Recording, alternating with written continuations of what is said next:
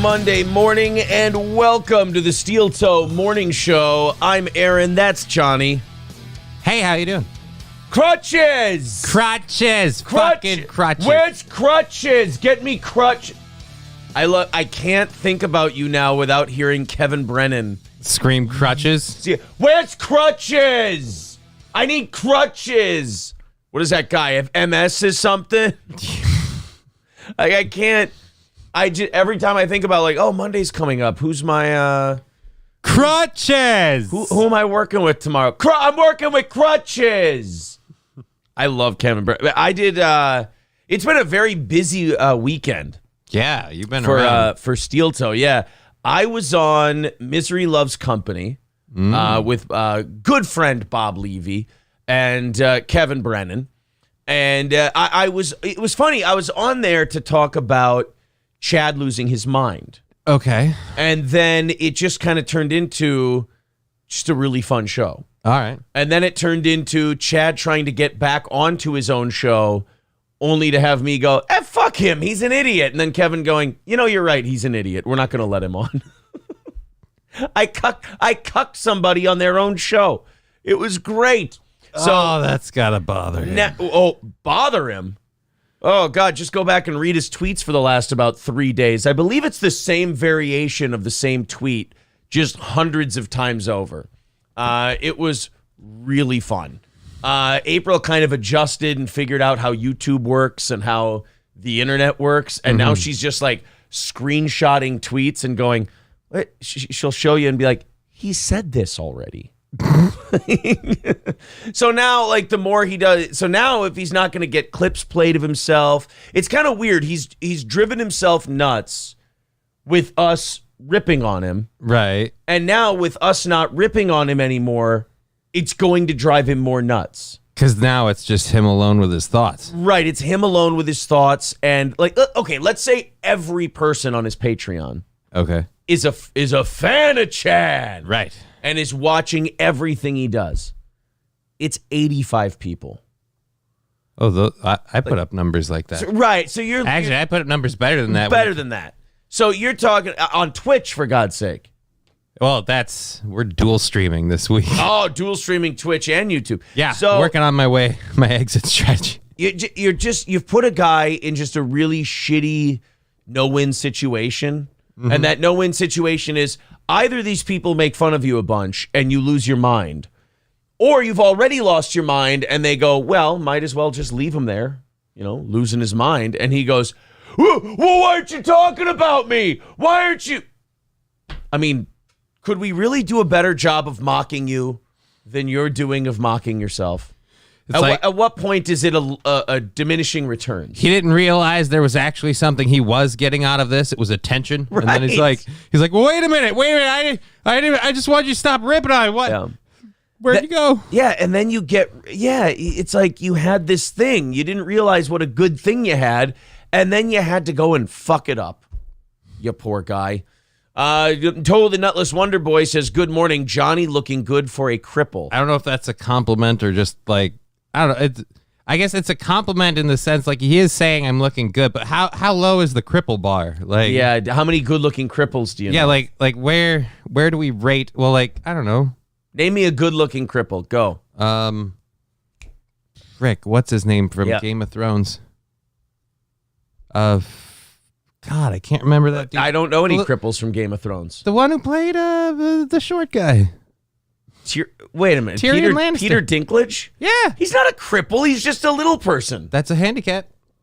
But I think when people think cripple, they you can't walk. Are you okay? You're going to drive me fucking insane. Somebody fucked with this thing, man. It's wobbly. I just leave it alone. All right. If you sit there and fidget with that fucking microphone, I'm going to lose my mind. That's as fidget as it's going to get. Let me see it. Because now it's ruined my fucking vibe. Oh, somebody really did fuck this up. Yeah. Well, look, it's there. I was just trying to figure it out. It's fucked up. It's whatever. This will last for the show. Handicap porn. Oh, God, would that be a sad watch. So anyway, you had that. So now the hardest part for me, I will be very honest about something. The hardest part for me is going to be leaving him alone because he is just a constant, as what's his name, Steve Buscemi said in Con Air, he's a font of misplaced rage. Mother held him too much or not enough. Last picked at kickball. Name your cliche. Happiness for that gentleman hurts. So it's fun watching those meltdowns, but then at the same time, he's broken. And when you keep kicking a broken guy, kind of being a dick. You're being a bully. And if you leave the broken guy alone, eventually maybe he'll find a way to heal himself and he can come back up into your sphere of influence, so to speak. The other fun thing that happened this weekend, so I went on Misery Loves Company, and a bunch of ugly guys sat there and made funny jokes. And then April went on Chrissy Mayer's Simpcast. Okay. And had her, you could call this April's solo debut. All right. So April went from some crazy 50-year-old fuck threatening to fuck her and mocking her children. And yeah, but she hangs out with you all the time. And her 50, how fucking dare you? I mean, 36 in a couple of weeks maybe, but so she goes from that kind of really getting to her and really bothering her to rising like a phoenix out of the ashes and going on Simpcast last night and doing an amazing job. I actually stayed up and listened to almost the whole thing. I couldn't listen to almost the whole thing. Dude, they went until like 1 something in the morning. Oh, okay. I was gonna say almost the whole thing. I mean, you can only listen to hens cluck for so long before we go, yeah, we get it. Lay a fucking egg. Well, and you know who the biggest hen in the whole thing was? April? Alex Stein. What? So listen to this. Alex Stein comes on the show about, I don't know, more than halfway through. And he makes an appearance. And I mean, if you're April, you've got to feel honored. She was a little taken aback, you could tell, but you have to be honored. You're on a show, 1,500 people are watching at a time. Mm-hmm. You've got Brittany Venti, who's relatively well-known in conservative circles. You've got some other, you've got Nick Rekieta, who's one of the biggest YouTubers out there. And you've got Chrissy Mayer, who's no slouch herself. Who does Alex zero in on? Who does he recognize first right away? April. April from Steel Toe. He notices April from Steel Toe right away. And we'll talk to April about this tonight on the evening show. And a quick, she's probably sleeping right now because she had to stay up so late doing Simcast. But April may also be doing tomorrow morning. What I love about Oz is he's like a hurricane. He's not like an earthquake where it just happens. He's like a hurricane.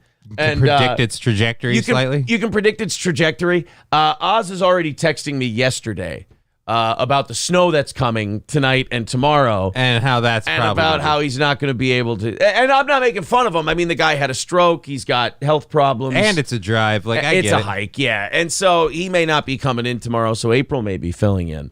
But Alex Stein comes on to Simpcast, and he gets his pleasantries out. He gets his hellos out, and he goes, and April, my Kevin Brennan and my Alex Stein is the same. It's just a guy yelling. Yeah. Oh, it's April. It's my favorite stepmom from Steel Toe. It's like, oh, what do you have to say bad about me now? Because you think I'm so bad. And this is like, I've said this before.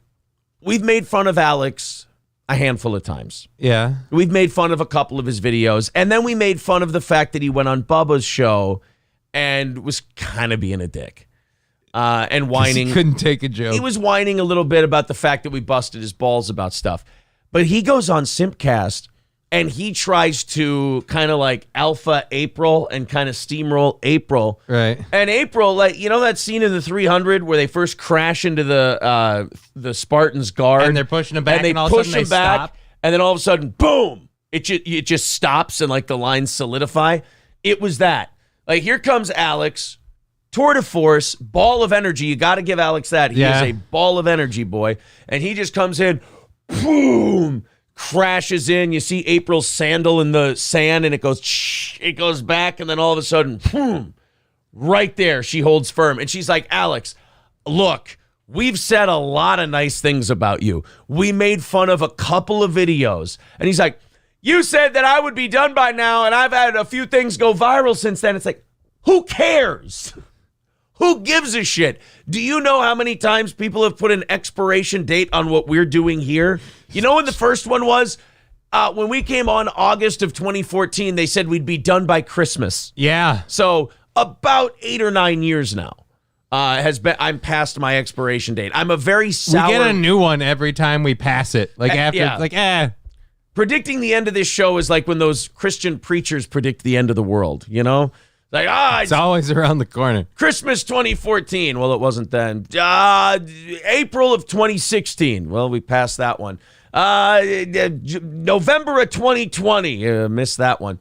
So Alex comes on and he starts yelling at April about all this stuff. And April stands her ground. She doesn't apologize or anything like that. She's like, Alex, I think you'd be surprised how much we actually like you and how much we've said very positive things and how many times we've watched your stuff and gone, oh, that one's funny. Alex should do more of that stuff. Mm-hmm. And by the end of it, Alex kind of transitioned to the divide and conquer thing, like kind of that Chad Zumach thing was, well, you're too hot for him. Like he's a nerd and you're really pretty. And she kind of did an eye roll and was like, okay, Alex. And like even Chrissy and the other people on the show were uncomfortable. Because now it's just this weird fight that nobody asked for. Right, and nobody knows anything about. And plus, like, I'm sorry, you can't tell the hot girl, like, oh, you're too good for him. Like, oh, now that you said that. And I think April and Chrissy were both like, well, no, for girls, it's like, guys, it's different. You can be funny. Like Bob Levy and Kevin Brennan and I were talking about that. Like, if you're not a great looking guy, girls kind of like, I don't know what their deal is, but like looks get to a certain point and then it's all extra after that. And being funny and making people laugh is kind of a more important deal. So he tries to go that route. And again, April, shield in the ground, 300, pushes right back. And by the time it was over, I was like, you know what? In a way, I was like, I kind of feel bad. Like, this is now the second show I've watched this guy go on.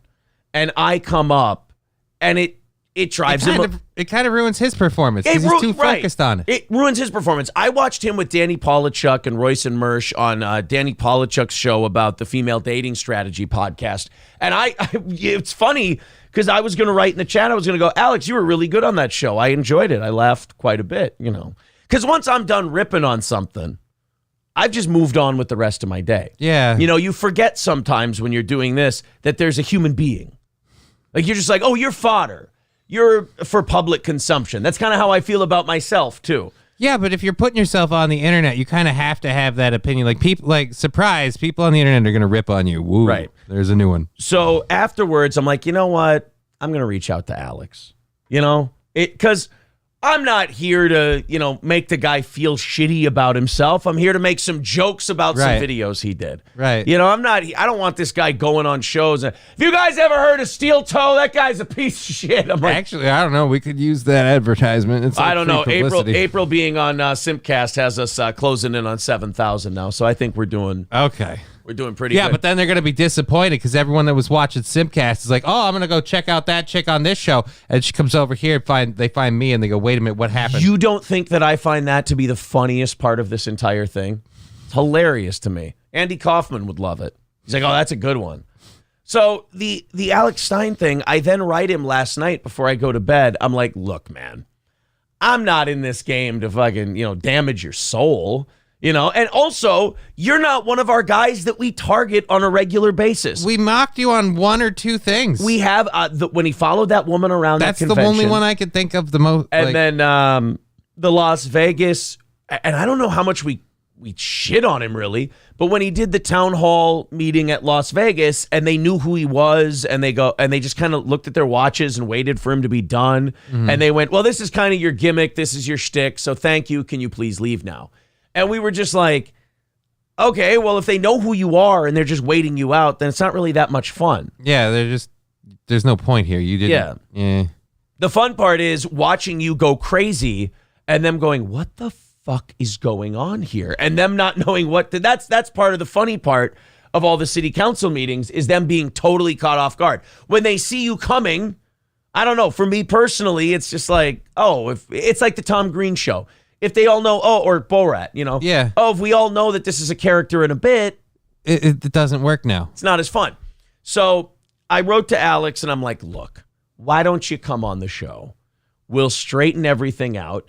You're not a lolcow to us. You're not a guy that we regularly pick out and go, oh, let's make fun of this one today. Because most of them are very funny.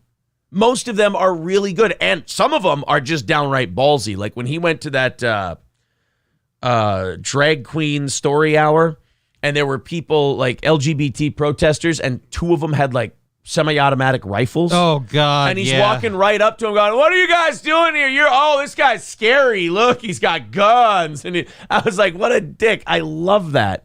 So I wrote to Alex and I'm like, look, why don't you come on the show? We'll straighten this whole mess out.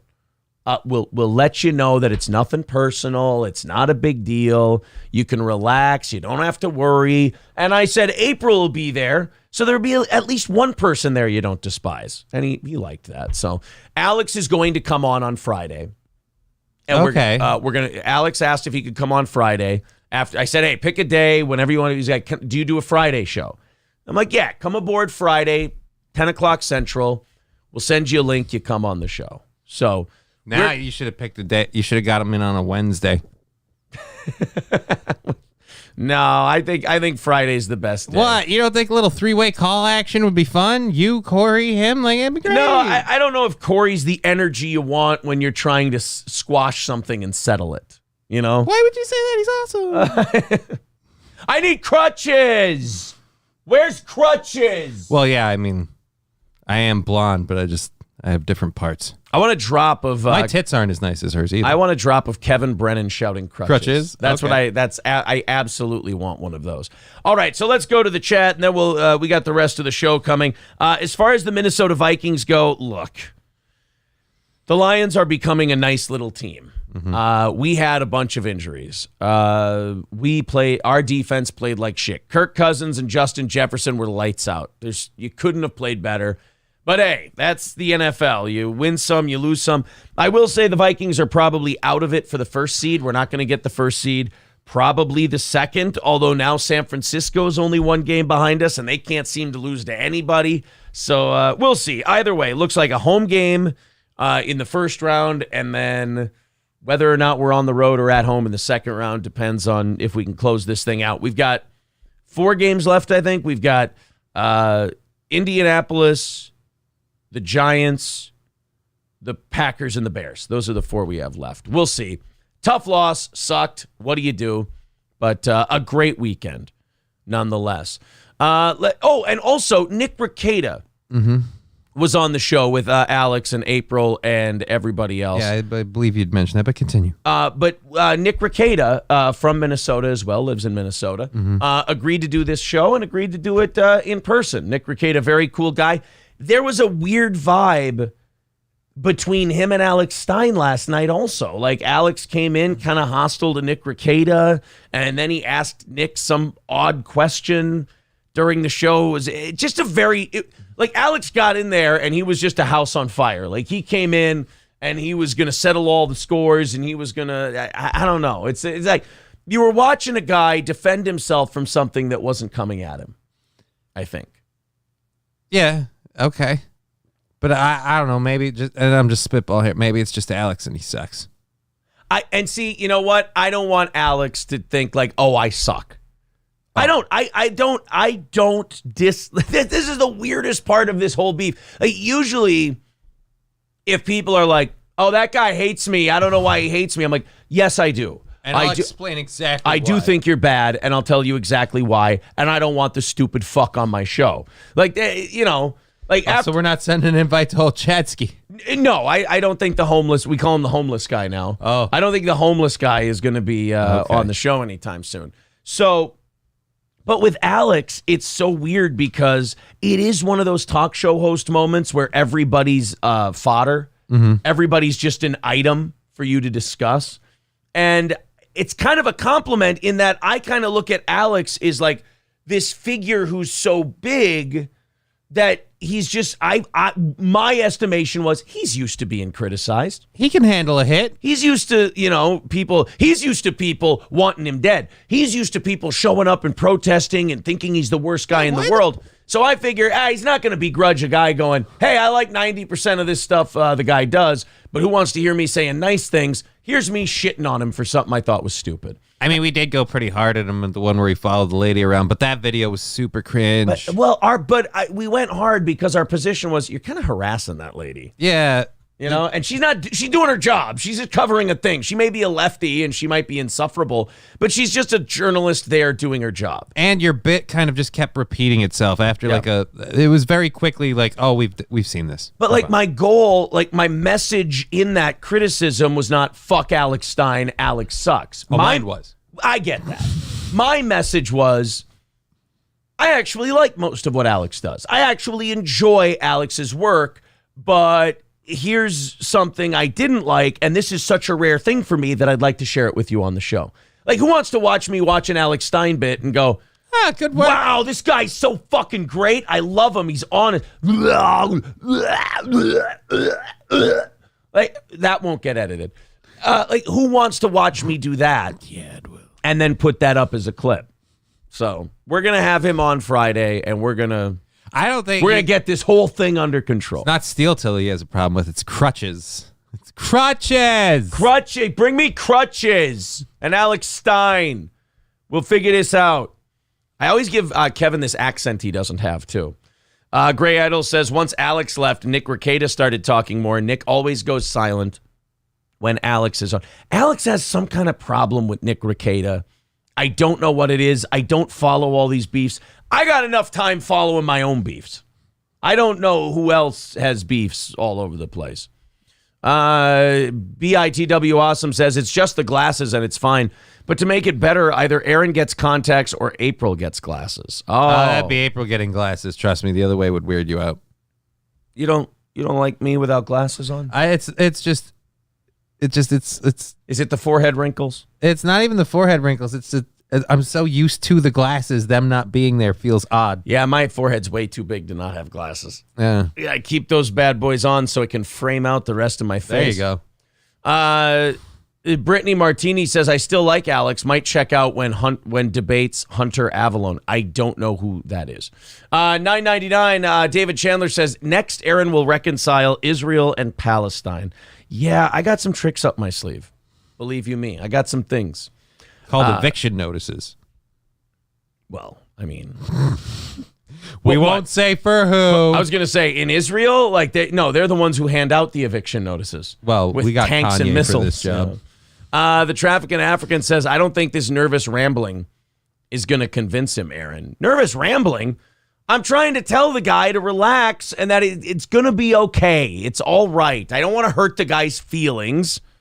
Jesus. Brittany says, I'm fucking dying of COVID over here. If this is the last steel toe I ever hear, it better be good. Well, now I'm determined. Yeah.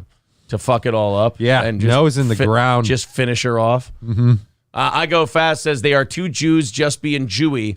Only one is a lawyer that go Jamaica. I have no idea what that's about. Nick Rekieta's Jewish? I'm surrounded by these people. It's just, they're in entertainment. You can't escape them. So we're going to have some fun with all these guys. I promise. Everyone's going to be fine. Everyone's going to calm the fuck down and just take it easy. It's going to be fine. Thank you to everybody renewing their memberships today. We appreciate that. David Chandler with $9.99 says, we just did the reconcile Israel and Palestine thing. Also, we are $190 into Tuesday morning's goal. Hot damn. So we're only $160 away from Tuesday morning's goal. So thank you guys very much. There's the PayPal and Streamlab links in the chat. If you'd like to contribute to that, knock that out. That's great. We appreciate it, guys. We have officially been going 2 weeks now without a goal on that day. That's beautiful. So that's a pretty awesome deal. If you feel like chipping in, again, thank you very much. And again, thank you everybody in the chat right now who is renewing their memberships. Appreciate it. Hung Solo. Great news about, I don't know. I mean, unless this fucks up your money. I don't know if you had I don't know if you had like one of those Deadpool things on this, but Bam Margera is out of the hospital. On Friday, he was on a ventilator. Sorry, man. I was so close. Come on, all the odds. I knew a nurse on the inside. She said it wasn't looking good. And it wasn't. And I think like a third of people who end up on ventilators die. Yeah. So he had I was like, hello, this one's knocking on the door. Well, and this is a guy who's been drinking and on drugs for 20 years. And, you know, he's... Crime of his life. Yeah, he's had his health problems as of late. But has he had the COVID vaccine? I bet you they still count guys like him as like a COVID ventilator. Oh. Like just somehow, some way. Well, anyway, he's on a ventilator on Friday, and by yesterday, he's out. He's been released from the hospital. This son of a bitch has 15 lives. It's not anymore. Now he's down to 14. I think he's down to about 9 maybe at this point. He's at cat level. But with Bam Margera, it's like you watch these people, and we'll talk about that sports writer who dropped dead at the World Cup. You see all these otherwise healthy people, and they're just dropping dead of sudden adult death syndrome. Right. Because you get banned off the internet for saying anything else. You see all these people dropping dead, and then you see Bam Margera go to the hospital, go on a ventilator, and just come out the other side ready to do some drugs and drink some booze. God, why is it always the ones that do like the most shit where you're like, your body can't sustain this. You can't live like this. And it's like, nope, not gonna die. To quote Louis C.K., because God is dead and we're alone, I think is the reason that these things happen. Because, you know, the thing with Bam also is like, he may be so unhealthy and his body may be like so used to the damage and the abuse that he puts it through that they're like, oh, yeah, we've been far closer to death before, like on a Tuesday at a beach house than we have been with this pneumonia and being on the ventilator. I thought you were going to imply that he's somehow like one of those car accidents where the wrecks fuse together that are actually holding the body. So it's like, no, if you move the cars, he will die instantly. Like, you got to, right. Like his body is so used to the abuse. Like, no. If he sobers up, he's fucked. This guy is only staying alive by the cocaine and the drugs. It's like the poison is so much a part of him that to remove the poison, he couldn't go on. Like Bam Margera is going, watch. Bam Margera will announce, oh, you know what? This is the scare I needed to, you know, settle me down and everything else. And then you're going to watch 2 days later, he'll drop dead of a heart attack. They'll be like, I'm sorry, but there were so many drugs. Like he had Coke and Adderall in his system, and that was keeping the heart just boom, boom, boom, boom, boom, boom, boom, boom, boom, boom. Because if he didn't have that, the heart would slow down and he would die. Okay. So Bam Margera out of the hospital, off the ventilator. 246 Toothpick says Bam has had a rough life of nobody. So what do you telling think? him no. You think he's got like a week left now? Like, because I can probably, I don't know, I can push some of that for it. If I can make enough on the right one, I can overdo the one that. Because again, the information I had, man, it seemed like a sure thing. Right. You thought, Jesus, you know. Like leverage the house. We're going to make this work. And, you know, I thought so, too, because you had pneumonia, you have a ventilator, and you have a guy who's been held together by drugs and alcohol for 20 years. I'm like, he's the perfect candidate. It's time now to die from pneumonia. And the son of a bitch pulls through. But 246 Toothpicks is right. Like, that's the hardest part about like having a problem like Bam does is being a guy like Bam and you still have a lot of money left. Mm-hmm. Like we've looked it up. He's got like $5 million. I mean, don't get me wrong. He's taken a big hit in the last 10 years or so, but like he's still got enough money where he can indulge himself in any shit he wants. Like he can do any drug or any kind of thing he wants. And that would make drugs boring to me. There's no effort. It's just like, let's just get fucked up and loaded all the time. What's the point? Why do you need to get loaded? Well, I think we've settled it because it's keeping him alive. Oh, I fair enough. Yeah. I mean, if he doesn't, he'll die. That's, you know, you're the one who made the pulling two cars apart analogy. You got a fifth of vodka and a line to blow. What's your move, hotshot? Oh, Bam. BPM drops under 120 and it's all over. Yeah, he's now crank. Yeah. He's on crank, but he's crank. Yeah, at the I same guess time. Jason Statham. Yeah. Twisted F and Joker says, thought that was the end. Ventilator, dude's invincible. Well, that's what happens with guys like him. You got to go one or two ways from here. One of two ways. Either this shit shakes you up so much that you go, oh, fuck, I got to straighten my life out. Like, I got to get my shit together. Enough of this. Or you go, I'm immortal. well, shit, nothing can kill me now. Give me an 8-ball and a 175. Let's go have a weekend. Or 6 hours, I guess, in his case. Daniel says, was Stut Joe on the Jim and Sam show? I don't know. I don't keep track of John. I'm not his booking agent. We don't follow the cows. I can't follow the guy, Are we talking about the Vice special? I have no idea what Vice special you're talking about, so I can guarantee you no. You know what? I bet this was on Inside Job. I bet he was betting on the same pool I was, and he faked the whole thing. Oh, insider trading. Over, under, yeah. If you will. Mm-hmm. Joe Berger says Elisa and Bam riding around L.A. together would be fun. I would actually feel bad for Bam Margera. Yeah. If I turned on an Elisa Jordana stream and I saw Bam Margera out there with her, I'd go, this is too far. I'm surprised she hasn't. It would be par for the course for her. Yeah. Well, he's still got enough money where he doesn't need to fuck with her. Well, yeah, but I'm not saying he needs to, but I imagine I'm surprised she hasn't tried. I don't know that I hadn't say she hasn't, but yeah.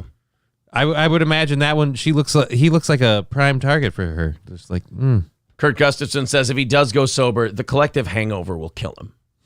Yeah. Like there's people, Kevin Nash said this about his son, and I don't know if this is true or not, but you got a guy who lost his kid, so you kind of got to believe him. Mm-hmm. Kevin Nash says his son tried to quit drinking cold turkey and that it killed him. That he had like seizures and shit from not drinking anymore, and he died from it in his 20s. So like some people, yeah, they get off the drugs, and like the thing that it's kind of like we said with Bam, like it's almost keeping them alive because they duct tape of your life. Right, it's so hard on your system to leave your body, to not let your body have the thing it's been depending on so long that it might actually kill you. Your body just literally goes, I don't care what you think. F it, we're done. Gray Duckling with $9.99. Thank you very much, buddy. Again, $200 into tomorrow morning's goal. We appreciate that. Let's continue on with the chat here. We got plenty to talk about this morning. Brittany Martini says, if I was rich, I would have been dead 10 years ago, but at least it would be a fun death. Oh, well, that's an insight into what Brittany does, or did, I guess. All right, so you're going to make a rocket. All right, how's it going to come down? It's not. It's going to explode in midair. Aren't you riding this thing up all the way? Dave D says, you don't get hooked on coke. I've been snorting for 15 years, and I ain't hooked. You want to tell him, or? Yeah. Nah. Leave him alone. He'll figure it out eventually. Yeah, let the guy. 15 years sounds like he's right on the cusp of that turn. Yeah. That light's going to flip on any minute Yeah, now. 15 years. You can quit whenever you want, can't you? That's what I think, too. Alcohol withdrawals will kill you, says the trafficking African. Fuck. It's not an addiction if it's a lifestyle. All right, we're back. There are a lot of people, though, like they'll do coke and go to meetings and like go to the like sales stuff, and they'll close, and it's hard to tell them they should stop when everything's still coming up aces for them. It seems like it's working though, and just telling somebody, hey man, I think you should quit coke, and he's like, I'm worth $7 million, and I just closed one of the biggest deals in my company's history. I'm invincible. How about you suck my dick? There's a cop over there, and I'm going to be fine. Like, there's there's that thing about hitting rock bottom. It's true. Like, nobody has ever quit drugs when they're ahead. Well, why would you? Right. What's the reason? You're having a great time, and things are going well, and you can afford all the drugs. You're not going to quit something if there's no negatives to it. Yeah. It's when it starts coming up rehab that maybe you need to think about your life choices.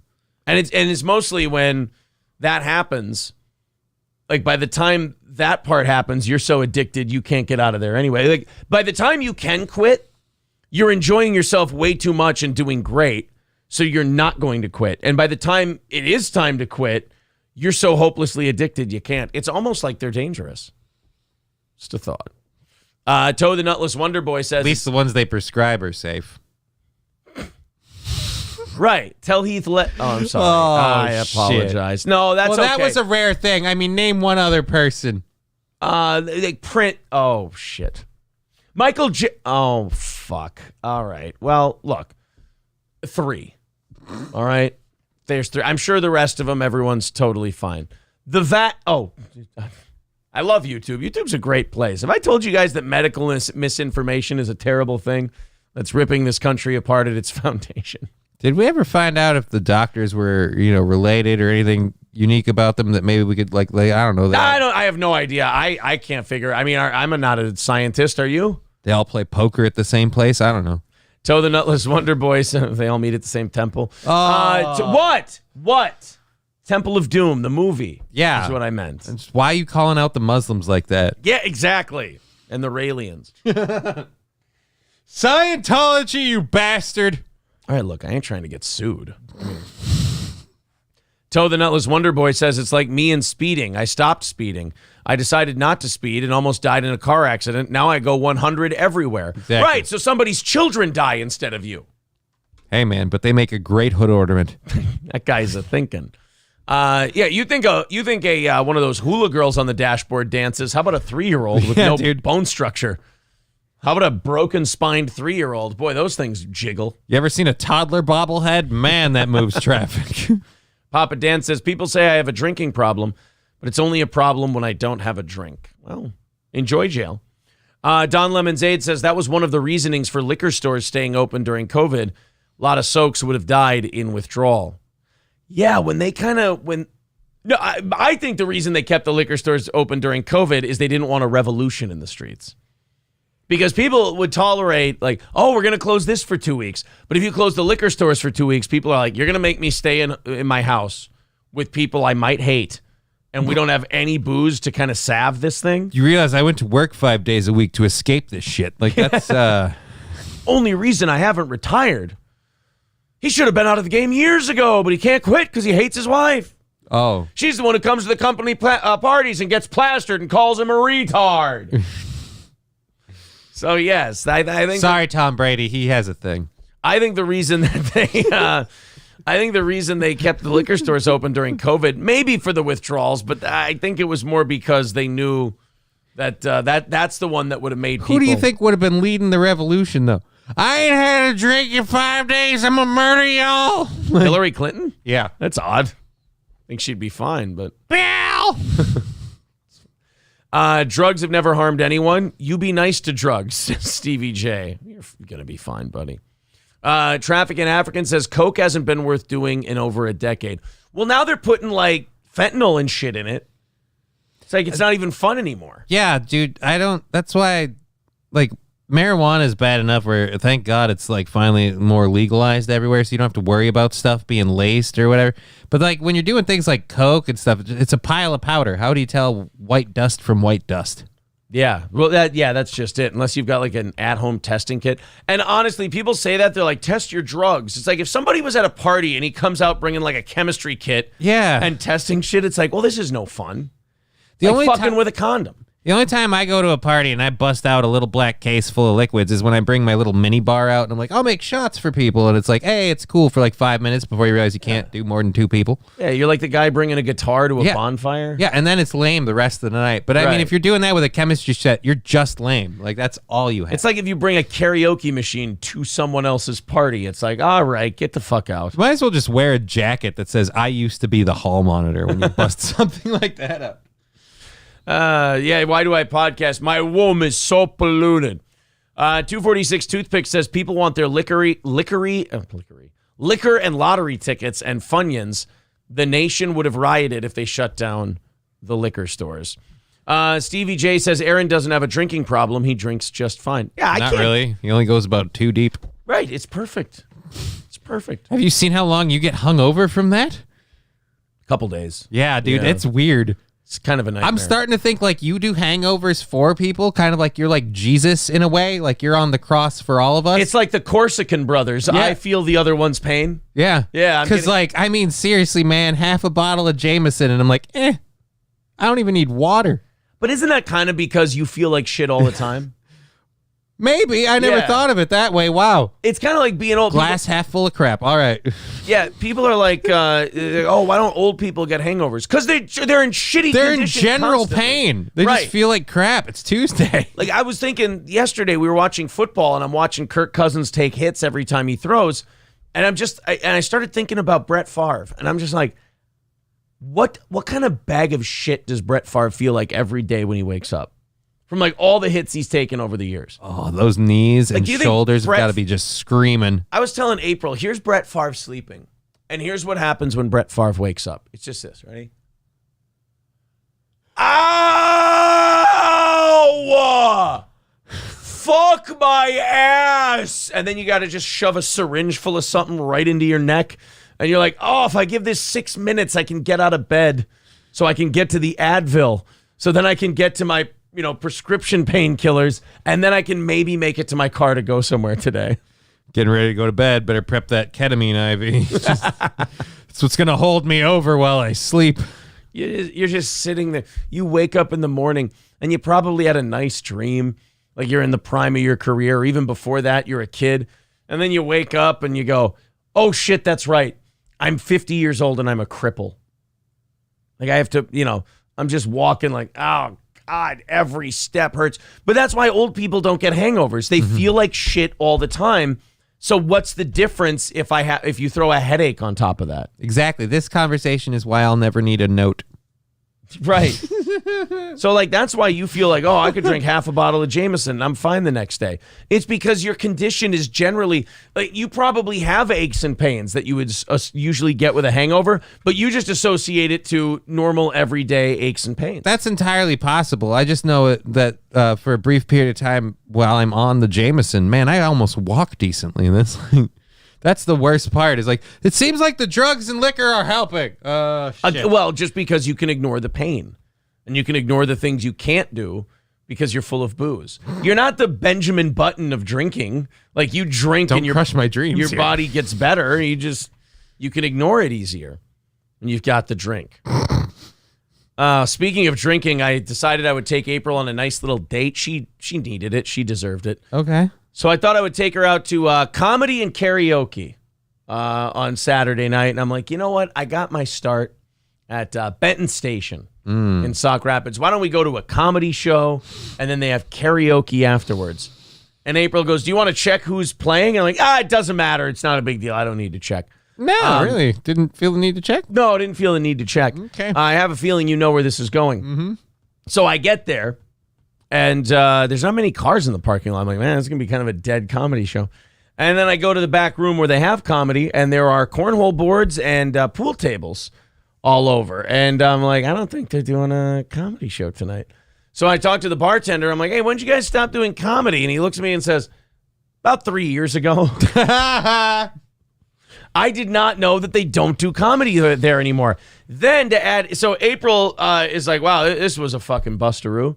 So then the next day, like yesterday, April tells me, oh, by the way, not to rub salt in the wound of the comedy and karaoke plan yesterday, but Tom Chilstrom was playing at Beaver Island. Yeah. Could have gone there to that. And I'm like, shit. Could have saw Tom Chilstrom. God damn it.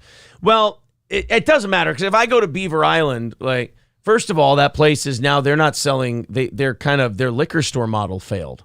Really? Yeah, they're not doing liquor stores and restaurants anymore. They're just a tap house, which they tried to spin as a good look. They're like, oh, it's because of a changing business model, and now we need to do this. It's like, no, nobody goes, hey, I want my beer in less stores and less restaurants.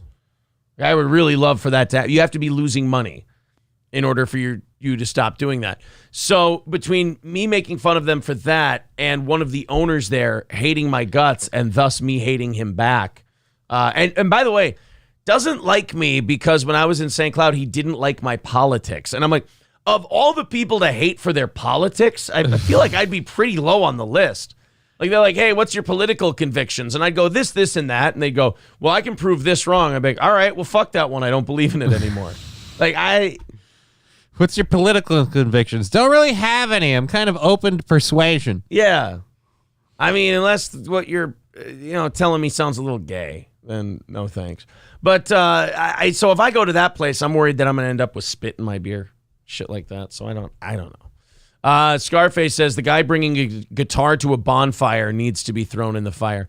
Only agree. if he sucks at playing it. If he can carry a tune and he sings all right, we can ignore him. No, I think even then, it's just like, not the time or place. Get a gig. What if it's your bonfire? What if you're holding the bonfire? What if the guy brings That's the guitar? fine. If that's part of the deal, if you're doing the bonfire, like you have to put up with what the host wants to do. But if you're just some asshole who shows up to a bonfire and then unannounced you start playing an acoustic guitar, throw him in. But like, I'm really good at it though. I take a big pot of metal, put it on the fire, and then go, a crown for a king, and then dump it over that guy's head. This is why I don't go to your bonfire. Well, this is why I tell you to fucking leave that goddamn guitar at home. Brian says, Coke is nothing like it used to be in the 90s and 2000s. Wouldn't touch it now. Not worth it. So I love how everyone like is nostalgic about it. Like, the good old days. I miss it. Good old booger sugar.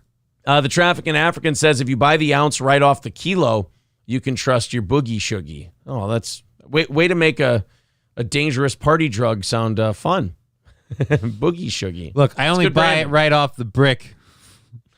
Citizen M says, tomorrow I'll proverbially massacre the hosts of Total BS, but no worries. I'm not doing it on Mike's behalf, not yours. Oh, I'm doing it on Mike's behalf, not yours. I actually hate TM and disavow TM, Aaron. I don't know what TM is. Fuck Steel Toe, blows dog whistle. Oh, I see what you're doing. You're distancing me from what you're about. Okay.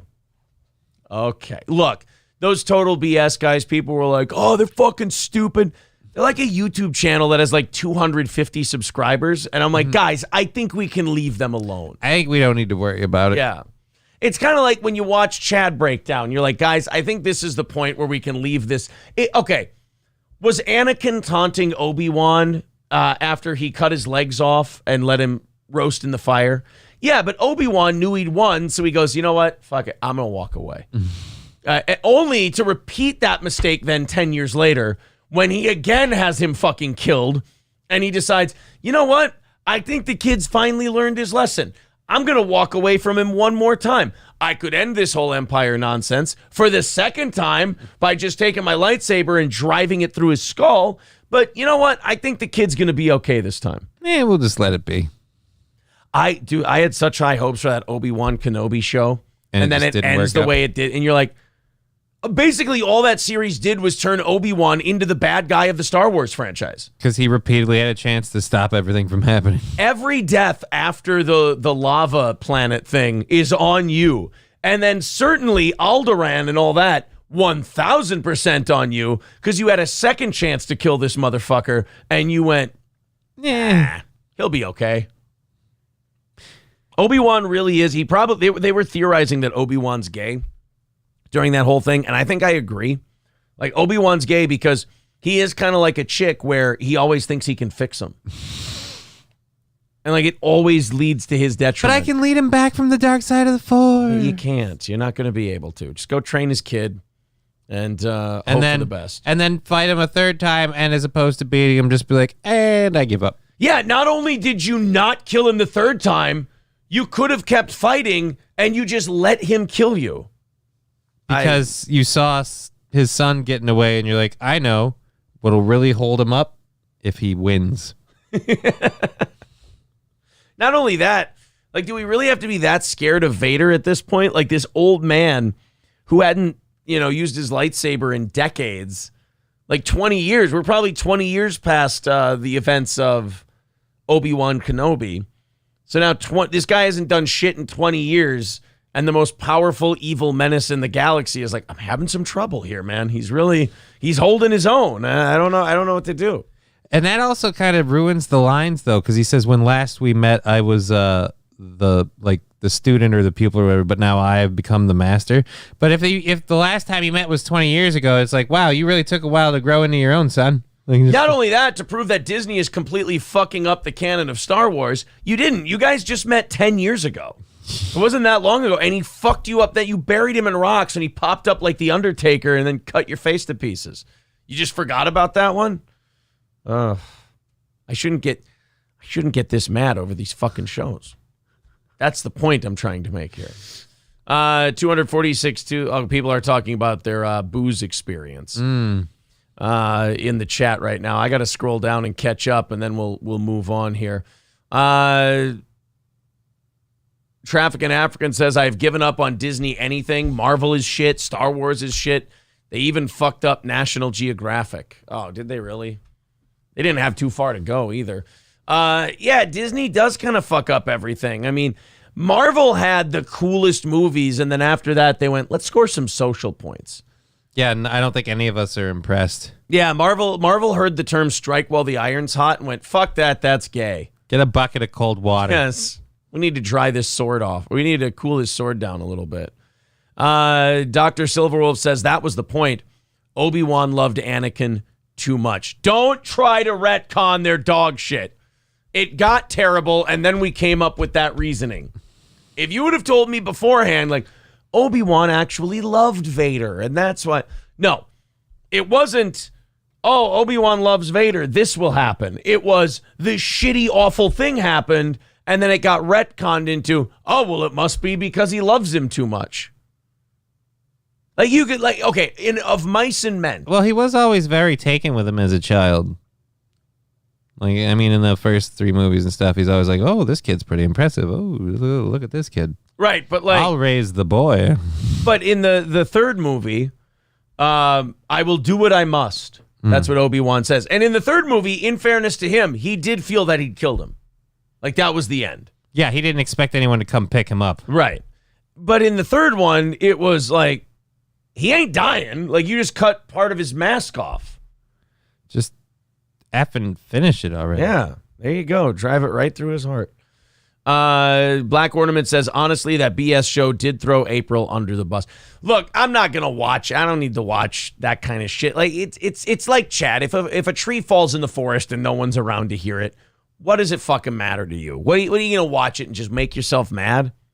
No also, reason. like, didn't we just start this show talking about how we were saying Alex Stein needs to kind of, Yeah. like, realize you're a bit too big to be bogged down by this bullshit. Well, that's kind of this on the other end. We're a bigger show than that. We don't need to really worry about it. Those guys are just doing a Let show. them fucking do what they want. Let them bust some balls. And, like, if you think their show sucks and you want to tell them their show sucks, like, absolutely fine. Totally. What I'm saying is, don't do anything because you think I want you to. I don't want you to do. I want you to enjoy this show, have some fun, hit the like button on the stream, subscribe, all that happy shit. Don't worry about what other people are doing. And then just give Johnny all your money. Yeah, and then just throw Johnny a bunch of singles there. Right in his underwear. It's like working at the freaking club again. Speaking of which, somebody messaged me going, hey, Sugar Daddies needs a DJ, hey, you should get a hold of him and see if, like, just because, why would I want to go back to working at a strip club? Right. Who bought them? I have no idea. Somebody said that somebody locally here that owns other stuff. It's not Rich and them that own Fat Jacks and a couple others in Wisconsin. No, it's not that group, because then it would have been renamed. It wouldn't be Sugar Daddy still. Dudapest says, did you give up on Chad? No, I think Chad gave up on Chad. Is what happened there. All right, we've got plenty of stuff to get to today. We got people dropping dead randomly. Who knows what it could have been? We have one of the most disgusting stories of digging deep into someone's past to find something upsetting and then trying to, like, it's bad enough when people go, hey, 10 years ago, this person tweeted this bad thing. Let's get him fired from making movies and everything else. It's an even worse thing when you go into someone's past and they're like a private citizen or like a teacher, and then you find them doing something like, oh, they tweeted something fucked up, and you're like, oh, when was this? And you're like, oh, when they were in middle school. You're like, no, we're not firing them. But people are too stupid. There's enough people now who go, oh, yeah, let's definitely do something. This is why I try to avoid my daughter being involved with, like, the internet shit. Like, every picture, everything, it's like, that ain't going anywhere. Right. But first, let's talk about this. Emily Blunt was talking about Tom Cruise on some podcast she was on called Smartless. Oh, wow. Jason Bateman, Will Arnett, and Sean Hayes do a podcast. Now, if you're those three, do you need to do a podcast? Or do you just do it because you're bored? Maybe, but like Jason Bateman, Will Arnett, and Sean Hayes, none of them are broadcasters. Like, I'm sure it's all. Yeah, but they don't need to be. You're right, but like, it's probably a horrific podcast. It's probably remarkably difficult to listen to. We're going to listen to a clip of Emily Blunt. And then after that, I think we should listen to some of the Smartless podcast. Okay. And see how good it is. But she's on with Jason Bateman, Will Arnett, and Sean Hayes. And they're talking about her working with Tom Cruise. Now, this kind of annoys the shit out of me. When an actor talks about a much bigger actor and then goes, can you believe what this person said to me when we worked together? And it's like, well, if it's Tom Cruise, yeah, he was probably like, look, they're pumping a shitload of money into this, and these need to keep making a bunch of money so I can keep getting these sweet paydays. So how about you do whatever the fuck I tell you to do, and then this whole movie experience will be wonderful to everyone. I just love it how people who aren't on a certain person's level, they always want to criticize what that person does at that level without thinking, oh, maybe that's why they're there. Right. Maybe that's why he's Tom Cruise, because he's a fucking dick. So apparently Tom Cruise was working with Emily Blunt in Edge of Tomorrow. Okay. And he was, she said he was difficult to work with. Now, first of all, if I'm an Emily Blunt or I'm some other, what do you call it, supporting actor or actress, and I'm working at a Tom Cruise movie, you know what I do? I shut the fuck up and am really happy that I'm there. Because you know it's not a good career move? Taking one of the highest grossing movie stars of all time and going on a little podcast, and just to get a giggle out of everyone, you tell a story about what a dick you think he is and how, like, you're not going to have a story on a podcast as Emily Blunt that says, Tom Cruise is really hard to work with. And then all of a sudden industry directors and stuff are going to go, oh shit, well, I'm not going to have Tom Cruise in my movie now. Emily Blunt says he's a handful. Let's go get that chick instead. I mean, Jesus. You know what? Fuck it. We're redoing Top Gun, but now it's a chick. Get Emily Blunt. Let's go ahead and watch this clip from the Smartless podcast. We had to wear these really enormous robotic suits, which I think would have been great if they could have CGI'd them, but we wanted to do it practically. And again, like just like right off the bat questioning, like it would have been great if we could have done it CGI. It's, yeah. Okay, Emily Blunt. You realize that, like, I hate when people are like, it would have been great if we could have done it CGI. Do you know any of the work that goes into that? Right.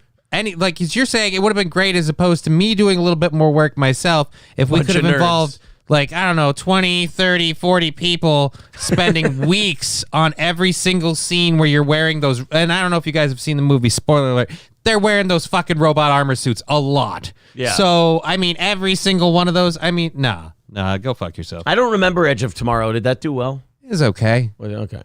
in a tactile way. And you know, when you hear the word tactile, you're like, that sounds nice and cozy. Like there was nothing cozy about wearing these suits. Right. Like mine was like 85 pounds. It was so heavy that the first time I put it on, I just started to cry. Cry. I don't know why women get paid less than men on movies, and I don't know why they get treated with less respect. I don't understand it. You go publicly and you say things like, "Oh, I had to pretend to be somebody else for millions of dollars, but they made me wear a heavy thing. I wanted to cry." Fucking A, I want a little self-awareness. And even better, the character she's playing in this movie is supposed to be this fucking like angel of a battle, fucking like #1 soldier. Like when she goes on the field, it's like, oh my God, she's here and things are gonna change. She's Captain Marvel. Yeah, because she has the same ability that Tom does to like see the future thing and rewind and stuff. So she kind of like has an advantage. At any rate, the point is, if you're gonna play that person, I don't know, maybe buck up and carry the 85 pounds. But like, who wants to work with someone who go, oh, if I do a movie, she's going to tell me how great the movie is and then go on some fucking podcast and just talk about what an asshole I am and how I did everything wrong. In front of Tom, and he didn't know what to do. And he just stared at me. He was like, I know. Yeah. I know. And I was like, Tom, I'm not sure how I'm going to get through this shoot. And I started to cry. I was like, I'm just feeling a bit panicky about the whole shoot. No. And he Again, I'm not saying they shouldn't be allowed to work. I'm just saying how many guys had that problem? Right. Like seriously, how many times during the filming of the one with the religious one from, God dang it. Uh-oh. Yeah. There we go again. Fucking Jay and Silent Bob, the religious movie they did. Oh, Dogma. Dogma, yeah. God, I hate the way my brain works. So yeah, no, in Dogma, the angel, he's carrying those wings around. They actually caused severe back pain. He had like. Did he cry? No. He wore the fucking wings, and then he went and saw a therapist for his back for a couple months afterwards. Alan Rickman? Alan Rickman literally, like, it was in one of the special features or whatever, because they're talking about it. They're like, yeah, Alan Rickman, we wanted to do more scenes with him with the wings and flying around and stuff, but he hurt his back really badly, and just wearing the wings was excruciating for him. Jesus. And yet he did it like 4 or 5 times in the movie. Yeah. I'm just feeling a bit panicky about the whole shoot. And he literally goes, he stared at me for a long time, not knowing what to do. And he goes, come on, stop being such a okay? Yeah. He says, stop being such a pussy, okay? I see stories like this aren't like, oh, you shared that on a podcast. What a toxic guy Tom Cruise is. I hear a story like that and I go, I fucking love Tom Cruise. Yeah, no, that's kind of props to Tom for that. Yeah, that's a guy like Tom Cruise telling you that is basically his way of going, look, we're getting paid a ridiculous amount of money to do something relatively easy. You'll be fine. She's telling this story like it was Tom supporting her and like being helpful of her. It wasn't. It was Tom basically going, I'm not going to deal with this fucking chick being on the set crying every time we have to put on our suits to do our pretend show. I'm not dealing with this. And he just looks at her and goes, stop being a pussy. And like she hears it and she goes, oh, that's endearing. It's like, it wasn't meant to be. Yeah, dude, the wrong person to complain about is Tom Cruise, considering he does all his own stunts. And like, I mean, there's behind the scenes stuff like, all right, so we're doing this scene with Tom Cruise. We really wanted to use the stunt man, but he won't let us. He's hanging 85 fucking thousand feet over a building. And it's just, oh, if anything goes wrong, we killed one of America's favorite actors. All right. Go. Like, you definitely don't cry in front of Tom Cruise because you're wearing a heavy suit. Especially when he's wearing the same one. It's going to be you're not going to get a sympathetic reaction out of a guy who's like, oh, yeah, that suit's really heavy, isn't it? Oh, yeah, you should take that off and rest. Excuse me, I have to go jump out of a helicopter with my 85-pound suit on. Go fuck yourself. Do I need to go get somebody else? He literally had people taken up in F-14s for the Top Gun or not F-14s. I don't know what they went up in for the Top Gun remake, but he literally had he's like, if we're going to be doing it, you need to know what it feels like. So he's like, you got to go up and ride with these guys while they're pulling fucking 7G turns and you can feel your fucking head in your ass. Yeah. Like he's very, very method. Just deal with it. Like, hey, Tom, this suit's really heavy, and I'm not really sure. Okay, you see those two F-18s, okay. You see those 2 buildings over there? Yeah, I see those 2 buildings. See how far apart they are? Yeah. I'm going to go jump between those 2 buildings with this 85-pound suit on, and then just wait. Just hold that thought. When I get back, then you can cry and tell me how hard it is. Because I'm really interested in hearing this, but if you'll excuse me, I have to go risk shattering my tibia at 55 years old, but then I want you, prime 28-year-old actress, to tell me how difficult it is for you to wear these suits. I qualified for fucking AARP, and I'm about to go jump between 2 giant chunks of concrete 50 feet above the air. Oh, and I'm a foot shorter than you. Fuck off, bitch. I'm Prince's height. I'm 55 years old, and I'm going to go jump between 2 buildings. But please, hold that thought and let me know how dangerous and scary and sad this is for you. Feel free to cry while we're shooting an action movie, but yeah, I'm going to go ahead and carry an 85-pound suit, which is literally the exact same weight I am soaking wet. I'm going to go wrestle a wild boar and probably do about 18 takes of it, but please, let me know how damaging this is for you after I'm done. But you're probably going to have to speak up. I may be getting fucking tusked in the ear while I'm wrestling. I'm going to go put this horn back on the unicorn and save an entire fabled kingdom. But you continue to sit there crying on your ass. Good morning, Bob Levy. Great to see you. Of course, subscribe to Misery Loves Company on Patreon. We had a great time with Bob Levy. Always great making Bob Levy laugh, but it was the first time I've had a chance to make Kevin Brennan laugh, and that felt really good. To make a guy, because like Kevin during his show is like, and Gino Bisconte is a fucking idiot. Like, he's a piece of shit. I fucking hate Gino. Because you guys brought up Gino? No, he does it. He just does it on I told him on the show, I'm like, you got to have a clock up there of like how long it's been since Kevin's brought up Gino. And then his producer, Adam, is just like, maybe I'll just have a whiteboard and I'll just be constantly erasing during the show.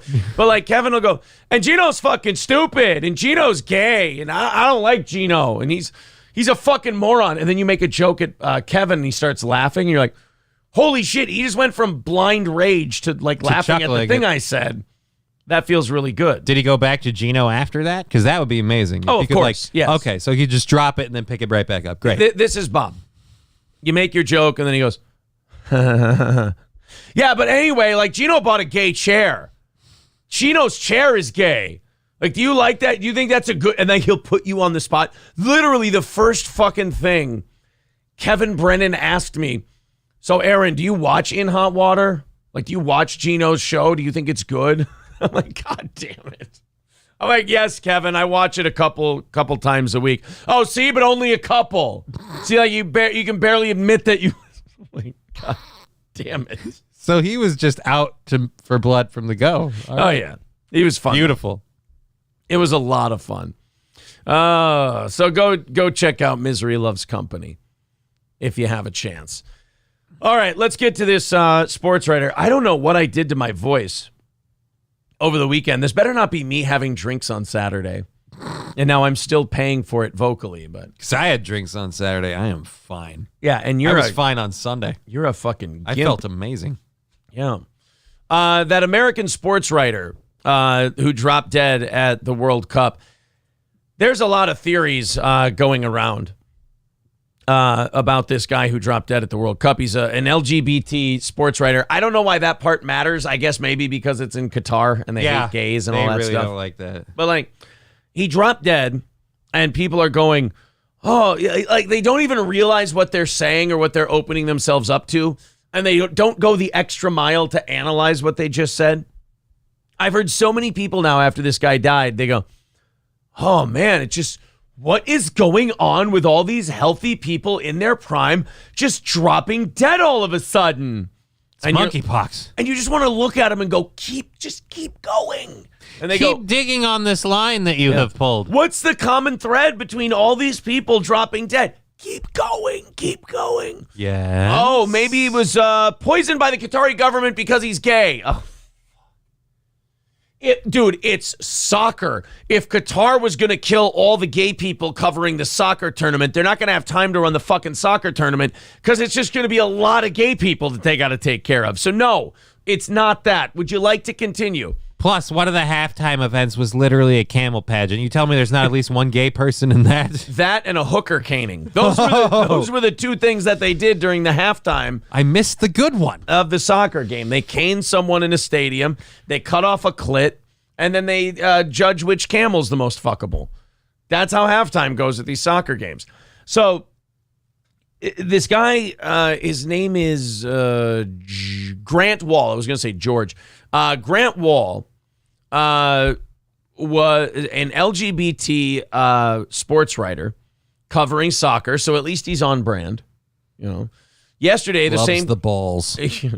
A few weeks ago, we laughed at the hilarity of sports writer Grant Wall discovering that Muslim nations don't approve of the LGBT religion. Yeah, kind of weird to like have a guy go to a Muslim country. This is like how hard some people try to like not offend anyone of any culture. They just completely don't even read up on what that country's about, even if it's detrimental to them. So this guy went to Qatar not knowing that homosexuality... Not big there. Yeah. Really. As Bruno would say, it's nisht. It is not an akya. They don't really even approve of the imagery. I mean, don't get me wrong. They're all closeted homosexuals. Oh, absolutely. Like, they all suck each other's dick on the down low, but they'd rather you didn't admit you were gay. They'd rather just admit that you're lonely and you have good friends. You know, that's where they kind of draw the line. He just hangs out with lots of beautiful men. Yes. All of these men are so good looking and our women are forbidden from doing anything sexy out in public. So if you pull a friend into an alley and you suck on his stick until it blows juice in your face, that is not gay. That is just being considerate. But It's called helping a brother out, my guy. If it's ever gay, we will beat them. Trust me. So this Grant Wall finds out, hey, they don't really like us gays in these Muslim countries. It's only gay if you snowball. That's a weird law. I mean, you can do a lot of shit before you do that. Yeah, I know. You can sit in an Eames chair like Gino, and then you're gay. Maybe that's why my voice is going. I'm doing too much like goddamn Kevin Brennan. Jumping on him too much. That's fun, though. But anyway, so you got, like, Qatar.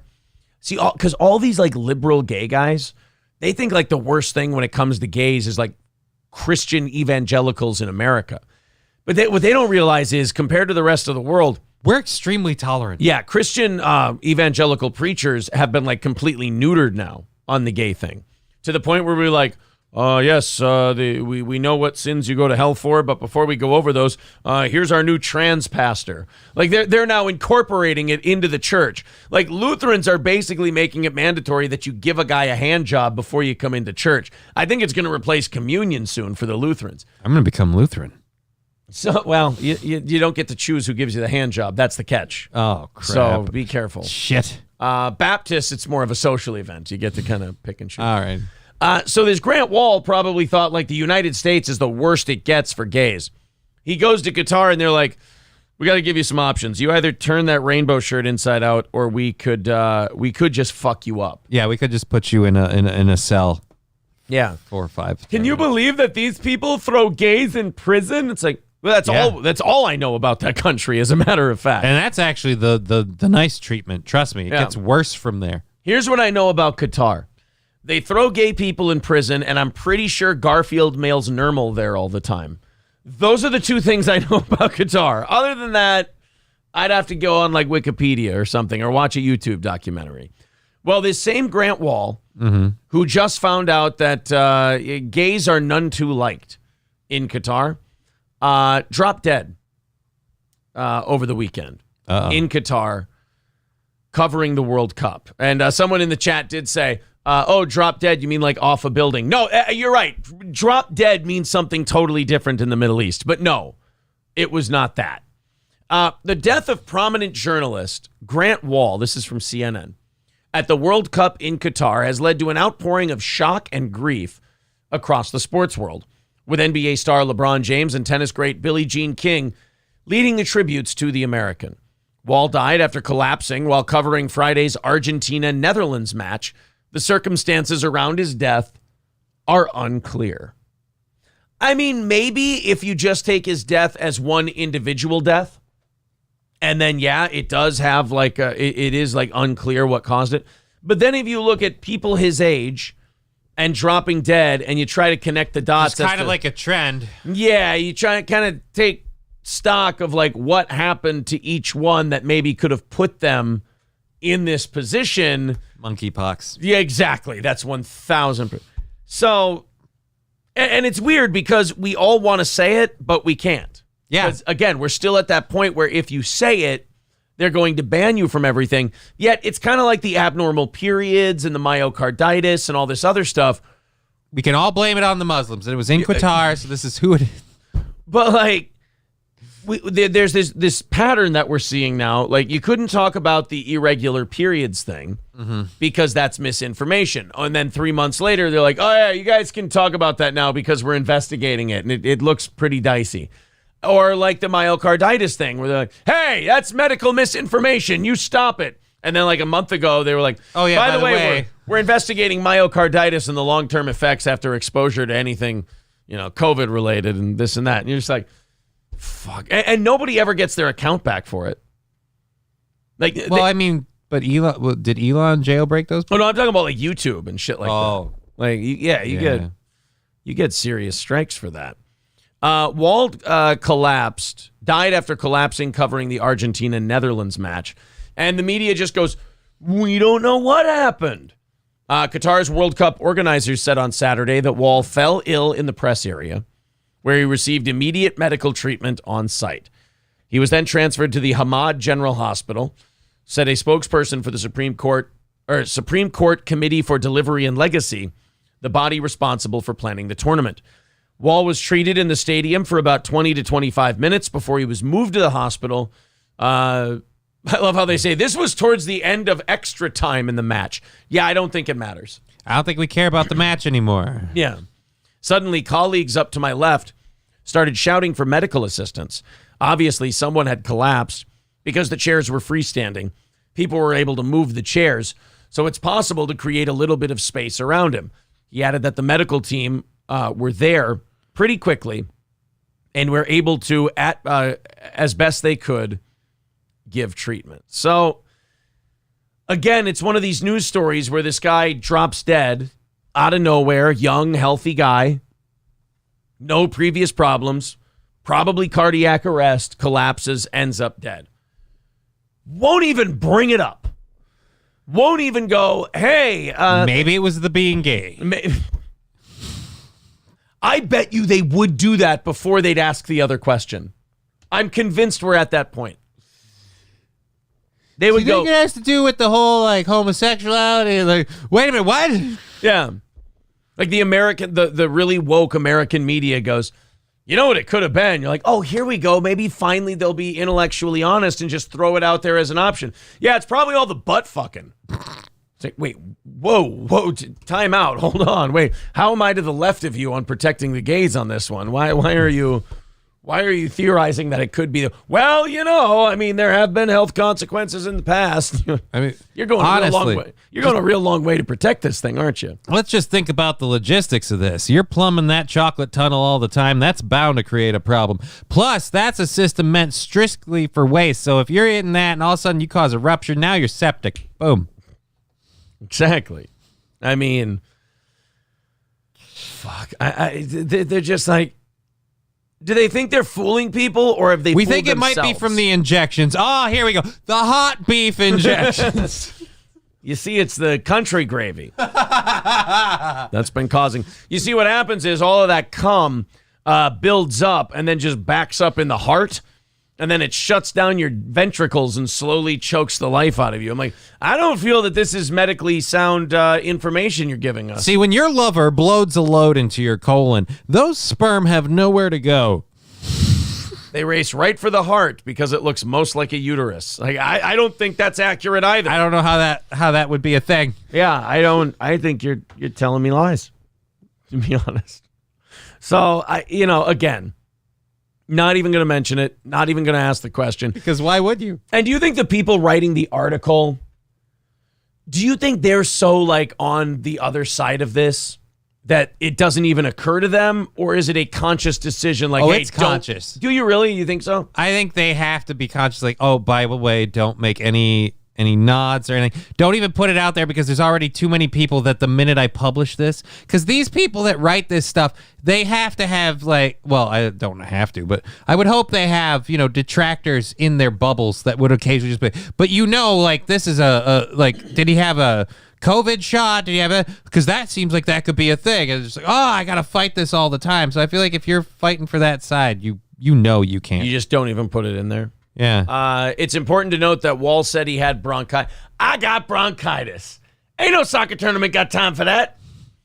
He had bronchitis after catching a nasty bug at the World Cup and visited a clinic for some meds. So we're going to throw other meds under the bus here. My body finally broke down on me. 3 weeks of little sleep, high stress, and lots of work can do that to you, Wall wrote. What had been a cold over the last 10 days turned into something more severe on the night of the USA-Netherlands game, and I could feel my upper chest take on a new level of pressure and discomfort. I don't have COVID. I test regularly here. But I went into the medical clinic at the main media center today, and they said I probably have bronchitis.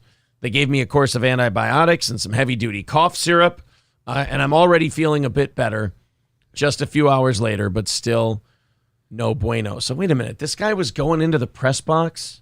Feeling like shit, knowing he has something going on. Like, aren't you worried about sharing it? They weren't sure he was gay, but Bob Levy says they then found an Eames chair after his death. Because Gino's gay! I want to see Kevin Brennan do a show like the one we do, where he does news stories and they see how many he can get through before he goes, and did I mention Gino's a homo? He's got an Eames chair and his feet are gay. You're just like, oh, he made it through two. That was pretty good. Where did Gino touch you? Probably in the dick because he's gay. That's probably where he touched me. Because he likes to touch people in the dick. Where's Canoe, his girlfriend? That's the other thing, too. Gino has a lovely girlfriend. Okay. Keanu.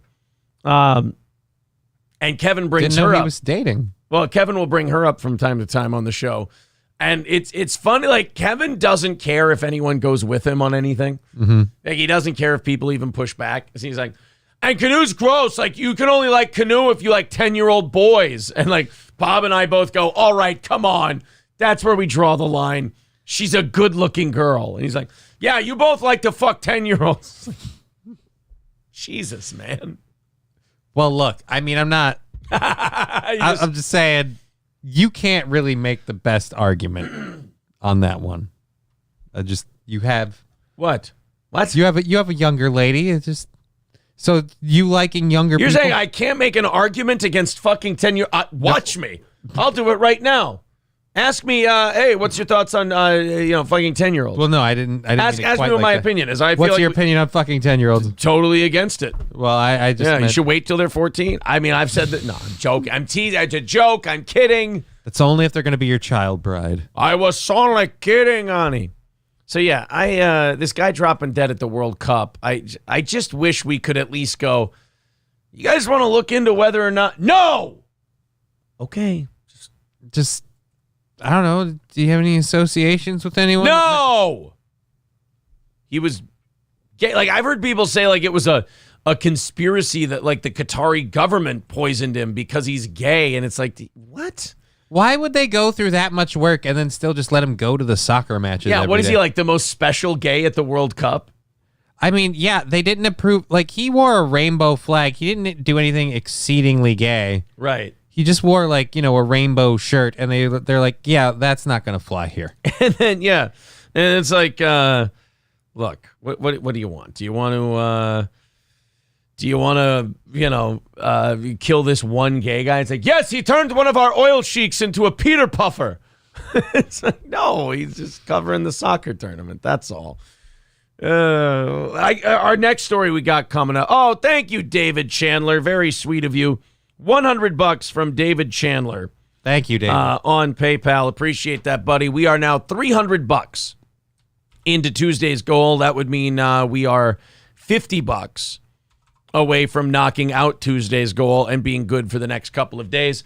Thank you very much. There's the link to PayPal and Streamlabs and whatnot in the chat. Very sweet of David Chandler to do such a thing. And if you guys want to knock out the rest of it for him, feel free. Super chats count as well.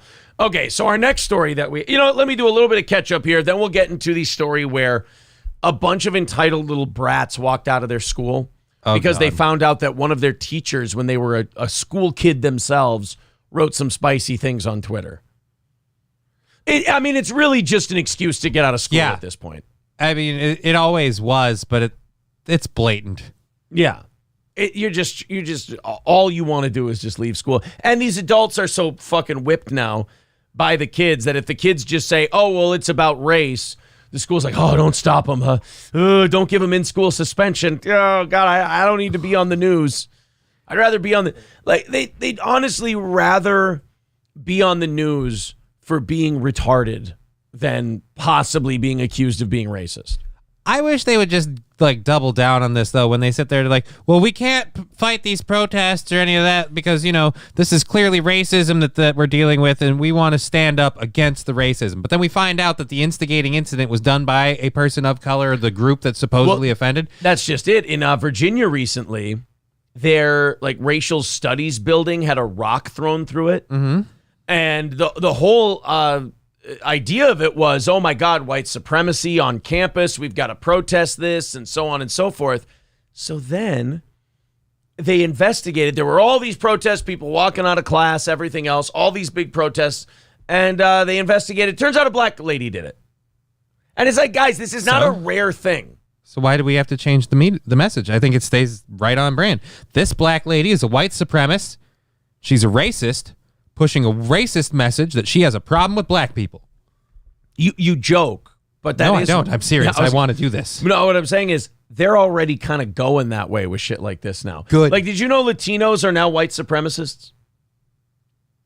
This is hilarious. Yeah, this is like a media thing. They're like, Latinos are starting to vote Republican. So when did Latinos become whites? If I Google Latinos white supremacy right now, I'm going to get some stupid news article. Majority of Latinos, the rise of white nationalist Hispanics. Wait a minute. Did you hear yourself when you typed that headline? They don't care. Like, rather than fix or adjust their hypothesis, they just change the data. And it's like, well, wait a minute. You do know that they're brown, right? And they're like, yeah, brown can be white supremacist. What? God, it's so awesome being white. I didn't realize you guys were all fans. I mean, thank you guys. I appreciate it. I mean, we've been trying to get the word out that it can be fun. It's pretty cool on this side of the color spectrum. Yeah. So anyway, somebody did point out in the chat, it's fucking crazy to think that Twitter's been around long enough now to get teachers in trouble from when they were kids. Yeah. It's pretty wild. We'll get to that story in just a second. First, Stoney's Bar in downtown Rockville. I think it was Frank Pellegrino who said the other night, let's do a comedians, book us for a Comedians of the Compound comedy show at Stoney's sometime. That could be something fun. Maybe we could get Bob and Kevin in there as well, because they're from Compound. They do some stuff on Compound Media. And we could get Gino out here, and everybody could be good. And then even if they don't get along and they don't fix everything, Stoney's is a great place for a bar fight. Yeah. You know? So plus, that would be really funny. Gino goes up to do a set, and then Bob, why are you gay? Your chair's so gay. Who's heckling? It's because, Stoney's will be packed for it. There'll be like 200 people there. And all of a sudden, everyone's having a great time. You're gay. Why don't you just say to everyone right now that you're gay? Like, who's heckling? Like, oh, it's just one of the comics. He's just shouting from the back of the room. Your girlfriend looks like a 10-year-old boy. Where's your 10-year-old boy Bonely fans, Gino? Jesus. But anyway. So that's a show I'm going to want to see. Stoney's Bar in downtown Rockville. Of course, Stoney's a great place to go watch the Vikings lose to the Lions on Sunday. World-class Bloody Marys. In the summertime, you got bike nights on Thursday. It's just a really fun place to go hang out. They also have live bands every single weekend. That's Stoney's Bar in downtown Rockville. And it's Minnesota, so the weather is shit. Yeah. That means that you're going to go in the ditch. You're going to get in accidents no matter what you do. It happens to the best of us. All Care Towing, nobody faster, nobody better than our pals at All Care. That's All Care Towing, 320-253-5203 for All Care Towing of St. Cloud. April, I don't know if you're awake after your Simpcast marathon yesterday, but if you have any kind of hot water or anything like that, I think it's too cold down here. I'm not cold, but I guess vocal cords or whatnot, but maybe it's just dry. I got my Your humidifier going? Goes around the clock down here. And it's usually fine, but we are getting into those shit days of winter. Yay. In Minnesota where it's dry. You don't feel an ounce of humidity until May. Like moisture gets sucked out of everything. No, you just walk outside and it's like when an astronaut, if they were to take their helmet off in space, it just everything just gets sucked out. Same thing here with moisture. Cry moisture. tears and they evaporate before they run down your cheek. If you go, I leave the gym now, and it doesn't matter how much I towel off or anything like that. I go outside, helmet. It's fucking terrible. Stevie J says April was great on Simpcast, but the guy on the panel talked over her a bunch. Yeah, I thought we were. That happens. What do you do? I don't know. I tuned in and out. There was like they were like getting really deep into like super politics stuff. And I was like, I'll listen to Gino and Carl from Who Are These Podcasts, and I'll check in on Simcast later. And then it was really, really good, and it was very enjoyable. So I didn't think that anybody was really talking over anybody that much. But Bob Levy writes, losing your voice is gay. I liked Steel Toe. He was a good guy, but now he's like Gino. Did you hear him losing his voice? He probably sucked Gino's dick, and that's what made him gay. Bonely fans probably wasn't there. Bonely fans left him, so Aaron started sucking Gino's dick, and now they're both gay. It is the fucking Kevin Brennan voice. It's the monkeypox. From being gay. Why Do I Podcast says, stop hurting your voice, Aaron. You're right. It is. It's almost like I know what the problem is, and I refuse to do anything to fix it. Just keep touching that sore. It's never going to heal if you keep picking at it. Nice little mute button. I don't know if you needed to aim at me for that one, but yeah, okay. I want you to share in my sickness. Yeah, because heaven forbid my compromised immune system take on another battle. You'll be fine. It's always working. What's gonna happen? We'll die. Death, but like it comes for all of us. He's wanted that for so long. It was really just giving him a Christmas gift. Exactly. I'm just trying to be a helpful boss. Let's talk about this story out of Walnut Hills, Ohio. Okay, so this is in Ohio. A lot of losers and weirdos come from Ohio. Let's see what this story brings us. No disciplinary action will be taken against a Walnut Hills teacher after offensive tweets that she posted as a minor recently resurfaced. Good. This shouldn't be a news story. Why did they resurface? Did she because share a them bunch and of kids are cunts and they went digging around like look. Some kid probably got a bad grade on a paper, so he went through that teacher's Twitter. There's a test coming up. You can study or you can dig through your teacher's Twitter. Which one are you going to do? Oh, man, I didn't study. Quick, see if we can find her using the N-word when she was 12. It's like, oh, yeah. Don't have to scroll that far back for me. Just go look at like 31, 32, somewhere around there. Yeah. But they went back to when she was a minor and found her using offensive language. And then it's a news story that the school isn't going to press charges. This is what I hate about the media is their firebug mentality. Mm-hmm. They're little firebugs who set fires. And then when people start panicking about the fire, they look at it and they go, oh, man, somebody should put that crazy fire out. Yeah, it's kind of like you started it. Right. So like with this one, they're like, a teacher tweeted some bad shit when she was 15. Students found it. She won't be punished for it. Yeah, that's not a news story. That's literally like reporting, it rained, the grass grew. Okay, good. Reporter Taylor Nemo joins us live from Walnut Hills, where students actually crime in Gotham, yes. Walked out of class in protest this morning. Taylor? Ugh. Of course they did. It was a free day off. That's right. Students here at Walnut Hills High School walked out of class this morning after learning CPS would not discipline a teacher for racist tweets. She's not going to be working at that station long. Why would you say that? She's pretty and it's Ohio. Like she's going to get picked up by a real market eventually.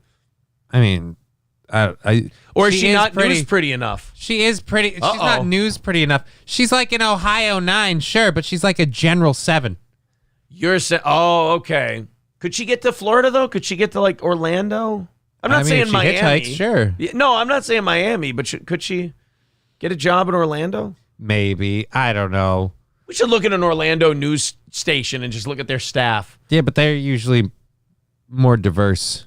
I mean, do you want to import white people?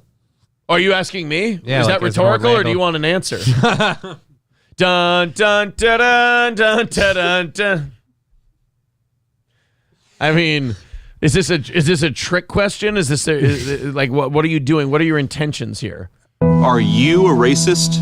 Do you hate Mexicans? No, I'm just saying. He asked me, what do you want to move more white people in? And I'm like, why are you offering? Do you have a deal on them? I'm just saying we're importing a lot of others. It feels like it should be, balanced.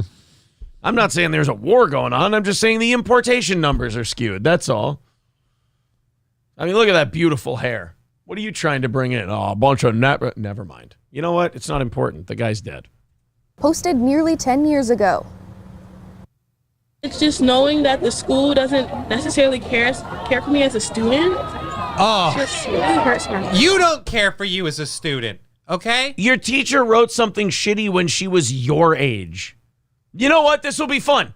Let's go through all of you kids in your Twitter. And let's hold you guys accountable for every N-word you said. And no jobs for any of you. If you said anything bad or you used the N-word or you said anything racist, no jobs for you. Maybe that's the way we finally shake these dumb fucks out of this. We got to start playing the rules of like we've got to start playing it to the point where now it doesn't matter if you're black. You said the N-word. Oh, you horrible white supremacist racist. And then, but no, it's okay when I don't. No, it's not okay for you. You want to end other people's lives over it. Yours does too. What's that thing when like a soldier has PTSD and they can't hear like bubble wrap go off? So then they take him to like the gun range and they just give him firearms like shoot. Just hear this noise over and over. Immersion therapy. Aversion therapy? Immersion therapy. So they immerse them in the sound. They get them used to these loud sounds. Now, it doesn't always work. Chris Kyle got his fucking head blown off by a veteran he was trying to do that with. So it does backfire. Yeah. From time to time. But like maybe we should do that with this generation that likes to cancel everybody over 10, 12-year-old tweets. Let's lay it on so fucking thick that nobody wants to do it. Like every time these kids go and like cut class to go and protest a teacher who tweeted something when they were their age, let's confiscate everybody's phone, take a couple of months, look through everybody's Twitter, and just make everybody unhireable forever from everything if they have those tweets out there. Oh, we could shortchange that even better. Just we go through everyone's Twitter, and if they have those tweets out there, you just don't get to go to school anymore. Yeah. I mean, you want it out of class anyway. And that's what I was saying. She was sitting there like, it's just that the school doesn't care about us. And it's like, if you cared about your education, you would be in class. Right. Also, where are the parents going like, you step out of that fucking classroom and you don't go to class and you don't do your shit? I'm going to be pissed. Well, one, I'm going to guess, just spitballing here, maybe dad's maybe dad's still out grocery shopping. You're saying that's a dad speech? I'm saying that that's at least a two-parent in the house speech. That's a two-parent in the house speech. That's two parents going, we both sat through that shit and we hated it, and now we go to jobs that we don't like, hoping that you can have a better life. And I'll swear to God, if you fuck it off to go play fucking, I don't know, what is it? Go ahead. What do the kids do now? Call of Duty? What are they? Parcheesi? What's hopscotch? It's hard for me to watch. Well, it's depressing. I don't know. Take off the glasses. I have really tiny kids, so like Roblox is their thing. So I don't fucking know. I'm just saying, go to class. Is that you really do turn into Bill Burr at the end of these rants? You know, I don't know. What do I fucking know? What do I fucking know? You know, go to class. You know, go to class. Do your math and your times tables. You piece of shit. But yeah, it's just you're gonna go in here. I think you bring up the absentee fatherhood thing in the black community. I'm gonna have to check those numbers. I have no idea. I don't read them in the morning, Monday through Saturday. I give myself a break to recharge. But I think that us white people on Sunday he laughed. I think us white people are kind of helping bring the averages back because I don't know. Like you may have heard this weekend. I don't know if anybody tweeted it 9,000 times or not. But like I'm divorced. And each of the two are remarried. So there's four active parents every single day. So we have four. So for all the one-person households, there's a bunch of four. Maybe so you're kind of bringing up the numbers. We're bringing up the average. Yeah, I get what you're saying. Doing God's work and getting to be with someone we can stand. That just really sucks for me now because then because in my case, like she has two parents still and we're separated. Just neither one of us has found. We're both undesirable fucks. Jesus Christ. That's good though. Oh. Nobody has to be jealous. Yeah, but it doesn't look good for my daughter going forward. I mean, like, you come from a long line of undesirable fucks. Good luck. But at least you have an excuse, you know? That's got to make you feel good, like you're winning the breakup a little bit. Yeah. Who knows? A Twitter account was created impersonating Walnut Hills teacher Claire Thornberry. The Twitter bio claims the account is run by a student. Posted on the page are screenshots of tweets from 2013 and 2014, where the N-word is used 20 times. Well, okay, that's all right. That's excessive. That is a touch excessive. That's a lot of N-words. And I'm not talking about the protest. I'm talking about the Twitter that they uncovered. 20 is a bit. But still, 8 or 9 years ago, so let's say she's a new student, she's 25. She was 16. Again, let's confiscate every 16-year-old's phone. And then every bad thing you say, you can't get a job now. They're not going to agree to that. I'd also like to, I don't know, I realize especially when young people and the word racism is involved, you guys hate this word. What is the context of the 20 word? Like, because, like, I'm sorry, if you're just literally posting the lyrics to Kanye's N-words in Paris, you could probably pull off 20. Or YG, you could get up to 200. Yeah. Well, I mean, no, for aiming for high score. But no, she was, do you want the context of the tweets? I wouldn't mind. She was going, sorry. She was going swap meet shopping one day, so... She was not finding good deals. So. I'm just looking for a hard pipe hitting. A couple of hard pipe hitting to go to work on homes here. Actually, someone asked where they get their gourmet shit coffee. And she was telling the person she's not concerned about the coffee that's in her house. She was concerned about the dead that was in her garage. And then she asked the students, do you see a sign in the front of this school that says dead storage? And the students went, wait, what? No. Do you see a sign out in front of this school that says dead storage? And they went, no, teacher. And they went, that's right. It ain't there because storing dead ain't my fucking business. And you got to say this about Quentin Tarantino. When he delivers those lines, he hits them way too well. You mean Harvey Keitel? No. That was Quentin. Oh, shit. Yeah. That was the Quentin thing. Oh, Jesus. I forgot. I keep, because Harvey Keitel as the wolf is so. It's funny that, like, in every movie Quentin's in of his own movies, he has to be a guy saying the N-word, and as a director, he has to be showing women's feet.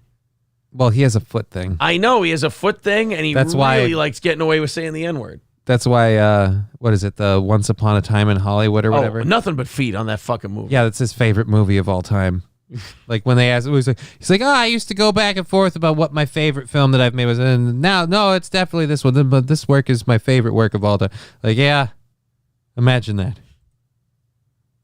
Along with homophobic slurs. That word hurt. Like, that's what we were called. Like, so it's like, yeah, it hurts until Jay-Z says it in a fucking song. I am sick and tired. That word hurt. How many albums do you have where they use that word in it? It would be funny if the black girl turned around to go to her friends like, right. But as soon as she turned around and extended her arm, the white girl went, ah! Oh, sorry. No, she just grabs her person. Hey!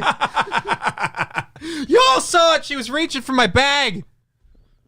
The teacher had the N-word and homophobic slurs written, and we all walked out of class. So you guys don't think you're being a little gay about this?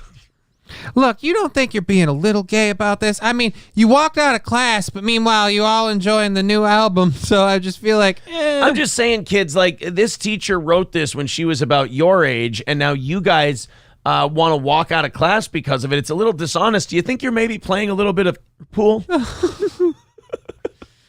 I mean, these tweets are from 10 years ago, and you guys dug them up right now. It's almost like you rigged it to...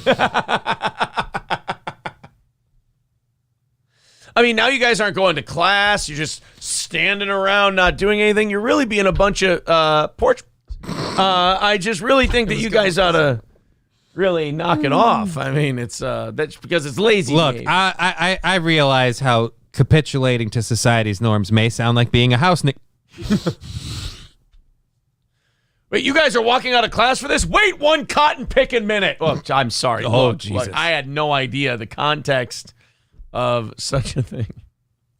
Saying that and knowing that she has black students in her class as well. Yeah, she should have known 10 years ago that I'm going to eventually end up in Ohio with a classroom full of black students. Because you know what you would expect to have in Ohio?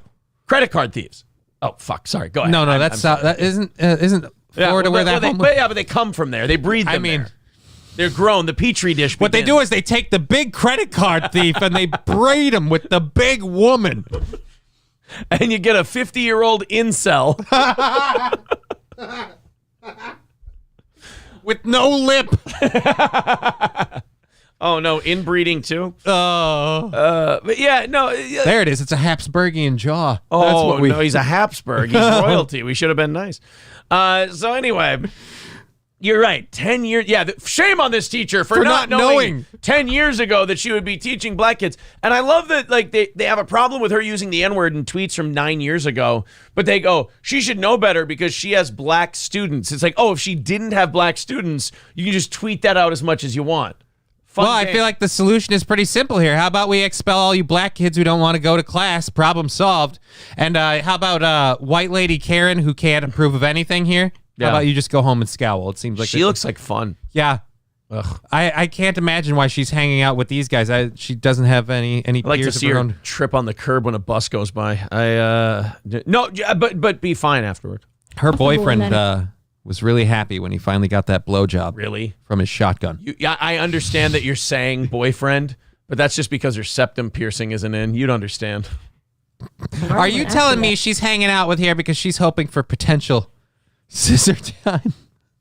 All I'm saying is, and if I let go too soon, that's where the scissoring happens. yeah, that's all I'm saying. All right. But they feel comfortable in that environment after that. Thornberry admitted the screenshots came from a Twitter account she used in high school.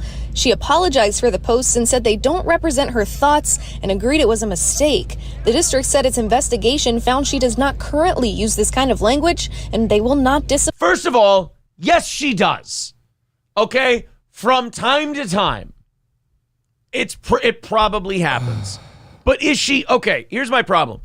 She tweeted a word 9 years ago. Okay, are the black kids in her class being treated unfairly? Is there any sign of racism in the classroom right now? Okay, then everybody just shut the fuck up. All right? She tweeted a word 9 years ago. Shut the fuck up. We need to start making it where it looks worse on you for bitching about it than it does that person for using it. The classic snitches get stitches adage. Because isn't that funny? Like we're getting they're all snitching, but it's okay when it's in this context. Again, like I said, the biggest problem I have for this, and none of the news reporters do it or anything. It's why I'd never be a news reporter, because I wouldn't be able to fucking do this with a straight face. I'd literally be sitting there like, well, we don't like this and word. You'd have a really hard time with the stand-up reports. Well, I mean, yeah. You'd have to be behind the desk. Look, I'm just saying, we can get me a chair with wheels.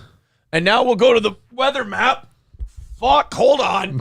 Okay. God damn it. All right. Anyway. Fucking gravity. There's a storm front coming in. You're like the guy in Something About Mary trying to pick up his keys. Actually, I'm more like what's his nut, that YouTube sensation. There's gonna be a snowstorm. Frankie. You're Frankie. Gino got Frankie to deny the Holocaust on his show last week. It was fucking hilarious. Does Frankie know what he's saying when they do this? No. Oh. Poor Frankie was like, no, that's too many. Her. Probably, they asked him, they go, well, if 6 million is too many, how much? Probably 1,000.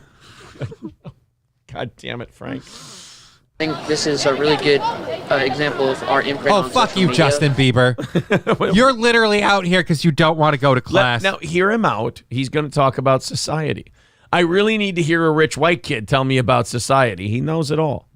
This is a really good example of our imprint on social media, and that everything we post doesn't go away. A professor. Okay, that was actually relatively intelligent from that kid. I mean, it was a pretty simple take, but like, got to give him credits for not fucking up. Hey, at least we got one kid in there to make a strong, intelligent point. I'm not going to remark about how, ironically, the one kid that did make a strong, intelligent point was the well-adjusted... Oh, God. Whose dad was in the background making sure he behaved. Whose mom's usually at home to make him a sandwich. Communications, Film, and Media Studies at UC says this incident represents the dynamics and power of social media in today's society. The way that social media itself is contributing to these problems. I mean, both the lack of privacy, the enticement towards Honestly, until this moment, I thought you were a lesbian, sir. I apologize for that. Until you started speaking, I assumed you were the teacher in question, and she said some horrible things 10 years ago, and I'm like, well, I can see why they want her out. Now I see why you're just Joe Gordon-Levitt with AIDS. That's all this is. Saying shocking things to get attention, and then the response to it as well, the kind of mob justice approach to, oh, you once did something bad and therefore we can never be around you again. He encourages parents to talk with their kids about what they post online. When it comes to kids, we should definitely be more cautious about that. Their brains aren't fully developed. Yeah, that'll work out. That'll work. Just tell the kids, hey, don't have social media. Don't have social media. Don't post that stuff. By the way, there's consequences. Those tweets don't disappear. Fuck yeah, they do. You see how fast my feed moves? Yeah, exactly. Like, you're going, I love that. It's like when parents tell a kid who's being bullied, like, just remember this speech and the bully will leave you alone. And then they make the gay speech their parents taught them. And then the bully just goes, ha, ha, ha, ha, and then punches them in the face. Like, it's the same thing. Like, oh, just tell your kids not to be on social media. Tell your kids not to post everything. All right, cool. After that, I'll tell them not to drink and do drugs. Let's see how this all pans out. Remember, just abstain from sex, despite what your body is screaming at you to do right now. Right, on a constant basis. Yeah. They're not fully mature. Now, both Thornberry and the district say they hope this is a reminder for students, but also for adults, that what you post online can have an impact long after you post it. Reporting live from... That's why none of the male teachers at that school go on Twitter on football Sunday. They just shout it at the TV instead. It's actually a pretty solid move, if you ask me. All right, so we got Taylor Nimmo, and we said before this story, we said we were asking whether or not she would make it at I may be wrong. Make it to Orlando. She might have undersold herself in that particular story. Orlando News Channel, WFTV. Let's go to their staff What the fuck page. TV? What the fuck TV? Station. Meet our team. Yes. There we go. Let's meet your team. Let's meet the team and let's go to Taylor Nimmo first. Now I'm doing Revenge of the Cis shit here. Again, like I said, underrepresented in that last story. Just a little bit better here. I mean, she's... Obviously, she thinks she's going somewhere. Yeah. From all these photos.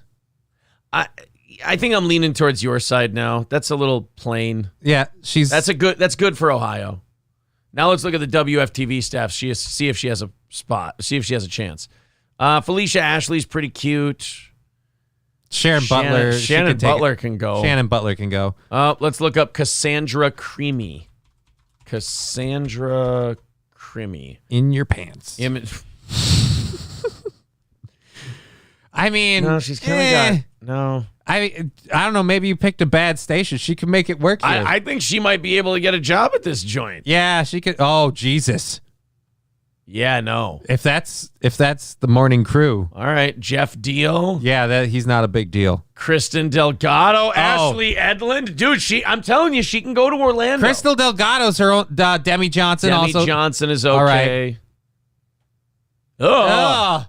Oh. The guys are the fuckable ones here. Is this Chantel Navarro? I mean, fine, but if you had a few. Carla Ray. Oh, so is this like the gay news station where just the guys got to be good swinging dicks? Oh, there's Martha Sugalski. Yeah, if you like them like a weathered handbag. Martha Sugalski. There we go. Let's take a look at her. Oh, her son Steven Sugalski was pretty big. He was good. Oh no, she's not. I think our girl before the transition, I think she was Taylor, way worse. So Taylor Nimmo can make it to Orlando. Apparently. See? Apparently. And I don't know, that might not be as much of how great Taylor Nimmo is, but that was a rough-looking station. I hope they have a good softball team. There's got to be a reason they keep all these broads around. That's all. Look, she's great in the clutch. Man, with runners in scoring position, nobody brings them around better than Sugalski. I'll tell you that. Everybody knows the only reason they have Sugalski in the morning news is because she's a pitch hitter. Scarface says, because when I was a kid and was told I couldn't do something, I always listened. Exactly. Guy Sartell says, this is bullshit. I get zero attention when I say offensive things. Atomic Citizen, for $14, you can show your N check mark on Twitter. Yeah, you don't have to search through their posts anymore. You can just go, hey, yeah, I do tweet this word on Twitter. Riz Digga says, what if you post it anonymously? Oh, yeah, that'll be totally fine. Again, I really want to be, this word is offensive and it's hurtful to us. But yeah, so you must really hate all that rap music that uses it all the time. That is fun that comeback became looked at as a hacky comeback. It's no, is the word offensive or is it not? Because I'm sorry, but rap music is made for white people. The majority of people who listen to rap are white because of the demographics of the country and the percentages. More white people in America listen to rap music than black people. Not by percentage of the population, but by the actual physical number of people listening. So if you're making music, you're making it for people to sing along to. You want it to be catchy. So when you make a song with the N-word in it, you are encouraging people to sing along and say the N-word. So you can't sit there and go, well, it's different because it's art. No, you're encouraging white people to say the N-word if you put it in a rap song. So you can't then get all cunty about it when somebody repeats it. It's just literally not different. Well, it's different. No, it isn't. It is not.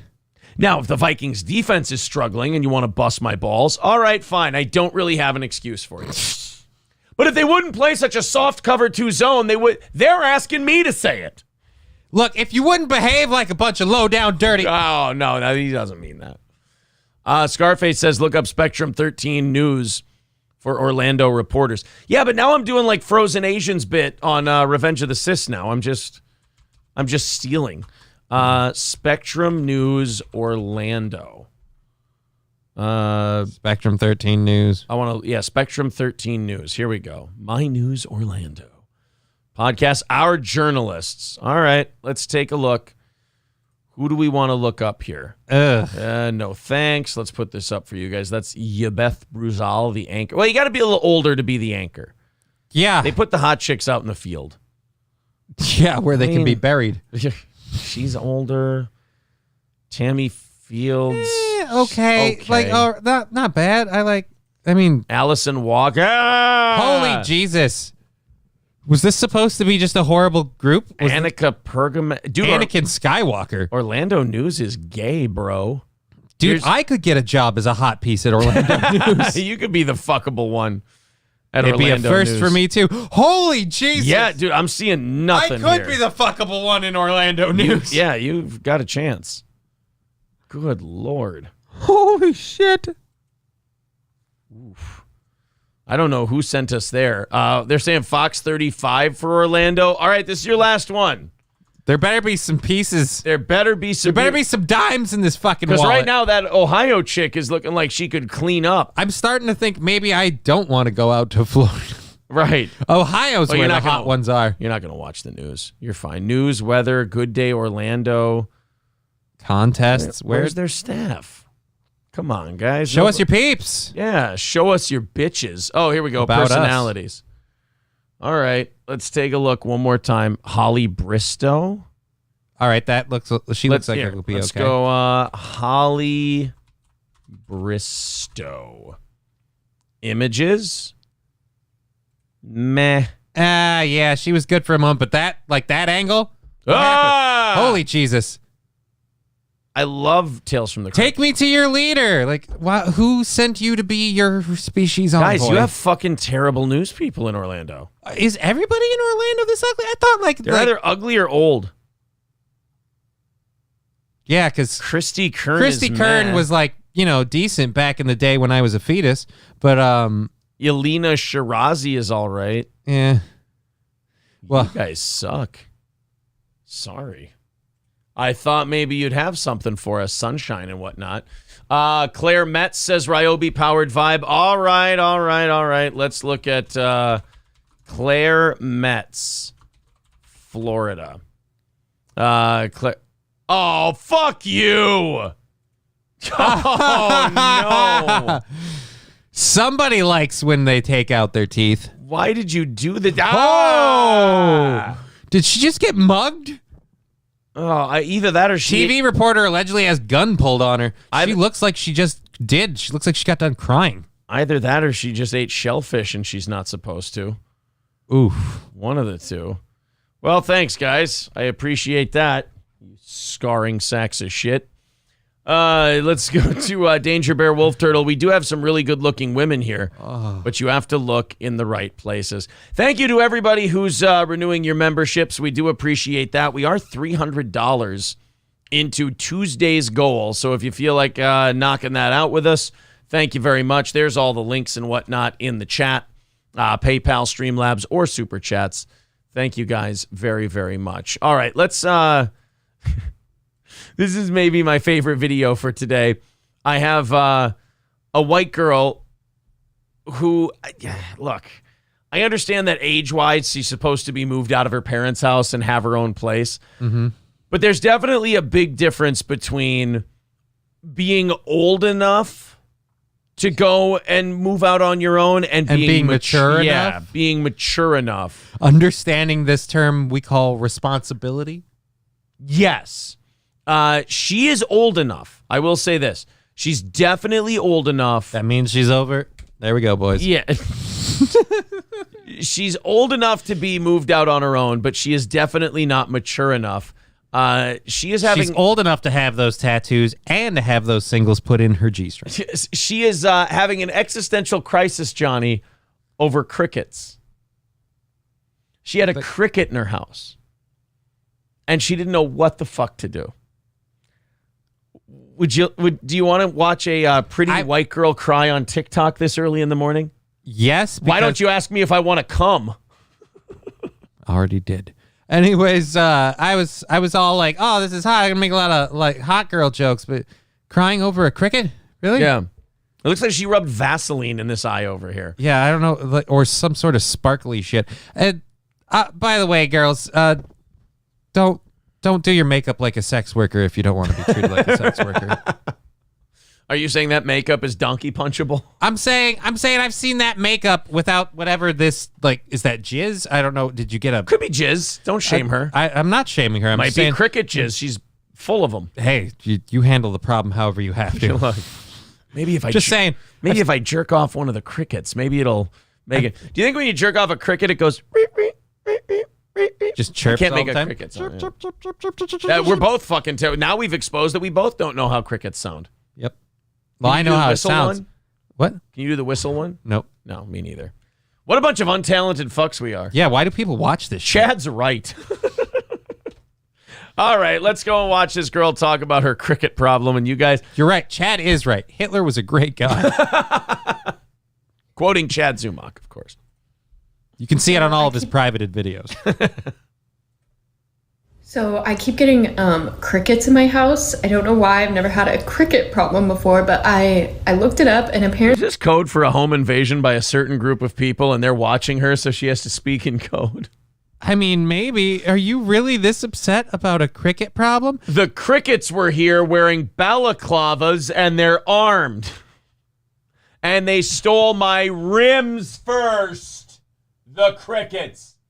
Sorry. Look, I'm just saying Kanye's right about the crickets. had a cricket problem before, but I looked it up and apparently it's really bad luck to kick them out of your house. So now she doesn't know what the fuck to do. Oh my God, this is beautiful. This is what happens when you move out of your parents' house before you stop believing in horoscopes. You end up in this position. So your life is being ruined by a Chinese belief. She what, TikTok? No, the crickets are good luck creatures, and kicking them out of your house will bring misfortune upon you and your family. So now she is immobilized by this superstition. She wants the crickets out of her house, but it's bad luck to kick the crickets out of your house. So what's a girl to do? Apparently it's really bad luck to kick them out of your house. Like, you're not supposed to kick them out of your house, but like, what am I supposed to do? Like, let you stay here? Now there's like 36 crickets running around. I love this. It is so beautiful. Do you think this is also a woman who has at some point said during a drunken night out, and I don't need a man? Oh, God, yes. Oh, she's definitely yelled that she doesn't need a man and that all men are scummy and worthless. I guarantee you, if not before, definitely after this, her dad saw this video and went, I am ashamed of you. Oh, the crickets are in my house, but it's bad luck to throw them out, so I have like 34 crickets. Just make it an inhospitable environment for them. Start smoking weed like a chimney. Yeah. You can act like a man! Well, what's the matter with you?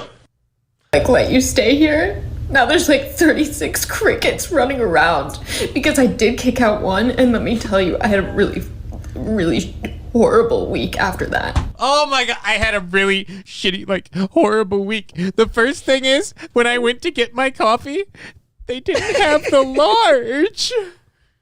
I said, I just want my goddamn venti, you overpaid bitch. And she said, go fuck yourself. I threw one cricket out and I had a really bad week, and it couldn't have been the amalgamation of the decisions I'd made that week. It had to be that I threw a fucking cricket out of my house. You deserve to have all the crickets. And Gino's gay. Gino's got an Eames chair, and that's gay. Sorry, every time I yell now, I'm just going to be... You're just going to go into... I'm going to go into Kevin Brennan mode. Kevin Brennan mode. You threw out the crickets because you had the right idea, and then because your life is a fucking dumpster fire, you decided, it must have been the crickets' fault. And then you have a Bonely fans and you're gay. Sorry. It's just I threw the cricket out, and then my boyfriend broke up with me because I was crying to him about the crickets, and he said, I'm sick of this shit, and he hung up the phone, and now he won't respond to my calls, and it's all because I threw out that cricket. And now they're just running around. And I'm like, please move. I just want to make a piece of toast, and you're in my way. Step on the cricket! Oh, meanwhile, the crickets are sitting there going, who can argue that the last week in this house has been entirely mine? She won't throw out a cricket. I just want to make some toast. You can't handle the toast. All I want to do is make some toast. Well, I'm sorry. You know what they say about making toast in her apartment? Yeah, they say don't come down to make the toast without a platoon behind you. Fuck. Jiminy Cricket ain't got shit on me. I want to go back to all I want.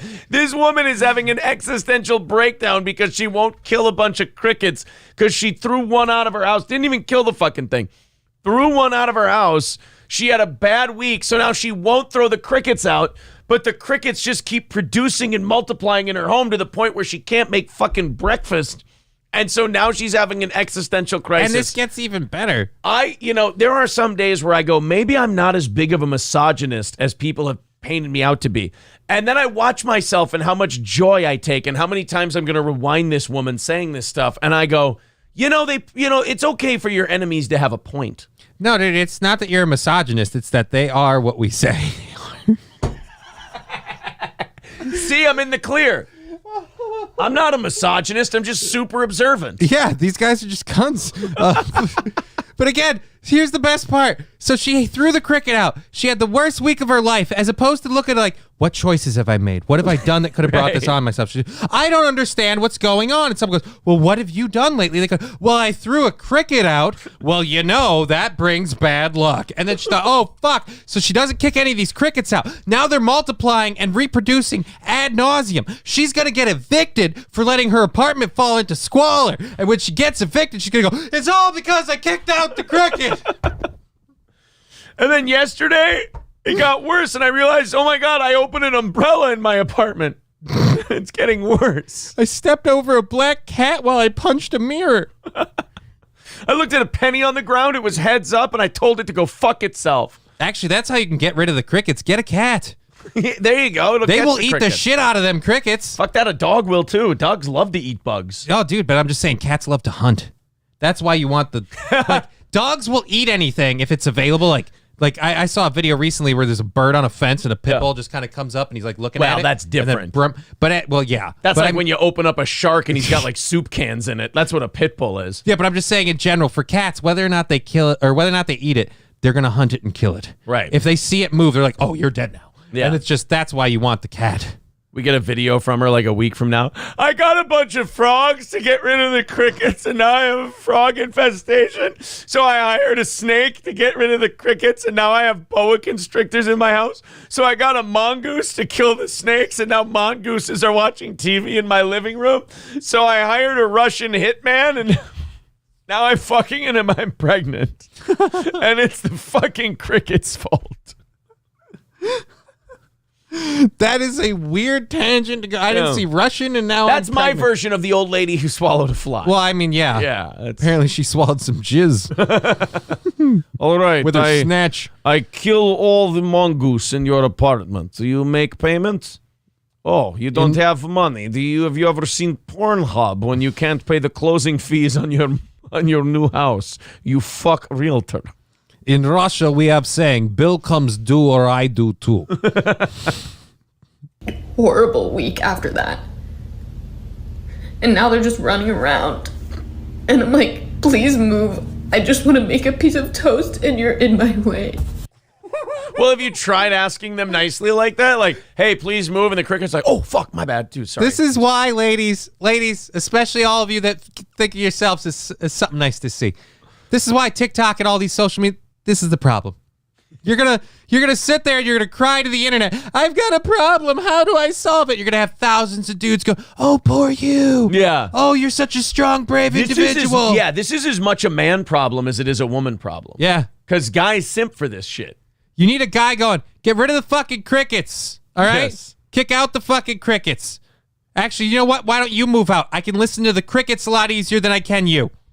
If I'd grown up on a farm and was retarded. That's a little Bruce might depress me, but I didn't. So. And now they're just running around. And I'm like, please move. I just want to make a piece of toast and you're in my way.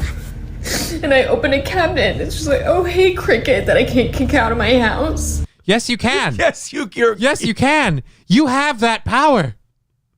You're allowed to kick it out of your house. Cricket's sitting there chilling, smoking a cigarette, going, good, how are you? They're like the little roach aliens in Men in Black. No, dude. There's a cricket up in there smoking a roach. Just fucking, hey, man, you got any munchies no, up it's in just this a bitch? literal roach, though. Like in my impression of a roach. Kicking its legs. It's my impression of a roach on fire, by the way. I'm a talented guy. Oh. Yeah, she goes into her kitchen. They're pouring coffee like, ¿Qué pasa? Like the aliens just fuck. Can you please just leave? I don't want to kick you out. I just want to ask you nicely to leave.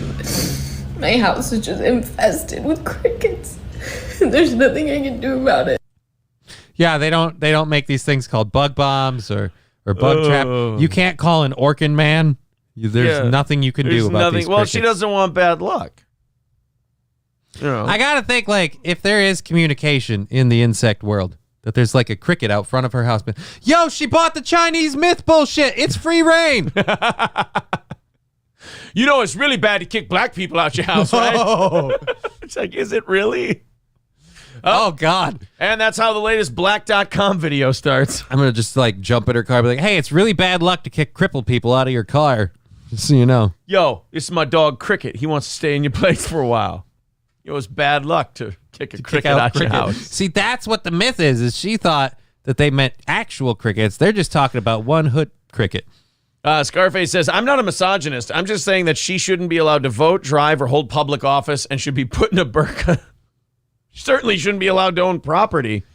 Jesus. Now whoever owns that apartment and is renting it to her is going to have a fucking cricket. You know, I've been noticing an infestation here everywhere I look. In fact, nothing but a poorly evolved, barely conscious pond scum. Totally convinced of her own superiority. She scurries about, her thought. Pointless. Right. Well, don't you want to get rid of him? Oh, in the worst way. Oh, man. I wish it ended for her like it ended for the Exterminator in Men in Black. Brittany says, Aaron, don't sell yourself short. You're a huge misogynist. Why else would I listen? Hey, 7.5% women now we're up to. So if we can work those numbers back down. Or, all right, I guess you broads can stay. Just don't get so uppity. It's funny if she goes to the cricket and goes, I just want to make a piece of toast. And they part like the Red Sea and go, oh, shit, we'd like some too. Yeah, sure. Fuck it. Make some. Why didn't you say so? Skeezy writes, holy I just want to have a night alone to be able to entertain myself, but as soon as I pull out my vibrator, fucking crickets. They scurry over. That's my best cricket impression I've got. Those are more squeaky windshield wipers, but you get the idea. Lemmy says, I feel like you can turn 36 crickets in your house into some pretty funny content, right? Yeah, dude. Get a lizard. Scarface says, Lady Orkin Pest Control costs $45 a month. Sir K says, boss, I took your advice on immersion therapy. Now I get my asshole blown out while somebody hits and yells at me. That's some fucked up fears you had going in. I can't take responsibility for that. Why Do I Podcast says, I saw a yellow jacket in my house yesterday, and I almost moved out. I mean, that is kind of a Jewish thing to do, Kev. So I think you're forgiven. I think not by Christ, but but don't worry, that bill will come due in time. Kanye's over there talking on a podcast. Oh, it's not revenge he's after. It's a reckoning. By the way, fuck April to death with a rubber hose. You know what she did? What? She went to a flea market kind of thing without you near the house, and she found a shirt and she ended up buying it for herself It's a fucking Doc Holliday shirt with his face, and on the bottom it says, I have not yet begun to defile myself. Fucking hate her for it. What? It's actually the perfect shirt for I know, her. I want it. You kidding? Yeah, Atomic Citizen says, and for the sequel, she doesn't know about ghost crickets. There's crickets haunting my house. Danger Bear Wolf Turtle says, you let one cricket in, and now look at them. They just won't leave and keep inviting their friends. Exactly. You gotta put your foot down on this shit. Enjoy kicking me out. Hope they invite some other minority, probably a Mexican. Enjoy having family. Jack Zim says, I used to hunt those little fuckers at night down in Jersey. Guess what? They make noise. I always found them and squashed them. Now I own Amazon. Oh, I was not aware of that. That story had a very happy ending. I don't see how being a sadistic roach murderer or cricket murderer leads to that, but Daniel Hudson says, if only she looked like Claire Metz, she could just scare the crickets away. I'd like to make some toast. Oh, fuck, by all means. I'm sorry. David Chandler says, kill and mount one on a pin as an example to the others. Right. Put it right by your toaster. You'll be making so much toast, it'll be flying out of your asshole by the end of the week. Now she's got two problems. Brittany says, this wasn't started by the Chinese. It was the crickets. The crickets started the idea that it was bad luck to kill them. All right. Okay. K First says, love spreading myself super thin with shitcasts and not even knowing the real content source. Just enamored with this low-class community of subpar podcasts. Well, thanks, buddy. I appreciate that. As the host of a low-class podcast, I'm really glad to have you. And if you haven't enjoyed yourself during this segment, I would leave, because it doesn't get much better. I'm saving that clip. Are you kidding, K-Fur? I'd keep watching this show like for another few years, just like a lot of people. When you make a mistake, that's what I would do. Double down. You need to make sure you really fucking hate it. That's what you need to do. Just really make sure that it's a piece of shit and you can't stand it. Brittany says, I've got to start putting money on how long it takes Aaron to get to the Men in Black reference.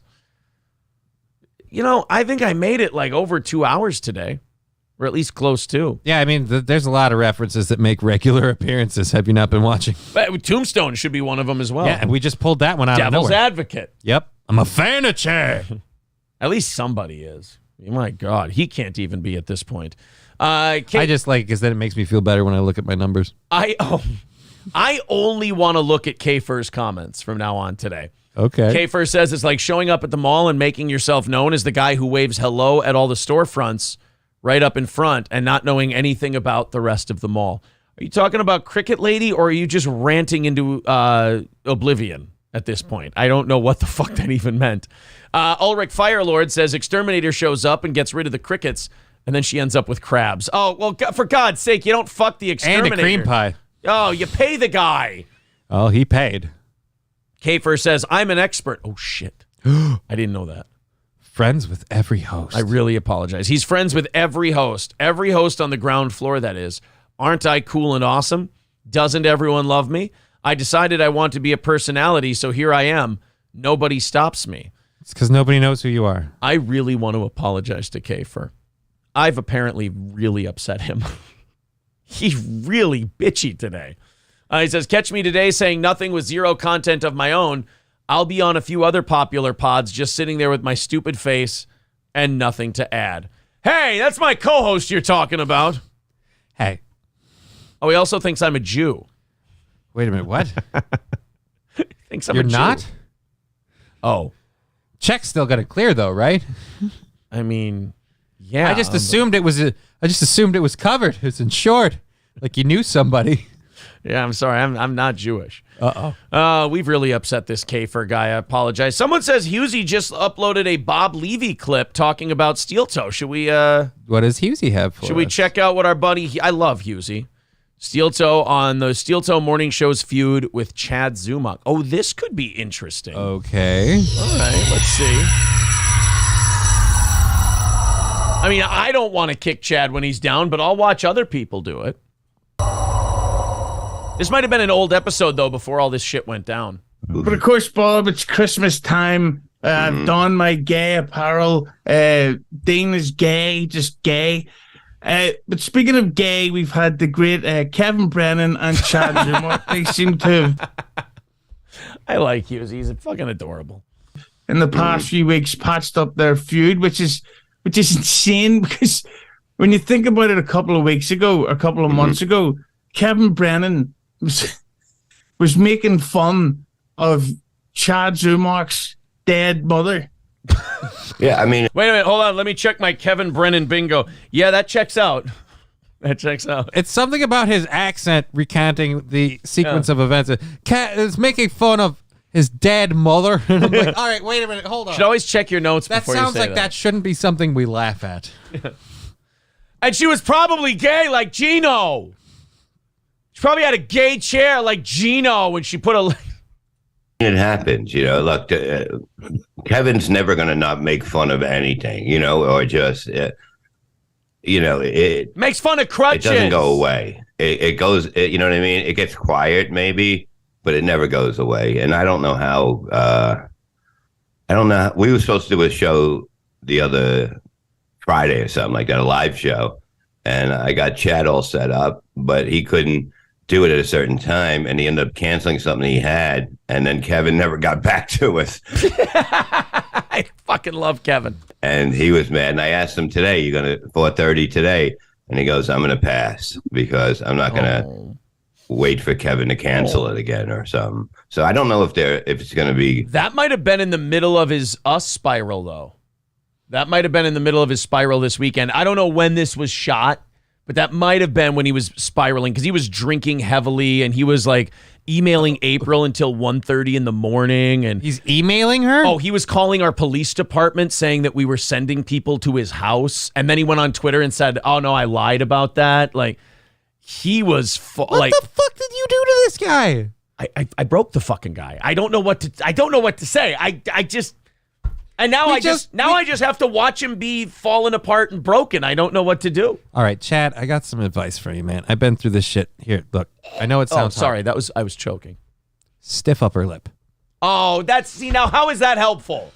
How is that helpful? That's like telling you, get a leg up on the competition. Nah. Really? Come on. Trying to be he nice. Can pull himself together. I'm a fan. All good again. I don't think so. Oh, go ahead, Dean. Sorry, Hughesy. No, I saw the other day, it's a Steel Toe morning show. I saw Big fan. They were playing some clips where it was yourself, Kevin, and Chad. And Chad doesn't seem to be handling this stuff very well. And you guys were sort of going back at him. Ladies and gentlemen, Aussie guy with the understatement of the century. Congratulations. Brought to you by CenturyLink Internet. Chad doesn't seem to be handling this very well. That's like saying Hitler didn't handle art school rejection very well. Like, do you get that sense that he's struggling with it at the moment? Tiny bit. Yeah, I don't know what it is. You know what I mean? I don't.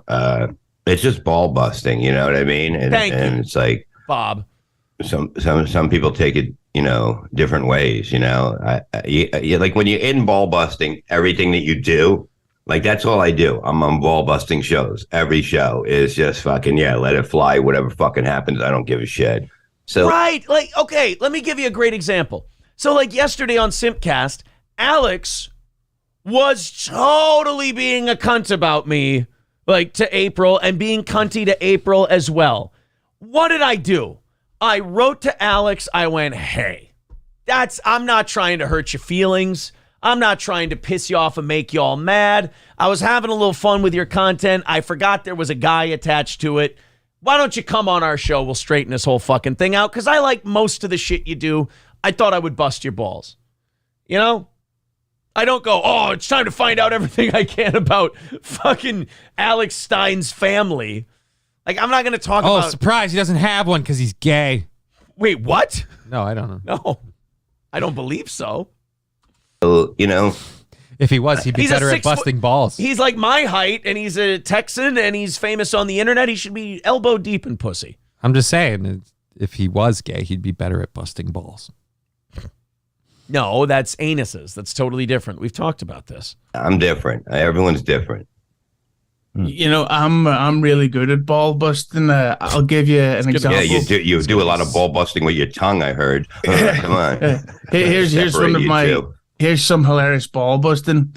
This is about to be, and this is why I love Husey. I can guarantee you this is going to be one of the most retarded things you've ever fucking heard in your entire goddamn life.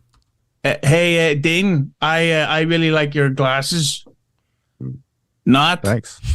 Oh, Jesus. Fuck you, Husey. You stupid asshole. I love that I listened to it and I'm like, I know it's going to be bad. You know what he's going to do. I can't wait to hear it.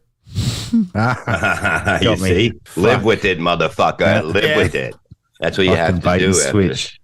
Send that troops over to you. But with the Chad stuff, because when Kevin Brennan gets into a feud with someone, you really do. I just really noticed, like the green takes out your cocksucking eyes. Jesus Christ. Now, after this, Husey then doxed Bob's entire family. You didn't see? No, of course not. He's not fucking gay. Oh, it really makes it glow. Yeah, and this is a pint of cum. It's just funny. Obviously from black men. Yes, it is either black men or someone with some very serious autoimmune problems. One of the two. Wow, mine doesn't even look that bad. Yeah. Wonder what kind, huh? Penis. Like stuttering John coming. Oh, Jesus Christ. But but the thing with the Chad shit is that I've noticed over the years that when Brennan gets into a feud with someone, while he clearly means it, there's usually type of a jokiness behind it. But with Chad, like it gets super personal and intense really quick. Like fucking a lot of the Chrissy stuff, a lot of the WATP stuff. And now, of course, Dane Machine mentioned the fucking the Steel Toe Morning Show. Who's that wife? She's I'd give her some Guinness if you know what I mean. Jesus Christ! Do you see how you do this? I just want to sit him down and teach him a class. Like, do you see how this is done? You can't say, "Oh, you guys are just sensitive." No, I'm offended by not funny. That's what I'm offended by. And Husey's a fucking peach of a guy. And by that I mean something sexually. That means if you liked women, go ahead, say it. Yeah. I can't even say that. No one would believe me if I say that. But of course, but with Chad, I just hope that everything tends to work out because as Dean mentioned, it does seem in a way like the steel toe shit's getting to him, which is weird. That these people who pretty much, well, I think they've only started their YouTube thing a couple of months ago, and they're making a name for themselves, and it is a good show. Well, thank you, Husey. Now I want to suck Husey's dick. There's a line. Not for me. Hey, there is a line, and for Husey, that line's around the corner.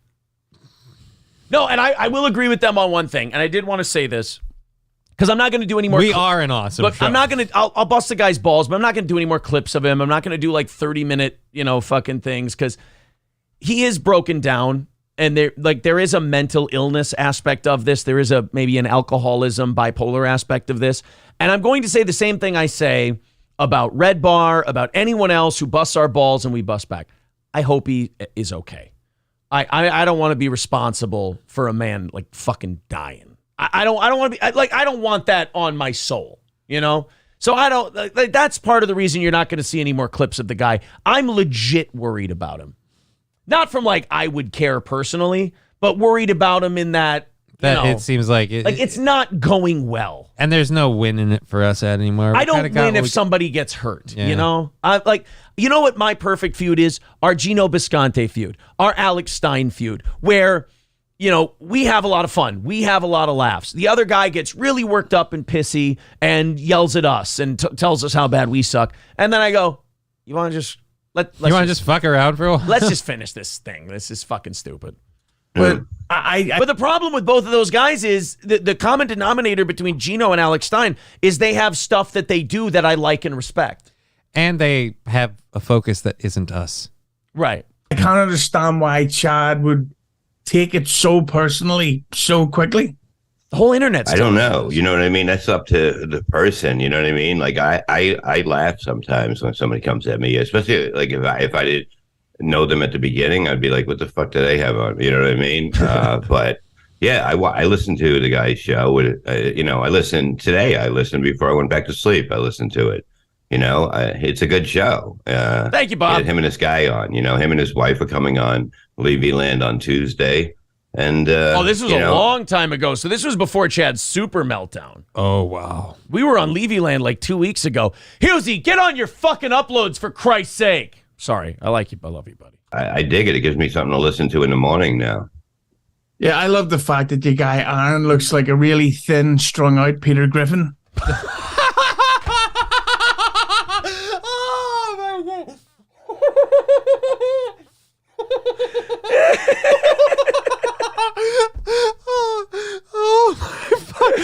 Okay, everybody, you now have a mission. Photoshop Peter Griffin, his face. What? Go. No. I'm only gonna play that 10 more times. I promise. I need that sound drop. Fuck, send me the link to this clip. I like him because he looks like a strung up Peter. And this is what a piece of shit I am. I heard that and I went, "Ooh, he called me skinny." I like that part. You know what really grinds my gears? I know I said no more Chad clips, but fuck Husey's making it difficult. This was really funny. I should just play Husey's shit for my show. Levy Land on Tuesday. And, I dig it. It gives me something to listen to in the morning now. Yeah, I love the fact that your guy Aaron looks like a really thin, strung out Peter Griffin. Oh, no. You know what he looks like? You guys are missing it. He looks like a young Jim Cornette from the wrestling. That's not bad. Yeah. That's so bad. I see that as an awesome compliment. No, I think he said that. I think he said that's not bad. Oh, that's not bad. Listen, motherfucker, you got this motherfucker Husey, and he's coming around saying that this whole thing is a goddamn work. Well, I'm here to tell you that Jim Cornette doesn't do a fucking work with an Irish bog trotting potato farmer like fucking Husey. And I'll tell you another thing, that if he comes around, he might get a Spalding racket right in the goddamn back of his stupid Irish head. And you can tell him that I'm Jim Cornette, and that's my opinion. That's the end of that clip. Well, that was fun.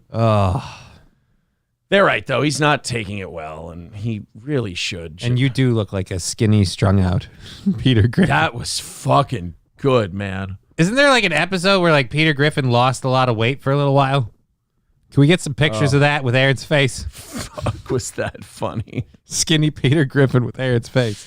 I like that, Aaron. Because, and that's what I hate about watching Husey, is you know what's about to happen, and you're just like, okay, here we go. Come at me, bro. You just hear him. That Aaron, I like him and you're like, fuck, what do you want? And he's like, he looks like a skinny, strung out Peter Griffin. And you're like, but he's not wrong, you know? Right. Exactly. The worst part is you have a point. Right, and that's the hardest thing for me to handle is that like he ain't wrong.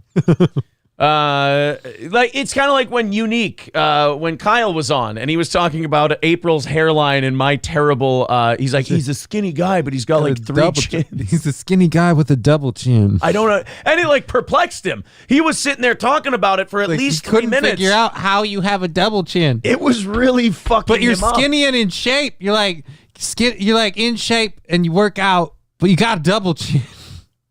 You know what? This is what helps me. Like when I'm at the gym and it's sparring day that week, is like if I'm I sparred with one of the more experienced guys this week, and I definitely took the short end of those 3 rounds. But the thing that kept me going was, okay, I can still fuck up anyone I'm beefing with on YouTube. Like this is helping in case anyone decides in Rochester to fucking attack me. Well, I can take them down. I feel like. I don't box, but I feel like a good piece of advice for you might be keep your chins up. Thank you. No, you want to keep them down. You want to keep them tucked. Keep your chins down. All right, tuck your chins. Tuck your chin like Husey does his cock. Oh!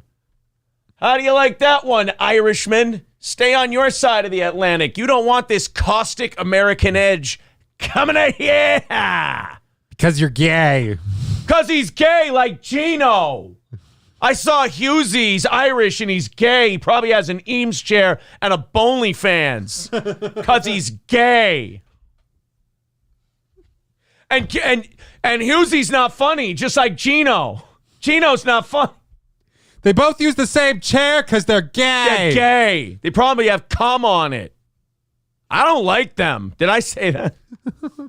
Oh, fuck. I gotta. Oh, by the way, Hughesy was in here while we were talking about that. Let's go catch up with everybody. He says, "Get that scumbag off my screen." I can't. It's going to turn into a Tyson Fury impression. By the way, Hughesy has to come to the United States. I think he should come to DabbleCon. I want to sit there like a fucking crackhead, just strung out on beers all night with Hughesy, just talking about boxing.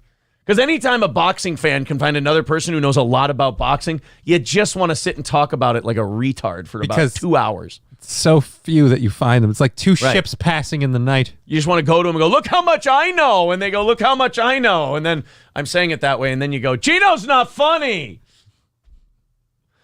Let's continue on. Why do I podcast rights? Boom. Hughesy, boom, roasted. Yeah, that did. Look, it did make me feel good. It made me think about things. If by roasted, you mean all warm and toasty inside. Yes, I am. Shit. I'm just catching up here. Yeah, I'm trying to read through as fast as you're scrolling. Hughesy says, somebody accused him of being Irish. He says, why would I fake being Irish? That's what Daniel Day-Lewis does. That hack. Oh, shit. He's shots fired at Daniel Day-Lewis. I would shit my pants if fucking Daniel Day-Lewis just does a video on Hughesy now. Like, I was just here making shoes at my farm, and I heard of this Irish cunt. That's terrible. I said, hello, priest. That's not a fucking... That's a character that he did. Oh. I don't like the Irishman. Aaron is Thin Peter confirmed. Thin Peter, I'm sorry, that one's beautiful. Yeah, Victor, if you're listening, if you could trim that Peter Griffin thing out from Hughesy's show. Don't even ask for his fucking permission. Just take it. Just send me the link to that video. I'm gonna clip it up myself. We take what we want, and after we take care of Bob Levy and Hughesy, we want the gold, sucker. Hulk Hogan, we coming for you. Oh, sorry. Get a little carried away. But is it okay to say the N-word when you're doing it in... No, stop. Yes. I got Aaron's permission. That was an elephant laugh. What the fuck was that? I was trying not to, and it came out against my will. Bumbaclo says, I look like Grady Judd, Jim Cornette, and skinny, strung-out Peter Griffin. I'll get that fucking Hughesy, let me tell you. Oh. But Peter Griffin has a chin.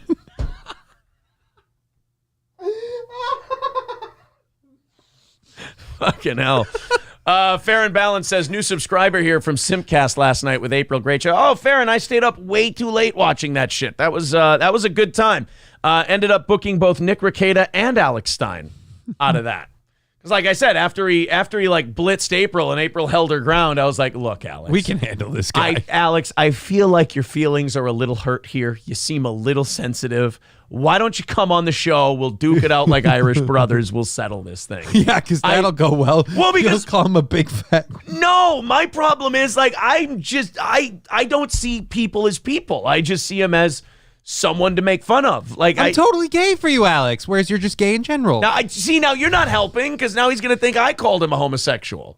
No, actually, you did. I said gay. You're the one who thinks it's all about dick. I don't have any proof.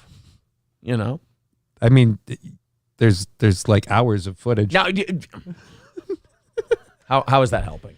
I ask you. I mean, if you watch it with a weather eye, I'm sure you'll see what I'm saying. Let's continue on. Farron Balance says, yeah, Alex came in a little too hot. I mean, not for me. Like, that's kind of like, that's our speed on this show. Like, we roll with it pretty well. Hey, you fat fuck.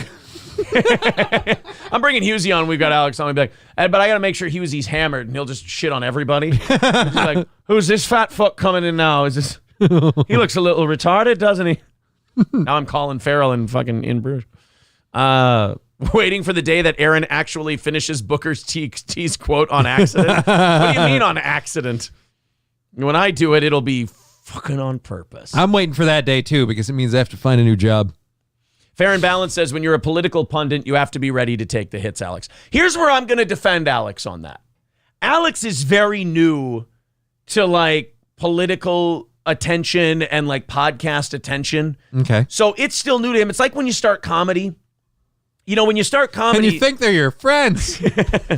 When you start doing comedy, you do this thing. And I think he did kind of back down. He calmed down a little by the time he was gone. I think April kind of handled him very well. And he goes, look, he did. In fact, he said, when you do this, it doesn't matter how many times people like you. You only notice the times they hate you. And I can promise Alex one thing. That goes away. Does it? Well, maybe it does. Maybe it doesn't. Let me ask. It does for me. I'm fine. Yeah.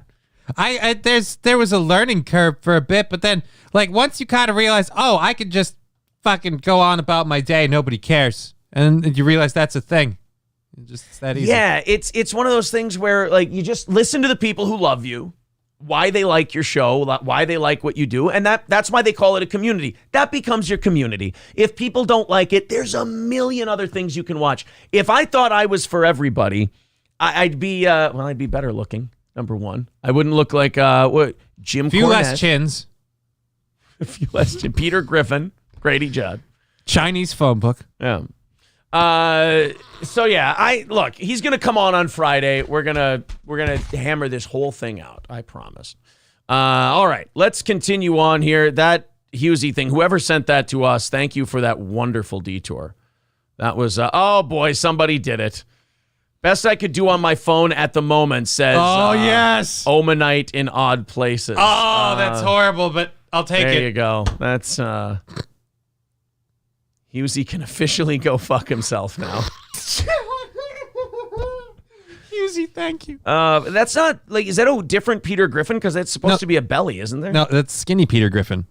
There was an episode where he lost weight for a little while. Like he did the lap. I don't remember if it was the lap band surgery or something, but he lost weight for a short period of time. So skinny, strung out Peter Griffin literally can be a thing. We just need a little bit better Photoshop on it. But that's his phone at the moment. Bravo. Oh, you liked it, did you? Yeah, it's got the right idea. I mean, it makes you look a little bit more tarted than you usually are, but I mean, we can shrink that in post. It'll be beautiful. Fair and Balanced says, when you're a newbie, you notice the people who hate you real quick. Then you learn they're fat losers in their mother's basement ragging on you with their Cheeto fingers. See, I don't even say that. I even go to the point of, hey, it's our basement. Yeah, it's mine. It's mine.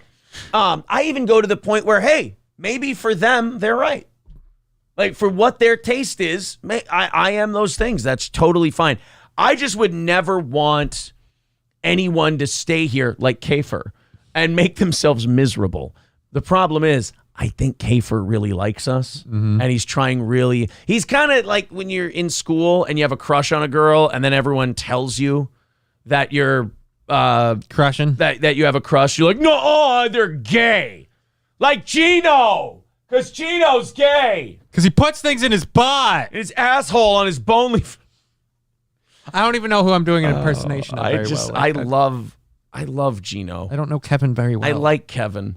I just wish we could all be friends. Hey, do you remember... have a gay old reach around. Do you remember that the homo at the airport? Which one? One that sucked your dick and gave you with the razor blades in his mouth. The foot tapping? No, but do you remember the guy who's like the head of like nuclear disposal, whatever, for the Biden administration? Yeah. Stole somebody's bag and shit. Wait, hold on. Which time? Wait a minute, what? That happened more than once? He got caught again. He's stealing more people's fucking suitcases. And you know what the best part is? The Biden administration will not fucking fire this guy. They will not fire him. What if he actually offs the people he takes the suitcase from? Is that far enough at that point? Like the Biden administration will throw you in jail. Yeah, the Biden administration will throw you in jail if you bought a corn dog on January 6th near the Capitol. They want you dragged before Congress. But if you're literally committing crimes at the airport, but you're non-binary. Yeah. Well, we can't fire him. He's non-binary. It's like, well, no, that gives you another Well, we can't fire him or her. He's not a him or her. Right. And if we call it, they get pissed. So I don't... It's almost like they set this whole thing up to fuck us over. So it's almost like they're just angry at their parents. Sam Brinton... You can't be mad at someone you don't know. an official at the Biden administration's energy department, is accused of stealing luggage from an airport in Las Vegas after facing similar charges in Minneapolis, according to reports.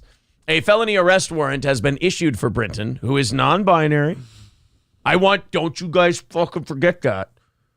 If you call him or you call him her, it makes you a bigot. Just like Mengele.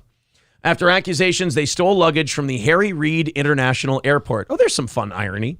Now he's stolen from the Hubert H. Humphrey Airport and the Harry Reid Airport. So he only steals from airports named after Democrats. That's apparently what we're to understand. The charge is for grand larceny with a value between $1,200 and $5,000. So he just goes to like the baggage carousel. And he just takes one that he thinks looks nice. And he just snags a nice bag, yeah. God, man. I was at Costco this weekend, actually, and I was going down the... Jesus. I was going down the aisle, and I saw the luggage case from the first time that Brinton stole one. I went, oh, there's the bag that guy stole. I recognized the bag from the crime. Oh, man. You should be a spokesman, my friend. This got taken seriously enough to be given a job by the Biden administration. Like, I bet you sometimes this Brinton goes like, they do know, like, I'm just trying to fuck with people and make them uncomfortable, right? Like, this wasn't supposed to go this far. This is like in Donnie Brasco, where he got promoted to the main gang, and they're like, we got to pull you the fuck out. You weren't supposed to get up this high. I can't tell if he is bald-headed Mark Wahlberg or Matt Damon. Everyone says Matt Damon. Matt Damon. All right, so he is, he's what? He's Powder Matt Damon. Yes, Powder Matt Damon in a dress. With a beard. More ways than one. Brinton, who serves as Department of Energy's Deputy Assistant Secretary for Spent Fuel and Waste Disposition, which, by the way, I believe I read pays him like $178,000 a year. Well, so I mean, go buy your own fucking luggage. I don't think this is something you do because you can't afford luggage. Oh, you're like Marie Schrader in Breaking Bad. You just really enjoyed. Got the need. Yeah. And then he likes to wear the clothes. Oh, that's true. No matter which gender they are. Hey, fits. He likes them both. If it fits, it fits. Oh, you got a wrestling t-shirt and a dress? Well, it looks like I'll be here for a couple hours.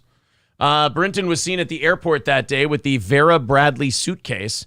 See, I don't know brands. I know Vera Wang, but I don't know Vera Bradley suitcase. I want to see how much one of those costs. Yeah, almost $500. Nice, buddy. Yeah, $500 suitcase. Like I said, he knows what he's looking for. Whatever. They know what they're looking for. They see a bag and they're like, oh, there's a dollar value to that. I can assume the insides will be as on par as the outside. Yeah. Wha-bam! I'm going to take this with me. Oh, I completely forgot I didn't check a bag. Because when you go to the airport and you get off the plane, you don't go through like a laundry list of, I've got everything, right? I can't lose something somewhere and have to find it. I've got this, I've got this, I've got that, I've got that. Where did I put everything? In my bag. That I didn't check. Better grab it. Right. Oh, no, don't worry. It's in that. Then they can never catch him because they see him with the suitcase and they tell the person, oh, no, that's the guy. That's the late. That thing stole your bag. And it's already out the door because he couldn't. That thing took my luggage.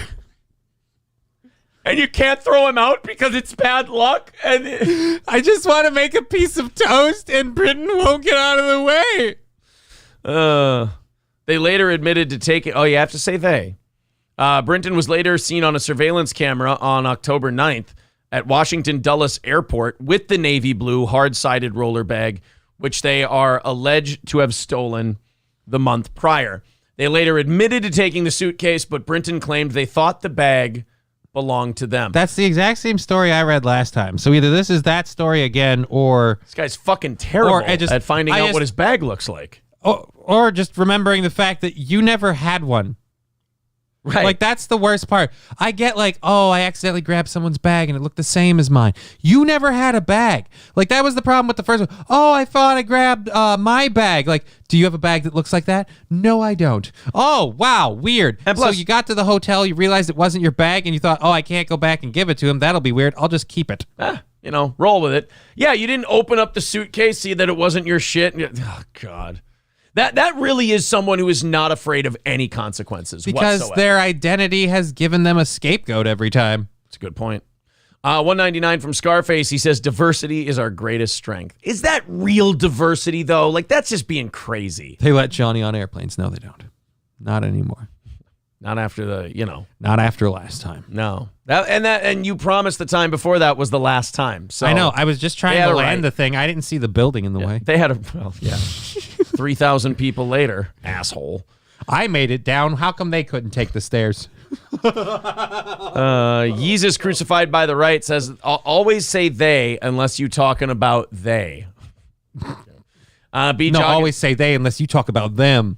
B. Joggin says, I flipped a vintage Vera Bradley bag for $1,200. Nice. Jesus. Daniel Christensen says, I hope he doesn't do the same at his job. What, steals spent nuclear fuel rods that don't belong to him? I think we'll notice. Where is he putting them? Tumor in his neck the size of John Fetterman's lump. You'll know. B. Joggin says, I want to know the bitch that owns the bag that pushed for him getting arrested. He should be arrested. Yeah. Dude, I'd be super pissed if someone stole my luggage. Like, not just from the whole premise of, like, that's my stuff. I feel like that's an invasion of my privacy, whatever. Like, literally, I spent all the time to pack and drag that fucking bag there. It better be coming with me because I am not going to have to fucking replace all of that shit because some asshole's got a klepto problem. Right. And a government job. I mean, I guess he gets paid by tax money, so he's kind of used to stealing in a way. He didn't know it was wrong. It's what he was brought up in fairness. Skeezy says, holy shit, Johnny did 9/11? You don't have MS. Those are just the injuries from jumping from the top floor. See, they figured it out. You should have never said anything. You know there's no statute of limitations on terrorist attacks. Nah, they got to prove it. Unless you're the merchant of death, then we'll trade you for a washed-up WNBA point guard. That's the other thing, too. Like, it wasn't even a good trade by WNBA standards. Right. Like, just look at her roster. We couldn't get a draft pick. We couldn't get a player to be named later. Didn't even get any cash. It's Russia. You'd think we'd get a suitcase nuke or something. Christ, we gave him a guy who's literally called the Merchant of Death. He's Tony Stark before Tony Stark became Iron Man. He's a weapons dealer. Which is and funny. He loves arming people who hate the United States. And he also is a big fan of Ukraine and the war in Ukraine. Well, yeah, true. But, in fairness, you know who else loves arming people who hate the United States? Who? The United States. So, I mean, there is kind of a cycle. Name one group of people. Okay, Iraq. All right, name two groups of people. Okay, Iran. All right, three then. All See, you can't even do it. Hold on a minute. I got this. Panama. Oh, the Taliban. Oh, ISIS. Name a group of people that I respect. Oh, shit. The Black Panther. Well, no. The Sandinistas. I don't think I know any of those guys. Grenada. Fair and balanced. The gays. Wait, what? Hold on a second. We didn't arm them. They weaponized monkeypox. Excuse me. I believe it's called Mpox now. Oh. Yeah. It's called Pox X. Because we don't want to stigmatize it. That's good. A prestigious K-12 private school in Chicago is standing behind its dean of students, who was caught on undercover video passing around butt plugs and dildos to his students. If you're not homeschooling or private schooling, I don't know what to tell you. Well, of course, the school is standing behind him. That's how he'd prefer it. Right. If you stand in front of him, he's going to shove a butt plug up your asshole. Yeah, dude. Trust me. You're safer in the back. Yeah, you got to stand behind this guy. Because that way you can oil check him if he starts to get out of line. That's how you control him. You just grab him. Your forefingers are on the top cheek. The thumb is in the ass. You hook it. You fish hook the asshole. And now this guy can't fuck around anymore. I got you by the pelvic bone, bitch. Yeah, that's right. How do you like that? That's right. One more move and I tear your anus clean off. Smooth off. Joseph Bruno. Perfect name. Never been the same. Crapping pancakes ever since. The dean of upper school student life at Francis W. Parker School. Sounds a little green. For the last 4 years has become the subject of an undercover investigation by Project Veritas. And I don't know, man. I like what those guys at Project Veritas do. I mean, sure, you'll never see them like busting like a big time Republican group, even though I'm sure they do all kinds of vile shit because people in power are just fucking garbage in general. And when you have no accountability, Yeah, but they like the Republicans, so who cares? Right, and that's my biggest problem. I wish we had like a Project Veritas, but for everybody. The Republicans, just like an unaimed Project Veritas where they just take them all down. I want like a political version of Sam Hyde, who's just like, I'll burn down the whole fucking thing. I don't care. Okay. Like I'll take them all down. I get what you're saying. Yeah, I can get behind that. But like, if you've got a guy, I mean, it's great that Project Veritas is finding all of these, these schools where they're passing out butt plugs and dildos to kids. Like that's a noble pursuit that they're engaging in. But I'd like to see like the Republican groups that are like fucking around with kids and touching kids and doing shit like. Let's not make pedophilia a partisan issue. Because pedophilia, we can hate it no matter which side it's on. Right, exactly. Let's make sure that our eagerness to destroy your political opponent doesn't blind you to the bad shit. That's why I always hate sides. I hate people who go, "Oh, I'm on the left or I'm on the right." It's like just be a person. You know, if you side with the right more than you side with the left, that's great. That's wonderful. If that's where your beliefs take you. But there's so many people who will like defend a Republican or defend a Democrat after they just crucified someone on the other side for the same exact thing. I've been reaching across the aisle to my constituents and said, look, I think we can all agree, black, white, we're all Americans and we hate pedos. Who was that? That was Barack Obama. That was Barack Obama. No. I hope that you have 36 crickets in your house and you can't make toast anymore. Fuck you. I really do.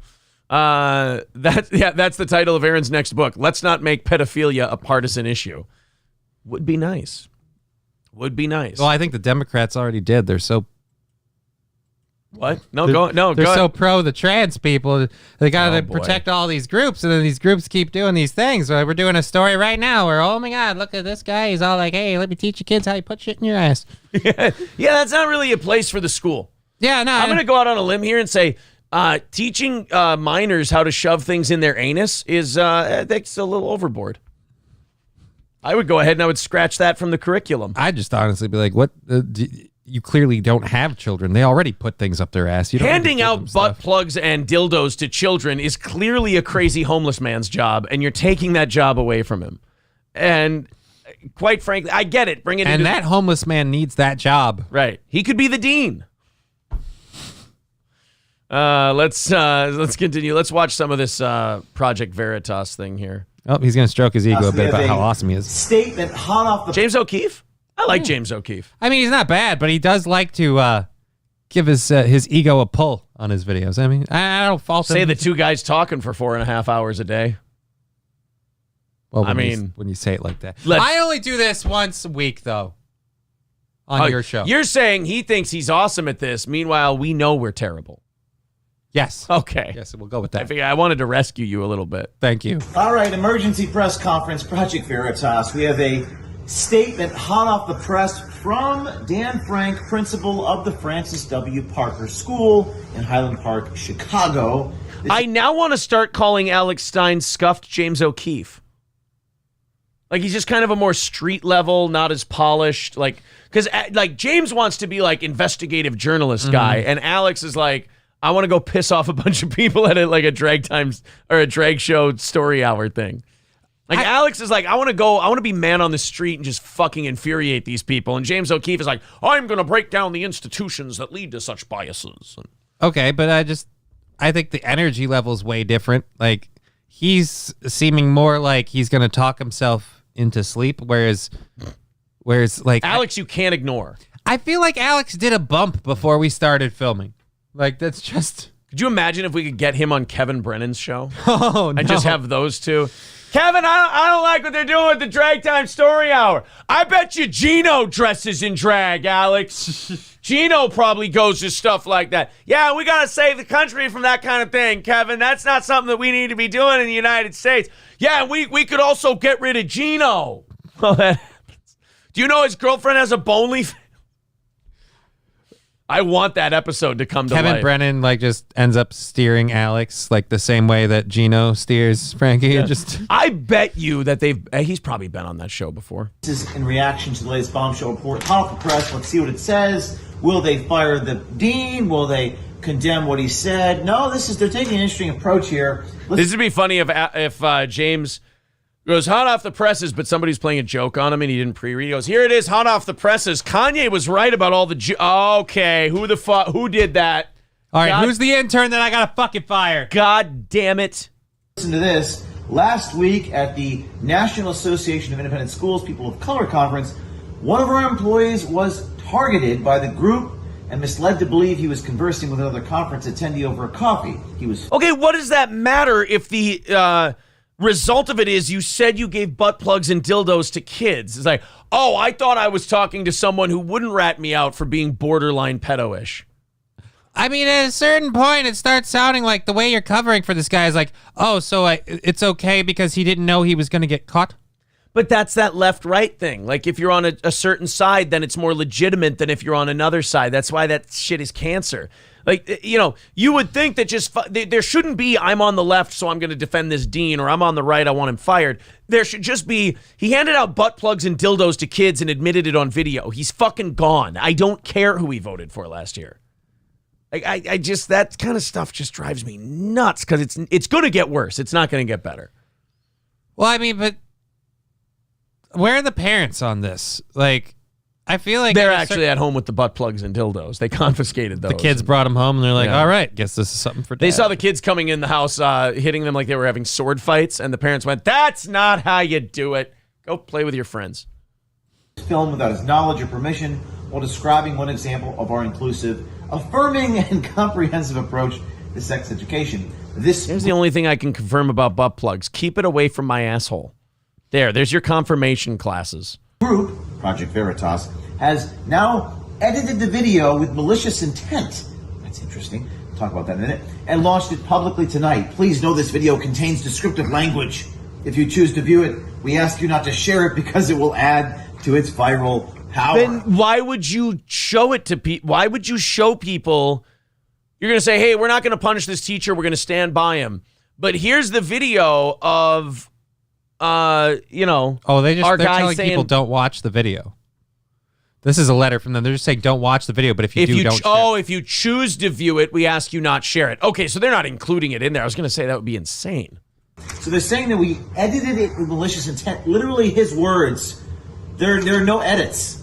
It's just him talking about dildos and butt plugs and spit and awful things about with 14-year-old girls getting this information. I don't know what, there's no edit. What are they talking about edit? Are they saying he didn't say these things? Then sue me. Sue me. By the way, that is kind of a fun power move. That's when you know that you're on steady ground. Where you're like, all right, you say that I edited it. All right, say you didn't say those things. Go ahead. We'll go to court. Can Project Veritas sue them for making the claim that they edited this in malicious? No, because they did. Because here's how you can defend that in court. They did edit it. I mean, all videos are edited. Yeah, but they say they edited it with malicious intent. Matter of opinion.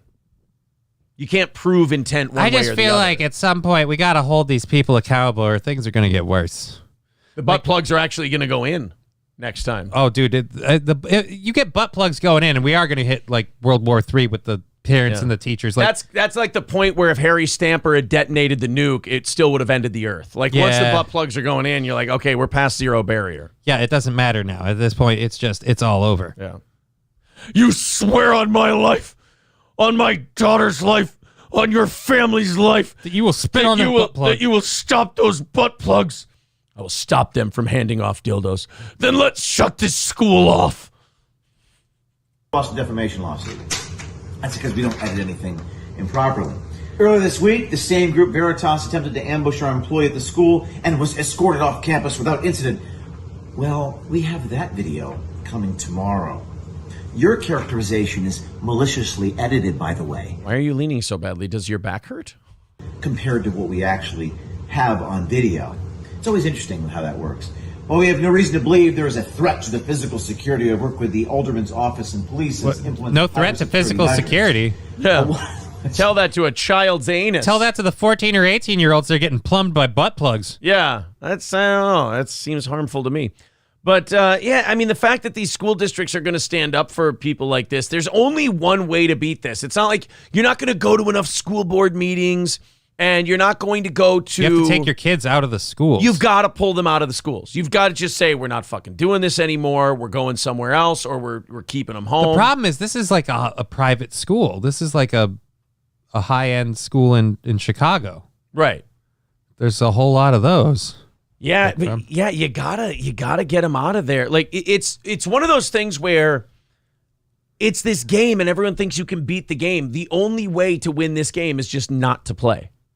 And then if enough people don't play, you can have this, okay, here's the group of people who went to this school, here's the group of people who did it a different way, and now at least they can fight it out intellectually. You can get multiple sides. Or we could just have everybody stopped going to the school because we have a problem with these people. Maybe we should deal with the problem. Yeah, I mean, we then stop having sex in school. If everybody leaves those places, that those schools that aren't good, then you can have then everyone who remains will be like, oh, so these are the people who are cool with the butt plugs and dildos. Okay, that's interesting. Shecky come back. War Games. That's what that movie's from. All right, I've heard that quote so many times from so many different people. I've never seen War Games. The Matthew Broderick movie? Oh, no, I thought you meant the WCW pay-per-view in the 90s. Just kidding. Jesus, you have some weird autism. Horseman versus NWO was the best one, though. Oh, was that a good time. So, yeah, you know, you can stay at the butt plug school. We'll take the kids somewhere else, and then we'll see who pans out better. We'll see who keeps their natural hair color. I just feel longer. bad for the kids in the butt plug school. You should feel bad for the kids in the butt plug school. I'm not telling you can't. Let's do another news story. Let's jump around. This is a woman who has been on Fox News. Okay. In the past. She was one of those political contributors. I think she was like one of their token liberals.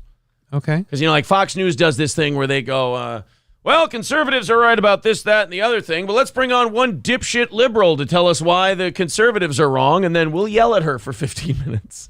By the way, this person is nowhere near a clear example of the best argument they could surmount because we don't want that. I'll give Fox News this compared to the other networks. They do put real liberals on and they do let them speak. Versus MSNBC goes, oh, we have conservatives. And they're like, who? Joe Scarborough? He's not a conservative anymore if you watched the show. What?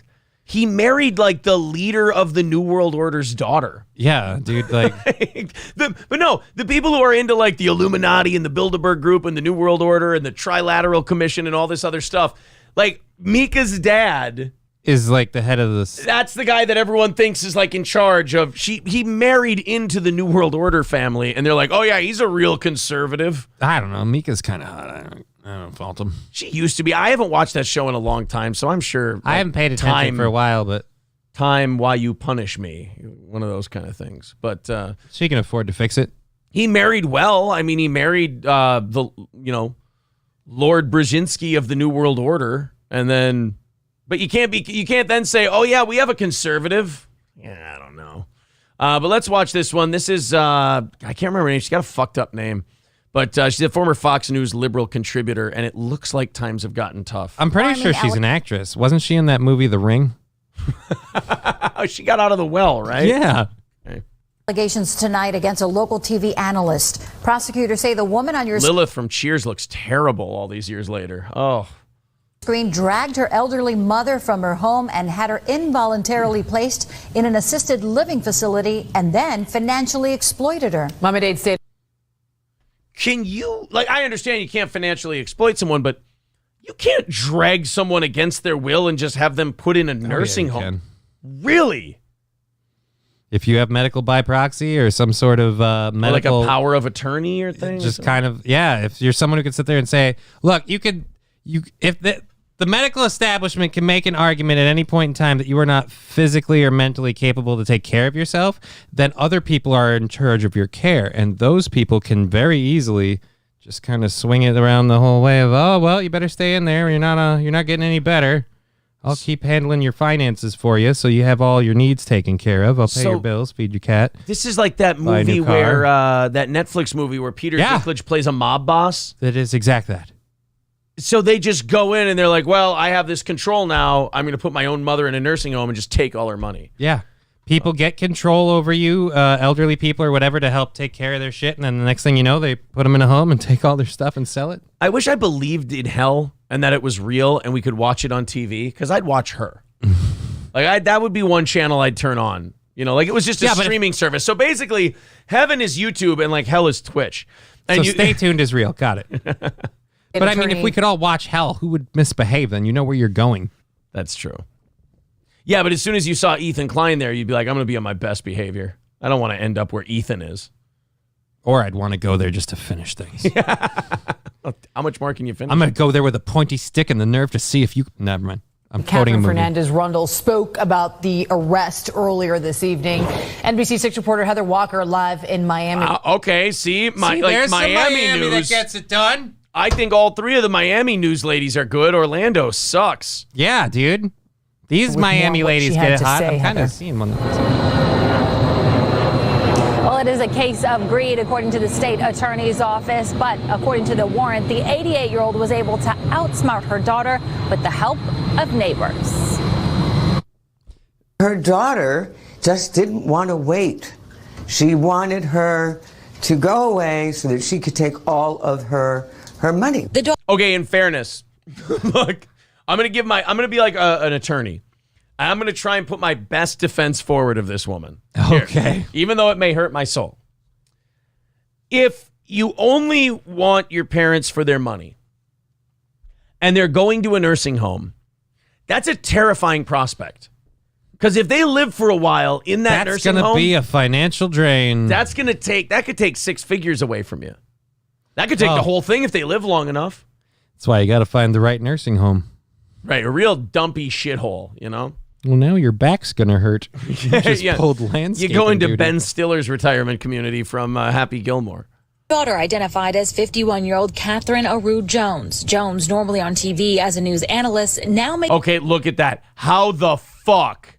It's called makeup. It's called pounds and pounds of makeup. A goddamn lie, and women should apologize. I think if a woman, we should create a gradient scale where if you're a certain ways off non-makeuped from makeup, like there's a legal punishment for it, like burqas. You're not allowed to look better than this. You're well, no, 5, like if you go, to me, a woman tricking a guy and then fucking him and she wakes up in the morning and she's too far off the gradient scale, that's almost as bad as not telling him you have a dick. Look, I'm just saying, if her face stays on the pillow, that's the same as having a cock. Okay, look, let me ask you this. That shows up with this makeup on. Making the okay. news. But then turns into this. Oh, not that. Not that. Not that. Oh, dude. There. It turns into that. That's a weird actual kind of progression that you could have. I know. See, that turns into that. Well, we already made the Ring reference. I feel like I can't bail out of that. Okay, so let's say you have that turn into that, or you have someone with a slamming body who looks fucking great, but they have a dick. Which one would you rather be tricked by? The woman who ends up looking like her. Goddamn moral dilemma. Or someone with a great, like everything's great about them, they just have a dick. Which is a worse lie? See? The dick one, I have to say, is the worst lie. The dick is still the worst lie. The dick is still the worst lie. Because, and I don't mean to say that it's okay because it happens so much. I kind of have this rule where, like, when I meet a woman, I start gauging, like, how thick is that makeup? Like, if it were socially acceptable, I would just splash water in every woman's face that I meet. And they'd be like, why? I'm like, I want to see how much of you washes off. We call it the Kasulis rinse test. Is what we call that. In the news herself for the brazen ways she allegedly tried to get her mom's money. This lady was taking advantage of a situation, and that's really sad. I mean, I know that the Bible says, judge not lest ye be judged, but I'm going to go ahead and say it. This woman sounds like a real jerk. That's the reaction from neighbors who investigators say tipped off police to the crimes. Investigators telling us Jones, along with her boyfriend, allegedly dragged the 88-year-old from her home to get her locked in an assisted living facility. Neighbors saw the mom's shoe left in the driveway and the home left open and called police. Didn't even get her shoe, close the door, turn off the lights. How rude. How desperate are you for this lady's money? Right? Like, I mean, if you're that desperate for her cash, either she has to have so much that you know you're not going to need anything ever again, or you have to realize that that's not going to last you very long. I don't see you being a thought-out person. This is not the first time Jones tried to lock up her mom. The state attorney's office says Jones tricked her mom into believing she was going to get ice cream with her granddaughters, when instead they put her in a locked facility. Put her in a bag and beat her with sticks. I mean, this woman's a real monster. Hey, Mom, we're going to take the grandkids out for ice cream. Oh, that sounds wonderful. And you're locked in the, like we said, the Ben Stiller Happy Gilmore place at the end of the day. Ew. The state attorney's office says the 88-year-old was able to call someone to help get her out. Now the daughter is the one who needs help to fight the multiple charges against her. That's okay. Take your time. My mom. Yeah, and that's interesting. But in the meantime, See, judges aren't supposed to have an opinion when they're just reading out the arraignment and everything. But this woman's like, "Oh, so you're a giant piece of shit." Okay, that's interesting. It's good. Good. Not have any contact with her until we straighten out this case. Now, investigators say they found more than $220,000 in Jones's account. They also say that she attempted to open multiple credit cards in her mother's name and made multiple attempts to gain. I know a certain gentleman in Florida who would be a great catch for you. You guys have very similar interests. And you're in the same region. It could work. I'm just saying, like, maybe it would calm you both down and you wouldn't be so miserable. The access to her mom's property to gain ownership of her mother's home. Reporting live in Miami, Heather Walker, NBC 6 News. She practices that every morning. Does she? Heather Walker. And then her little Bob boyfriend gets a boner. It's a great way to start the day. Scarface with $4.99 says this was the chick that Tucker used to bring on to mock crazy liberals. Oh, okay. Well, at least she's living up to the brand. You're starting to get the picture now. 3:05 into tomorrow morning's goal already. Thank you guys very much. Very cool. Very appreciative of all that. Let's go in and skip around in the chat here. Hate when people praise the celebrity about their looks, but they don't realize they don't look anything like that once you strip the makeup off.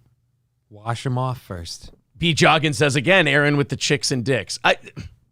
I was trying to present a moral conundrum. Look, someone just has a secret wish that they can't admit to themselves yet, so we have to sit here while he works through it. Jesus Crucified by the Right says, working at McDonald's is hard, bro. Yeah, I get it. You could just steal from your mom. Feeling pretty good about my looks right now. I guess Fox didn't pay her that well. Well, now that it makes sense now. Like now that Tucker brought her on to look like a crazy lefty, it makes sense that she is crazy. Looks like a yeah, she didn't just look like it. She is crazy. A fucking method actor, this one. David Chandler says, I better give it all away before my kids get any ideas. Well, definitely don't treat your kids like shit. You know, I mean, don't give them a reason to lock you in. Well, that's the thing, though. If you spoil them too much, they start just getting an entitlement sense. That could lead the same way. Like, you're just a bank account to me anyhow. So, yeah. I don't know. That's true. Okay, that's it. Spend all your money before your kids can get it. I mean, is it better to have your kids, like, you know, putting you in an assisted living home to come after your money? Or is it better to, you know, not really know your kids that well until you meet them at the strip club? Either way, your responsibility, each scenario. Your responsibility.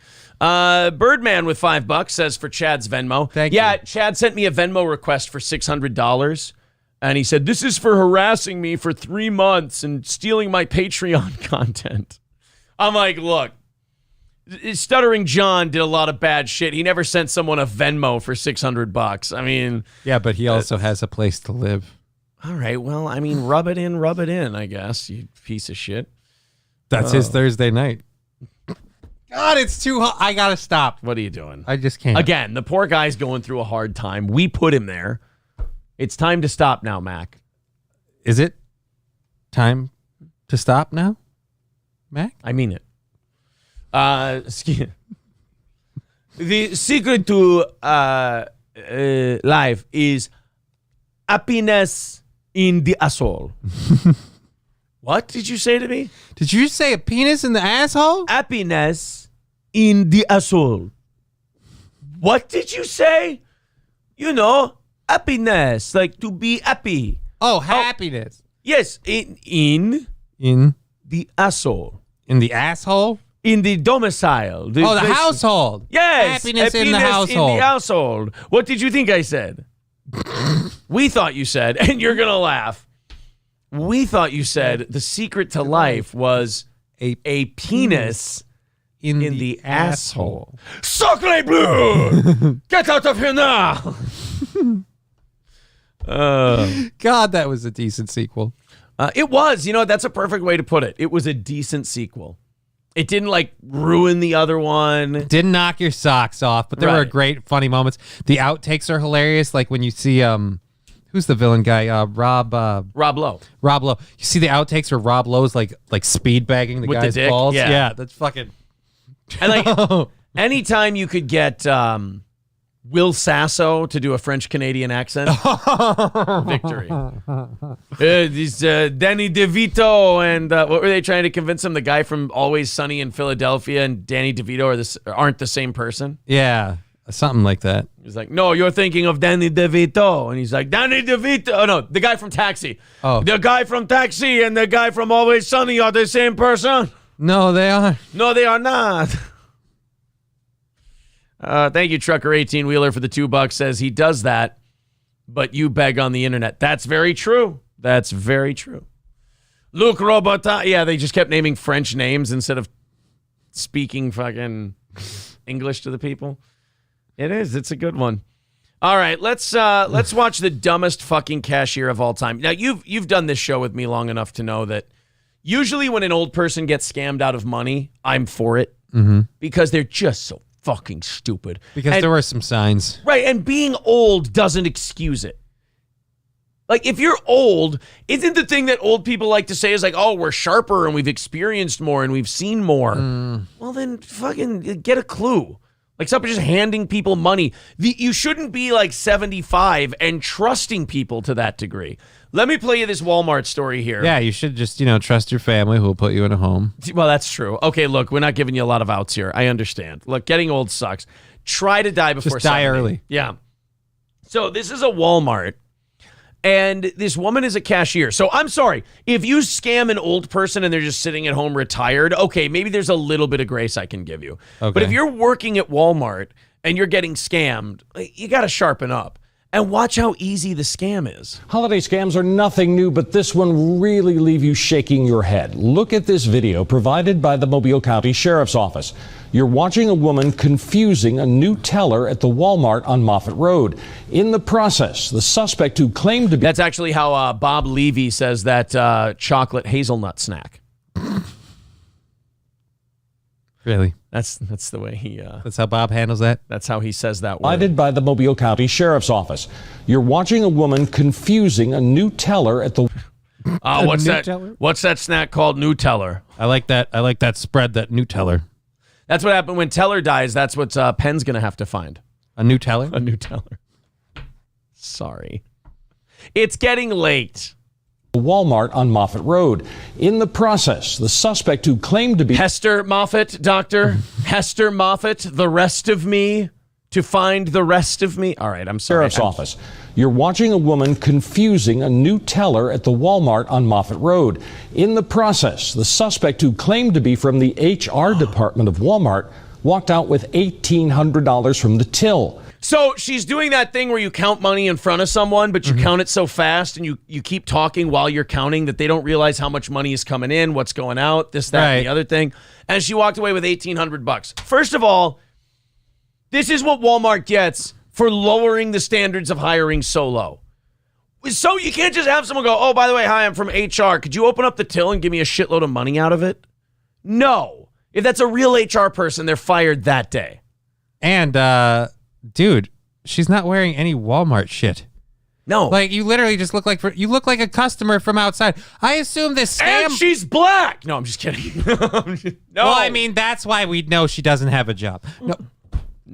No. That's why we know she works at Walmart. Not as insulting. Improvement, I would say. I'm sorry, you were saying. She's feeding 3 kids on her own. Deputies say the woman was working with a man who kept the clerk distracted. In the end, the two left in two separate vehicles. Now, here's where you come in. If you know anything about either suspect, call the Mobile County Sheriff's Office at 251. I know she's putting the cash in her purse. 8633. You know, like HR always does. They just fold it and stick it in their purse. HR always tells you to empty the till and give the HR person a bunch of money out of it, and then they just put it in their purse and walk away. Like, I feel bad for it's probably some really old lady, but they had to have fired her, right? Or door greeter duty. You have to, you at least have to get her away from the fucking till. Oh, God. How do you... I've worked at Walmart before, man. How do you... You don't trust anyone that just walks up to you and says something like, right. Oh, by the way, I'm the CFO. I would like to take all this shit without paying. I'm the CFO, and one thing in your contract says you have to blow me in the back room whenever I demand, so we have to go back and you have to suck my dick. It's as plausible as, hi, I'm from HR. Could you just give me a shitload of money out of the till? Ugh. Hi, you haven't met me, but I'm your boss. I need you to go, pull my putt in the bathroom. Yeah. Don't ask why. Don't ask why. It's just part of the job. And don't tell anyone you did it. They all know. Reeling, Minnesota says here because of Simpcast. Well, welcome to the program, sir. Hope you come back tonight at 7 p.m. Central as well. I'll get hotter by then. Yeah, for as you guys call it, the girl. That's what I'll get sometimes, especially when like Oz is, you're like, where's the girl? Because she'll have been on the night before. Oz will be here. You guys actually might get April tomorrow morning too, because Oz sounds like he's already angling for snow to be falling. I can always drive in. It's not that far. I don't mind. Yeah, but now they're all here because of Simpcast, so what the fuck am I supposed to do? Put me on and disappoint them. Don Lemonade says, I worked at a gas station in high school. A dude came in and hustled one of the cashier girls like this for $600. Never understood how. Would you guys like to watch a video on that? I've seen it before. Okay. It's like sleight of hand and distraction. So you go and here. And I can understand that. But the part for me is counting. The part where you believe the bullshit story that lady gave, at least. Yeah, the change raising scam. That's what it's all right, called. well, she didn't do a change raising scam on her because she just kept. No, she came in there with certain bills and then started counting out and going, okay, I need you to give me this for that. And then boom, boom, boom. And you just start. Again, if it's a fucking old person, it's easy because they take your word for it because they can't keep up. It's in one channel. If we've got a different one, I would love to do that. Sleight of hand scam goes wrong. What's it called? Here, let's just type in change raising scam. How to do the change raise scam. All right. Yes, ladies and gents, I'm back. Full of myself. The perfect heist isn't complete. This time, I'll show you my secrets up front. See if you can keep up. He's a fucking douche. Yeah. Douche and a half over here. This is someone who thinks he's going to just be like famous on the internet because he's like reasonably attractive. He's like, I'm just going to lean in. This video has 1 million views, fuckface. Yeah, so he's not wrong. Yeah, it's true. You weren't saying he was wrong. You were just saying that's what he thinks. That's what he thinks. Okay. And it's working. All right. You are correct, sir. I'm just jealous I can't play that game because I have a mirror and realistic expectations. I have to get by on my ability to be funny, and that is middling at best. Yeah, we've only been able to survive because of your choice of wife. And targets. Yeah. Until one of them fucking short-circuited. So we're going to do Opie today. Opie's a pro. I've actually learned, like a lot of the people we bust balls on, I've come up with a new appreciation for them this weekend. I'm like, what a bunch of professionals. They're willing to take this shit and move on. All he did was block me on Twitter, which he 100% should. I'm a dick. Yeah, because everyone's past it. It's over. God. Jesus. Hey, man, I just want this USB stick, thanks. Sure, that'll be $20. Little did he know, I had a change raise scam planned. He'll never see it coming. Sure thing, man. Do you have change for a $100 note? Yep, that should be fine. Okay, 50, 60, 70, 80. Change for 100. Perfect. But this is where it gets tricky. This is gonna blow his mind. Why do they have British voices, and then They're in when New Zealand. That's a New Zealand accent. Okay, but then why is it when it goes to like the voiceover, we get an American accent and it's gonna blow you? Like he's leaning too hard. You really hate this fucking guy. Yes. I really don't share your hate. That's I find your him a problem. little gay. I feel like he's accomplished more than he should have. Okay, so just say jealousy. Yes. Okay, fair enough. I said jealous at the beginning. All right. Sorry. But this is where it gets tricky. This is gonna blow his mind. I've actually got quite a few $10. Do you mind if I change some with you? Maybe 50 bucks? Yeah, okay. Sure. 50 bucks. Great. 1, 2, 3, 50. And here comes the old You see how fucking stupid you have to be to fall for this? switcheroo. I don't think that quite works. That's just 40. That's not enough. Whoops.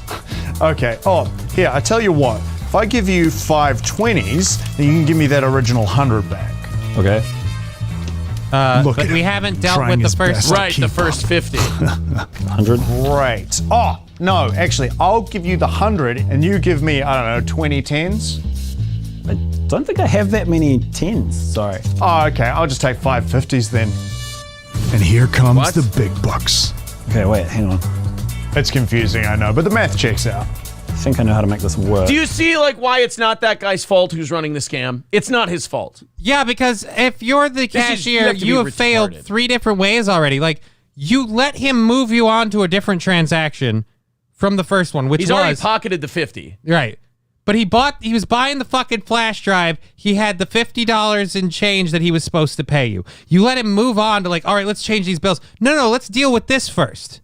Let's deal with the $10 you still owe me, ass fuck. Right. I'm keeping up with it. I'm retarded. More money. Sounds good to me. Okay. So, give me the 100, and then I'll give you 3 50s because of what we did earlier. If you give me the 20, I'll give you a 10. Okay, look, you take the 100 back for now. Perfect. I'll take your 50 for a 20, and now I can take back your 100 and give you 150 that I will then immediately swap for a 10. Your 2 20s for 1 more 10, and the 10 for your 20, and I'll take 1 10 back. And I think we're good. Does that math check out? Yeah.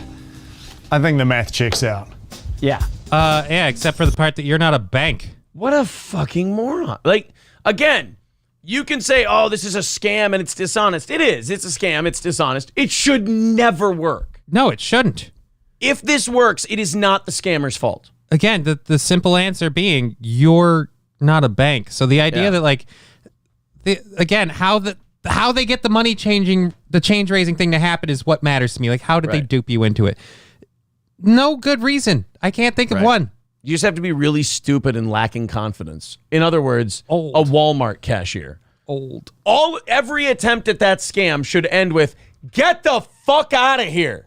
Like that should be the end of that scam every time. No. Don't even do that. Every attempt with that scam should be, hey, security! There. And then boom. Yeah, then they say, Watch get them. the fuck out of here.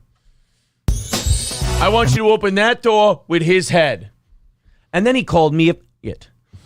I'm going to get a couple of hard pipe-hitting Walmart workers. You put your shoes up on the counter, you shit-kicking hick. You called my cashier a... And that's it. The perfect heist. One last job. They won't even know they were hit. I think All right, so that's how you do the change raising scam. Here. Let me shorten that up. Here's how you do the change raising scam. Find a fucking moron. Find a mark and take them down. Exactly. No way a clerk is letting this happen, says David Chandler. Bob says, what cashier would put up with that? I have no idea. Apparently at Walmart, one of them did. Because they believe someone who just simply said, I'm from the HR department. Yeah, I'm from the HR department. Empty the till and just start change handing up me some money for me. I don't want to get in trouble with HR. Fuck. Yeah, but that's, again, where, I mean, if you're going to be one of those people, it's going to be so... Like, I hate to be... to use Corey's term, you're going to be so milquetoast about it, you're not even just going to have the balls to be like, you know what, how about I go get my supervisor to help you? Yeah, exactly. Because you'll notice when you pull scams, handing someone money out of the till. Like, you're pulling a scam like that, if you're like, oh, well, let me go get my supervisor, and then they speed off. Oh, I guess you don't work for HR. Like, Jesus. Steel Toe Motor or SC Motorsport says, "Can I exchange my Steel Toe Morning Show sticker for 5 VIPs?" Why not? Right? Same concept. Jack Zim says it wouldn't work with Gino. He has an abacus. Yeah, but he's gay. He's gay. Gino's not funny. Gino's gay. The audience is going to make you lose your voice just by bringing up Gino and watching you go up. He yelled so loud when I was on there about how gay Gino is and how unfunny Gino is. He broke his headset. Like his mic cut out, and he had to do the rest of the thing from his computer audio. You said he has a headset mic? With a mic, yeah. He doesn't have just a nice XLR? That's what the whole thing with us started with, was he was like, oh, and Steel Toe said he doesn't like my headset. Do I sound okay now, Steel Toe? And he goes, where's Crutches? He's yelling about that. So I busted his balls about his headset on the show, and then he started yelling about Gino and the fucking headset cut out. Oh, it was funny. Misery loves company. You'll like it. SH says he probably got something from her before. I noticed what was going on, but at least we stopped it. Some guy came into the restaurant and tried this on the teen girl I was working with on a Saturday night. I stopped what I was doing and butt in. Told him, we're not doing this. We're not a bank. Yeah, that's because like young people and old people could probably be scammed by that. Well, young people, I could understand them getting pushed more. They don't want to. They want to just jump in and lose this job because this is my chance. I'm starting out. Yeah. K-Fur says, join us for the BS show featuring Mike Morse on Patreon for the Bob Levy Morning Experience. They're on at 10 o'clock Central Time. We love Bob. Bob and Shuli and Mike, all friends of the show. Fantastic. But I don't know who the fuck this K-Fur is. I don't know what association he has with these shows. I don't think he does. I think he's appointed himself. Because like I know all the guys who run those shows. Yeah. I just write to him and go, hey, K-Fur, ? And they'd be like, yeah, not one of ours. Good guy. Good enough guy. Big fan, but not one of mine. Scientists ran an experiment. This one's disgusting. What? So, like, you go to the bathroom. Yeah, most of us do. Everybody poops. You flush the toilet. I mean, if you're fucking polite, I guess. Yeah. I don't know why I never thought of this before. But, like, you're basically shooting shit and piss into the room and into your face. Well, I mean, I put the lid down before I flush, but yeah, it's getting out there. Yeah. K-Fur, we're going to go ahead and, like, just time you out, buddy, if you don't just chill and be part of our show. All right? We like those guys. We plug their show all the time, but you're being obnoxious now. You're just being a little obnoxious. Shecky Comeback says, will you post that on Twitter? Yeah, just post it on Twitter. And move on. Fucking relax, buddy. I know you're excited. You're on another show. You want to make a good impression. Just take a breath. We gave you a little bit of rub. You got a chub. I get it. Just calm down. Take a breath. Calm down. We try to be nice to the new ones. So this is an aerosol visualization of what comes up when you flush the toilet. And I'm really sorry in advance that I'm doing this to all of you. Yeah, because I'm not going to have an appetite after this show's over. Great. This is what happens when you flush the toilet. Now remember, there's pee-pee and poo-poo. There's the pee-pee and the poo-poo. They eat the poo-poo. There's all kinds of shit in the toilet, literally and figuratively. Here's what happens when you flush.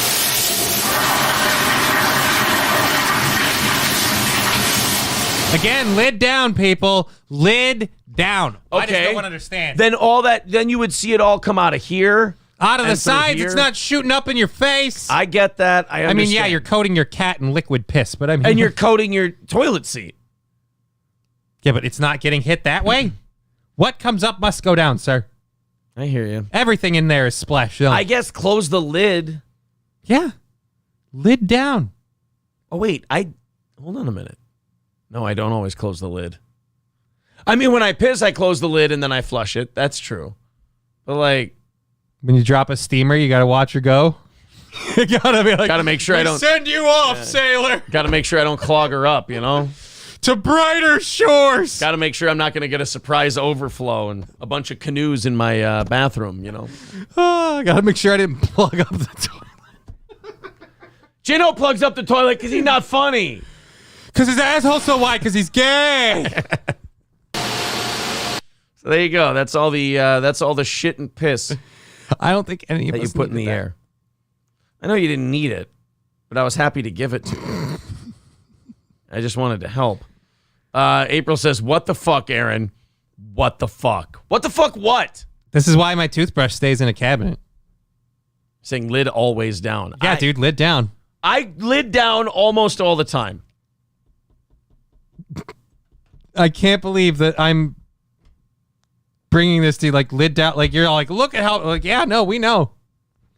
That's why we keep the lid down. But sometimes, you know, when you do a toozy, you're not necessarily done yet.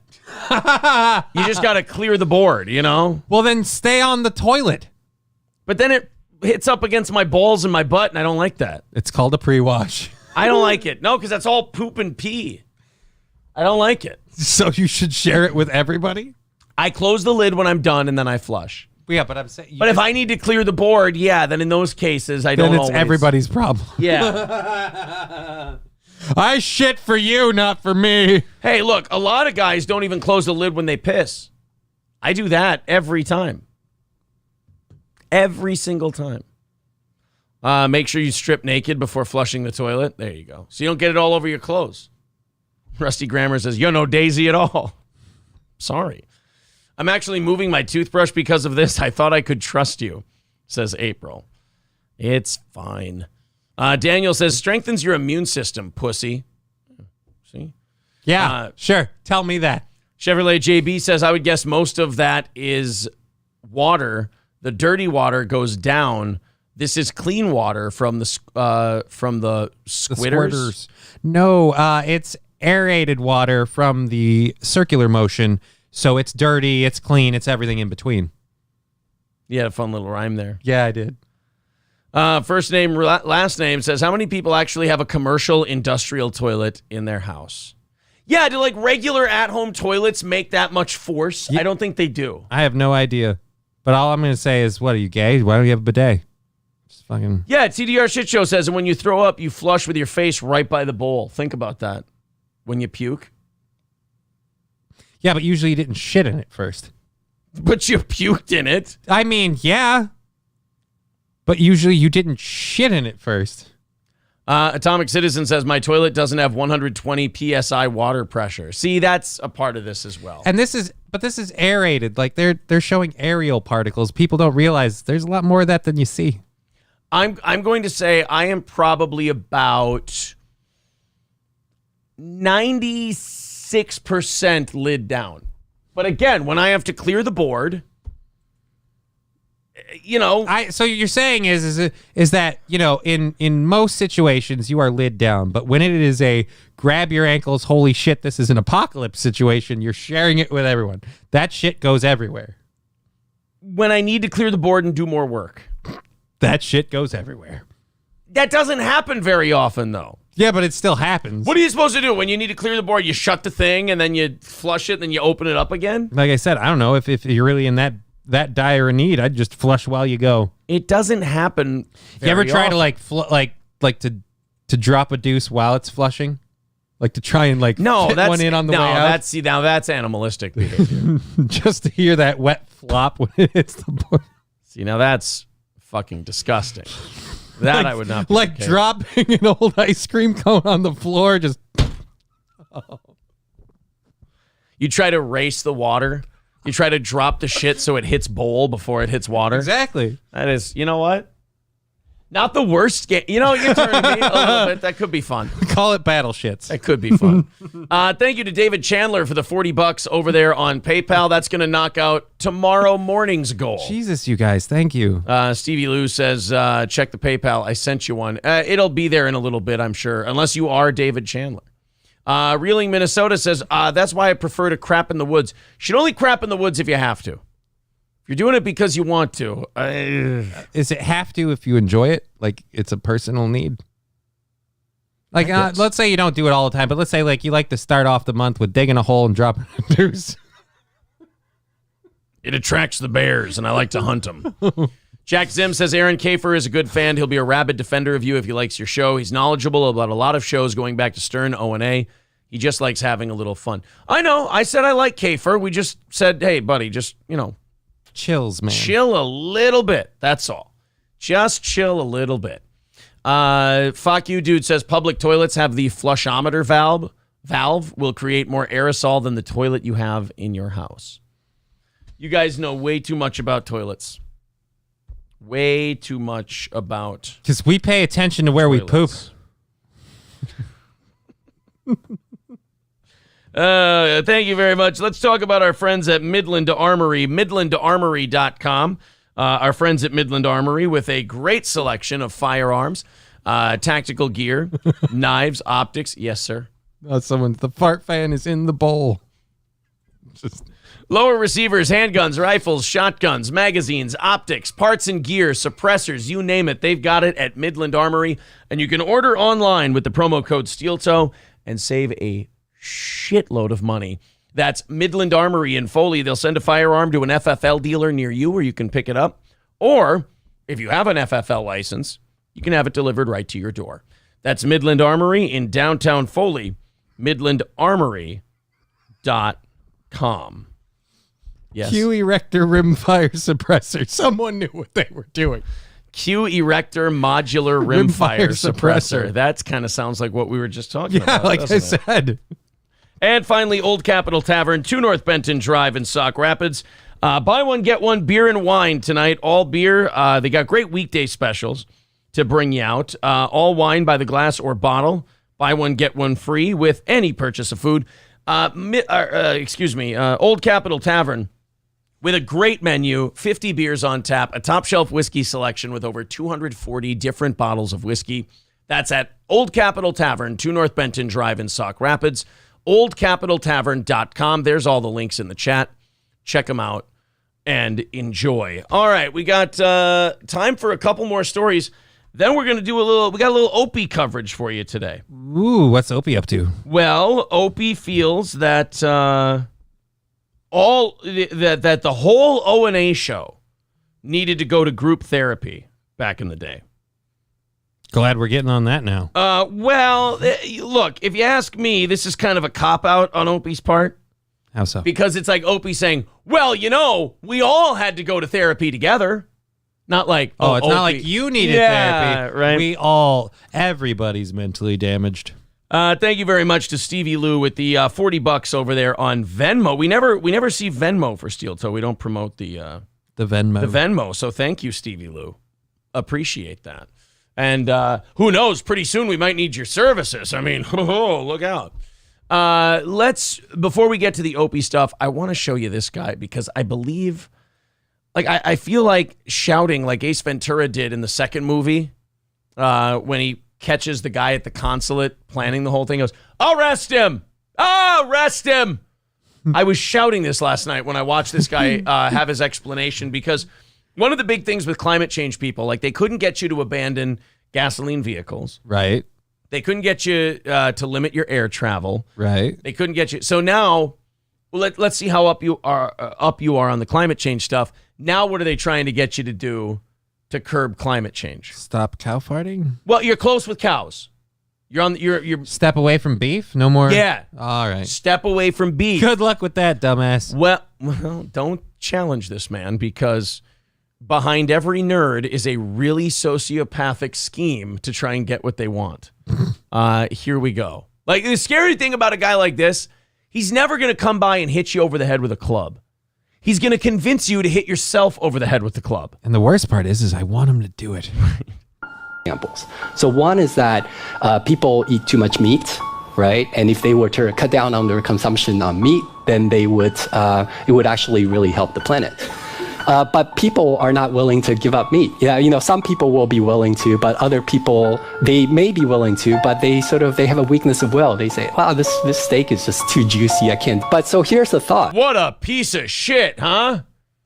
Okay. I just really like eating this stuff. I like enjoying my food. Yeah. Well, you need to stop that because the planet's in trouble.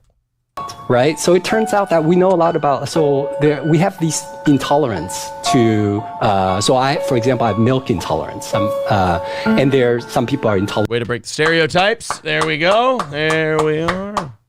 Milk intolerance. I feel there's some people with some hats you don't like either. Intolerance. And some people are intolerant to crayfish. So possibly we can use human engineering to make it the case that we're intolerant to certain kinds of meat, to certain kinds of bovine proteins. And so you want to fuck with people so they can't eat meat? Yes. Arrest him. Arrest him. Arrest him. Please arrest him. Pretty please arrest him. Greenwald, the light. The switch by the door next to you. Go for it. All right. Shall we go to jail? There's actually analogs of this in life. There's this thing called the Lone Star tick, where if it bites you, you'll become allergic to meat. So that's something that we can do through human engineering. We can kind of possibly address really big world problems through human engineering. Again, there isn't any evidence to prove that us all stopping eating meat fixes any of your climate concerns. But the deadness in his eyes when he's just saying this shit. We can just simply change people. Like, he's just going, well, see, there's a tick that if it bites you, you can't eat meat anymore. So maybe when you're a baby, we could just put the tick on your face and it could bite you and then we're good.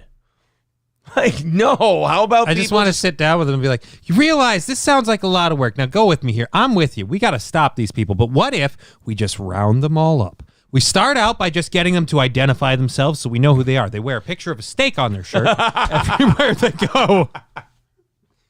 And then we'll be like, you're one of the beef-eating motherfuckers. We take away their businesses. We take away all their other items, their other objects. Take it all away. And then we put them in camps. And then we let them know that as long as they start behaving to a meat-free diet, it'll be okay. We let them work off their problems and remind them that as long as they're willing to commit to a life of broccoli, we might have a chance. Oh, boy. I don't look. I will laugh at this man. I won't. But I will not underestimate his pursuit of trying to accomplish what he's talking about. I want to keep a freaking active check on where is he in the world. Yeah, what's he doing? Who's he speaking to? I mean, it's not like in the last 3 years we've been doing experimental science with, genomes and genomes are gay. Genomes aren't funny. It's not like we've been, fucking around and mutating shit and condemning the whole world to shit for years. So it's not like we're all part of one giant human petri dish. Right. God. Hulkamaster Baby says, that explains the mental illness, that explains the climate change, and that explains the video you just made. Damn, I'm good. Yeah, can you feel that, buddy? Huh? Can you feel it, Captain Compost? Oh. Let's rewind that.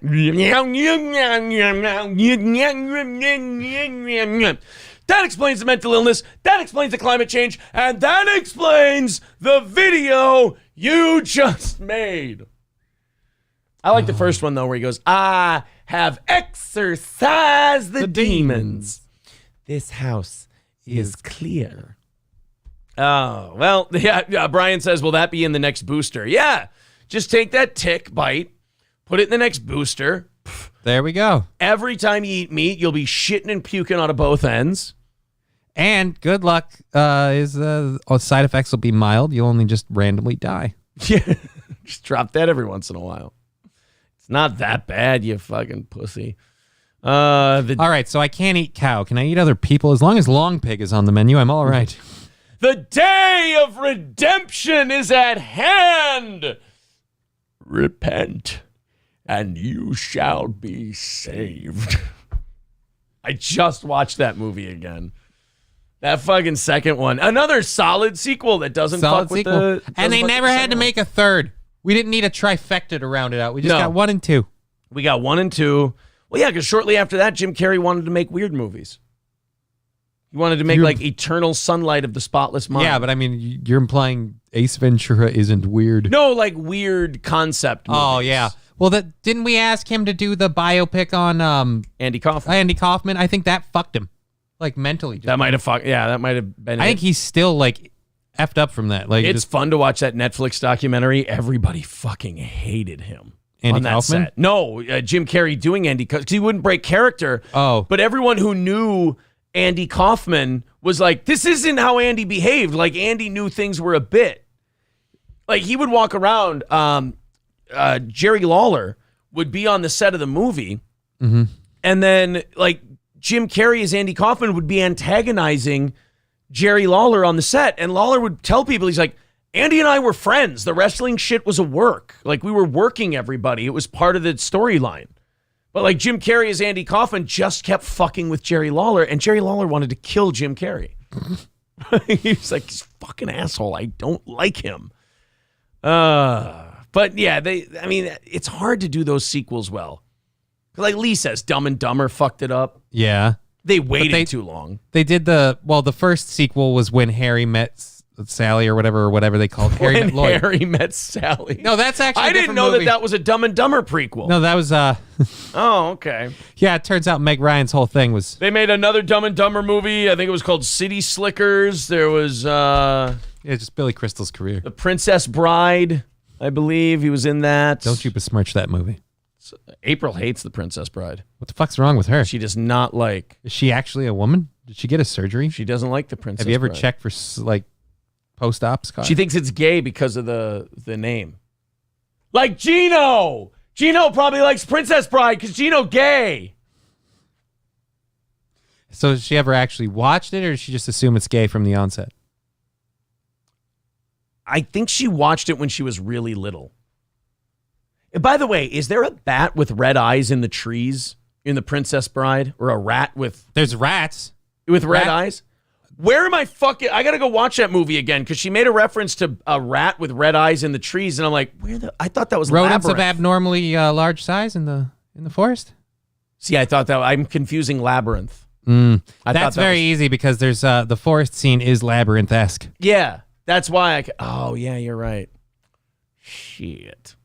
Oh, well. The difference is nobody had anyone's hand up their ass in that scene from what I know. Unless Carrie Hughes was in. Well, it's Hollywood, and Carrie Hughes needed a career. So, I mean, you got to that just explains what he had in his mouth. Yeah, you got to I mean, look, you don't go from Princess Bride to then having to do Saw to make a comeback. I mean, without somebody, you said no at some point to the fist up your ass. You made the mistake of thinking you were talented, and that's why you're here. And what you didn't realize, it was the willingness to be fisted. The willingness to take a hand. Yeah, that's all it was.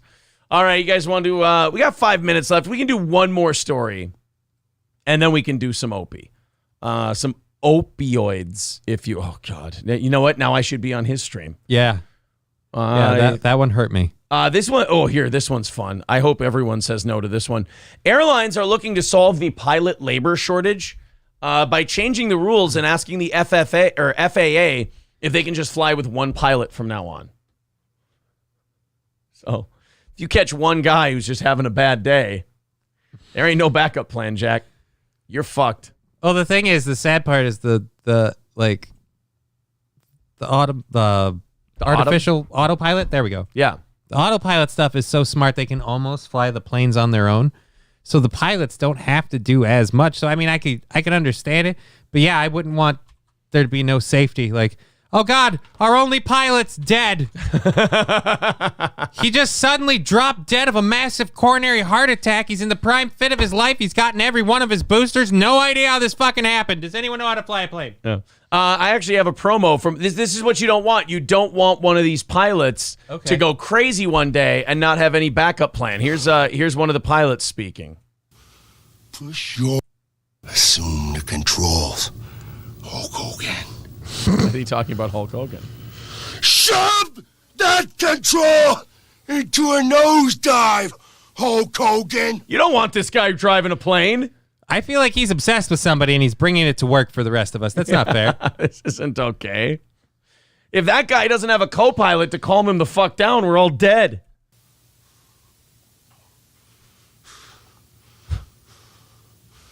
Push yourself to total self-destruction. See, like if that came over the radio, I'd be fucking shitting my pants. All right, stewardess, how do I push myself to total self-destruction? Do I put does the tray table need to be up? Load the spaceship with the rocket fuel, Hulk Hogan. BITW, awesome. Fucking Ultimate Warrior promos were the best. They made no fucking sense. Then you will be close to parts unknown. It's almost like they were loaded up on drugs and just fucking cut loose on the camera. It's almost like in the 80s they were all doing steroids and cocaine. Yeah, who knew? God, it was a better time then. I was born in the wrong era. Yeah. I was born too soon, like Rob Reiner in Wolf of Wall Street. I'm a product of the 80s. Yeah. Sad part is, wish you could have been around in the 80s for the product. BITW says, then they did a rematch in WCW that was terrible. What? You thought that the failed Fireball was a bad idea? There's no pleasing everybody, I guess. Yeah, you don't want your pilot coming over. That's why you need two pilots on a plane. You don't want the one going, take this plane into a nosedive. And then you're like, he's just kidding, ladies and gentlemen. He hits them with a candelabra that they just for some reason have. If you look out your window, you will see parts unknown. All right, good. We got a backup. we got a backup pilot. Who is it? Oh my God! It's the Undertaker. Oh my God! That's not good. Now soon you will all rest in peace. Oh, this is the worst flight ever. I should have never chosen Spirit. This was a bad idea. Well, I'm going to be landing at the Strip, only the word is more like crash. The Strip, hey, listen, Daddy, we got one engine shot to shit, 0 fuel, and we're dropping too fast. The Strip is where I'm landing, but the word is crash. Did you ever hear this pilot from that plane? He was here. We can get it for you. Again, an example of why we do not want just one pilot. Right. You don't want your pilot saying this over the there. Same thing is going to happen in this fourth-quarter match. In WCW, we take what we want, and after we take Lex Luger and the Giant, we want the gold sucker. Hulk Hogan, we coming for you, nigga.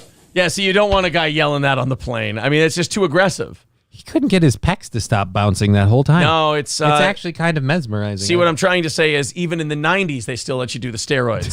They just cut down on the cocaine a little bit. Dicks. Yeah. The party fun. Yes. That's true, SC Motorsports. You're on Spirit Airlines, and the Ultimate Warrior gives you the promo, and they're like, oh, shit, we got to stop him. Who do we have left? Flavor Flav! And you're like, oh, shit, we're going to die. This isn't good. Oh, no. Owen Hart is the pilot. Oh, he's jumping out. Oh, shit. That's not good. Oh, no. Now Chris Benoit is strangling the passengers. Oh, shit. He's strangling himself with the microphone cord. God damn it. Mr. St. Caesar says, did you see where Vince McMahon said the N-word on pay-per-view? Yeah.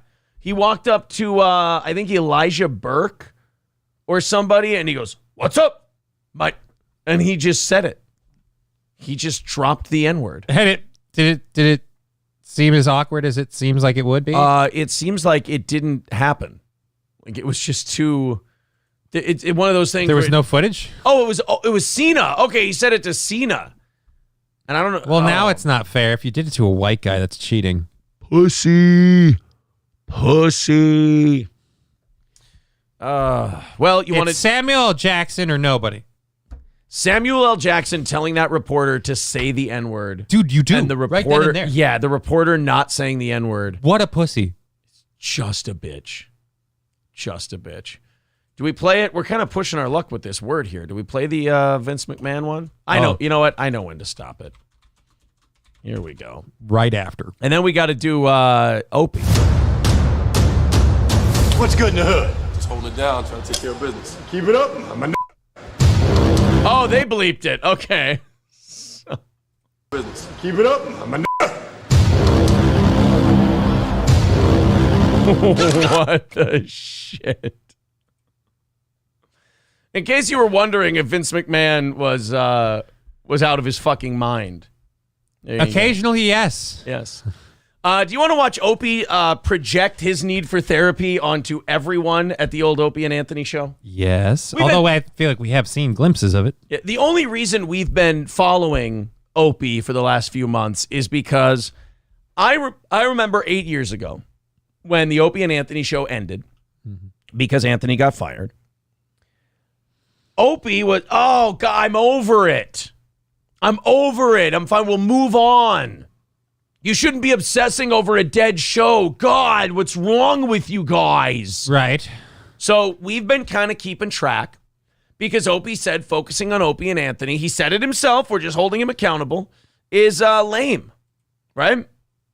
Yeah, but he keeps making videos about it. Well, that's kind of the conundrum we find ourselves in. So let's play a little Opie this morning. This is Opie, and if we have time after this one, he also wants to critique Joe Rogan and his performance as a broadcaster. Why are you laughing? Because I feel like even, like, don't get me wrong, the Opie and Anthony show is a part of, like, broadcast history and part of, like, for at least in my generation and yours, I'd imagine, like a cultural zeitgeist thing that you can't ignore. Right. But to that extent, the Joe Rogan experience is vastly more successful in terms of the amount of people it's reached, the amount of people that follow it. It'll end up being more popular than Howard's show even was. Probably already is. Or how long is it? Yeah, because it's been on for at least 10 years now. Yeah. It's getting there. Everyone thought that when he got bought out, that was the end of it. Joe's going whatever. Like, it's huge now. He's still huge. As big as before. So here's Opie. Now, it has been a lot of people's contention. We're not the first people to say this, that Opie has some personality traits that he may need to work on a little bit because it seems like everyone from the Opie and Anthony show still all talks to each other. Right. But they don't talk to Opie. Now, how do they get a hold of Patrice? Well, a Ouija board, actually, a Ouija board. And they just, but they can't let Anthony run it because it just goes to N. You're like, Ant, I feel like you're doing that on your own. I think you're moving the thing. It's the spirit. It's the spirit. It's the spirit of Patrice. He's saying they're all good for nothing. Patrice would want it that way. So Opie goes on here, and he does something very special. He points out that he needs therapy. Because they all need therapy. You see, all of the people who have developed these adult relationships with each other after the show's over, they all need therapy, not the guy who everyone else has shunned and abandoned. All the people who went on to continue pursuing a career and, I don't know, just fucking moving on. And have each other's phone numbers and contact each other. They all need therapy just like you. Okay. O&A rocked. I had no idea it was so dysfunctional while listening back in the day. It was... I did. You guys fought like once every quarter. There would be a grape fight. There would be a fucking who dumped out of what fight. Come on, guys. Pay attention. It was incredibly dysfunctional, sadly. Everybody hated each other. It was just... No, time the fuck out.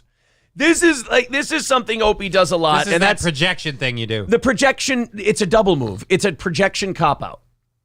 Everybody hated each other. There's the projection. He hated everyone or everyone hated him. But the cop-out is, it's not just me. It's also everyone else. Like, I'm sorry. I've been a fan of that show forever. I've followed the people since it's been over. I don't think Anthony and Jimmy hate each other. No, I think they get along pretty well. I don't think E-Rock and Anthony hate each other. They're working together again. Hasn't Jimmy been on Anthony's show a couple times? Countless times over the last 8 years. So I don't. Okay, so we've got the projection and the cop-out double move. Let's see how much further. We're only 30 seconds in, and I skipped 23 of them, and I'm already Well, that's pausing. because he does his stupid, like, let me show you let me give you a teaser of what's happening. Got to have your teaser and your coffee. Exhausting. I mean, the big one everyone knows about now is that me and Anthony didn't get along for most of our run, but... What? And say it ain't so. And he's going to go back to this and talk about it again. And again, you can't yell at us for making fun of you. You're the one who keeps saying it's over. You're the one who keeps saying 8 years. It's dead, it's dead, it's dead, it's dead. Well, then it's really funny to watch you keep talking about it. And it's not like this comment randomly popped up. He has to choose these comments to put them on the screen. Mm-hmm. So you're choosing to put O&A stuff up there. And if you would just be honest and go, hey, when I talk about O&A, my views go through the roof. People really like me talking about Opie and Anthony. But you can't do the thing where you go, God, move on. It's so stupid. I don't care about Anthony. Fuck him. I wouldn't go to the Radio Hall of Fame. Fuck him. I wouldn't have Thanksgiving with him. I don't care. He's Zumakian in that way. You don't realize the call's coming from inside the house, my good guy. Only one talk about O&A is you. We all needed group therapy. Look, therapy's about adjusting and moving on. I think everyone else is kind of fine. Look, I saw Jim's Monster Rain comedy special. Yeah, he needs therapy. That was just scratching the surface. Take a nice big sip. Booze. It was exhausting. It was it was a group of very talented people from top to bottom, and you were at the bottom. Well, then there was Anthony and Jim at the top. Then there was like E-Rock in the top quarter. Then there was like Danny Ross at like the bottom 10%, and then there was me and Dennis Falcone. Man, there was a lot of problems. There were a lot of problems. We needed group therapy. Or fire you. I mean, either one, whichever one you call group therapy, or we let Opie go. Like either way. It'd be funny actually if they had. I wonder how that would have gone. The problem was that was the name of the Opie and Anthony show, and then Anthony and Opie or whatever. Hear me out. Put E-Rock on the board. Have E-Rock introduce topics or take calls or anything like that. I keep forgetting that's really all he did. Yes. Hey, ready? Of all the clips you've watched of Opie and Anthony, what's the funniest thing name me a funny thing that you've heard Opie say? God, but that's from this. You're saying he's peaking with the Opie podcast. We've got something now. We got a catchphrase. Like I can tell you right now, there's one where Jimmy is being angry Jimmy, and he's yelling at a farmer, and he says to him, what are you doing farming anyway? Shouldn't be farming these days. Should be in computers. It's very funny to me. Or Anthony, they were listening to, I think, the Beatles, Get Back to Where You Once Belong, and he went, that's my song about Africa. Like, you can name a funny thing. I think Opie one time said the word warsh funny. That's hurtful. Opie took a call once where a guy said something that made Jim say something funny. So Opie didn't even really do the setup there. He just kind of pushed the button. And you know what the funniest part is? Before he was a dick to me when I just asked for an interview. We were respectful. I was respectful. Before he shit on me for asking for an interview and then blocked me on Twitter, I went, you fuck, I defended you because I was a radio guy and he was a radio guy. Mm-hmm. And I'm like, no, Opie has a role. He has a certain way of doing things that helps the show. And now as I go back and think about it, I kind of have the realization that you do. No, you know what? You just wanted to defend him because he was the fellow radio guy. Because again, what the fuck were you doing? Right. I want to ask Anthony if he ever does agree to do this show. I do want to ask Anthony, like, when you guys defended, because there would be times people would call into that show and they would go, Opie doesn't do shit. And him and Jimmy would defend Opie's role on the show and explain to everyone what his role on the show is. Mm-hmm. And I want to ask Anthony sometime, if he ever comes on this show, how much of that was you authentically believing that? And how much of it was you not wanting to make things awkward in the studio? I'm genuinely curious. Yeah, but do you think he's going to give you a truth? Can he give you a truthful answer? I mean, Anthony? Oh my God, he would fucking spill it now. Yeah. Well, yeah, but I'm just saying in general, like, not saying that he can't give a truthful answer. What I'm saying, I'm misspoken that way. What I'm saying is, like, is his view going to be skewed by time passing? Oh, that he hates his guts? Yeah, and then just be like, oh, it was all covering for him. He was such a douche. I don't know if he actively hates Opie's guts anymore. I think he just kind of nothings Opie at this point. Well, again, it seems like most of the people from the O&A show really just kind of nothing Opie. And Opie's the one really like clinging Opie always turns on them. Yeah. We needed some kind of monster. Group therapy. Yeah. Oh, God, but we would all laughed at that. If someone suggested group therapy, we would have just said, oh, get the fuck out of here. That's usually how narcissists respond to that. Mm-hmm. Johnny, you don't need a fix. Johnny, go ahead and say, Aaron, you might need therapy. Might. No, go ahead. Aaron, you need therapy. It probably could help. There. I was really hoping for a stronger fight. No, it could probably help. Hey, let's take him to the assisted living home. He's going to be all right. We get it. Give me your checkbook. It's going to be fine. I had an experience with a therapist once. April's going to handle your funds. When I was getting divorced, and I went a couple of times, and the fucking guy just told me shit that I already thought, and I just hated him. Like he was like, oh, you're being gaslit by a master manipulator. And I'm like, I know that. That's what I'm telling you. I want you, maybe I'm a bad patient. 'Cause I'm like, I want you to tell me I'm wrong and tell me, or not tell me I'm wrong, but like, tell me what I'm doing. Tell me what I can fix to improve the situation. Right. That's where you looked at it wrong. You're right. Now go to the cops. Speak to the police. But like, I wanted him to tell shit about me. Tell her family. Tell her. You kept the ball rolling on O&A. People give you a hard time, but it would have went off the tracks every day without you. Of course. It's like your hair went off the tracks. Jesus Christ. I mean, I know you don't need the money, but when we're putting on a broadcast, can we just run a wet comb through there a little bit? I'm trying to figure, is that guy, is he bald or is that a chair? He might be a cruise ship comedy magician. Or he's a outcast from a frickin', damn it, now I can't remember the name. Or just a bottom. Yeah. You just settle there. S&M bottom. Fair enough. The show would have went off the track every day without you. Yeah, I don't know what they would have done. Like, say if they had Colin Quinn and Patrice O'Neill in with Anthony and Jimmy. I don't know how they could have made an entertaining show out of that. I mean, Opie. they just... Because Opie did a lot of that keeping the ball in the air when he sat there and said nothing. Like, I mean, there's actual work in keeping the ball in the air, but... Like, how are you going to have a good show with Colin Quinn, Patrice O'Neill, Anthony, and Jimmy if there's nobody to go, hey, let's go to Frank in Calabasas. What's going on, buddy? And then all the funny people go, okay, well, fuck us and what we were talking about. Let's go to Frank. You know, I brought,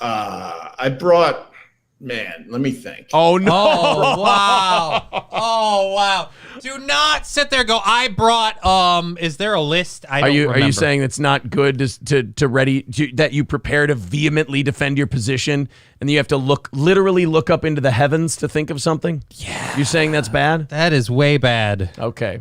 Well, see, now thank you. I won't do that in the future. God, Aaron. 15 years of radio experience to that show. And I surrounded myself with people that had literally no idea how to do radio. Do they know how to do radio all these years later? Yes. But at the time, I brought 15 years of experience. So you're saying around 1997, you became obsolete. I mean, that's not a good defense.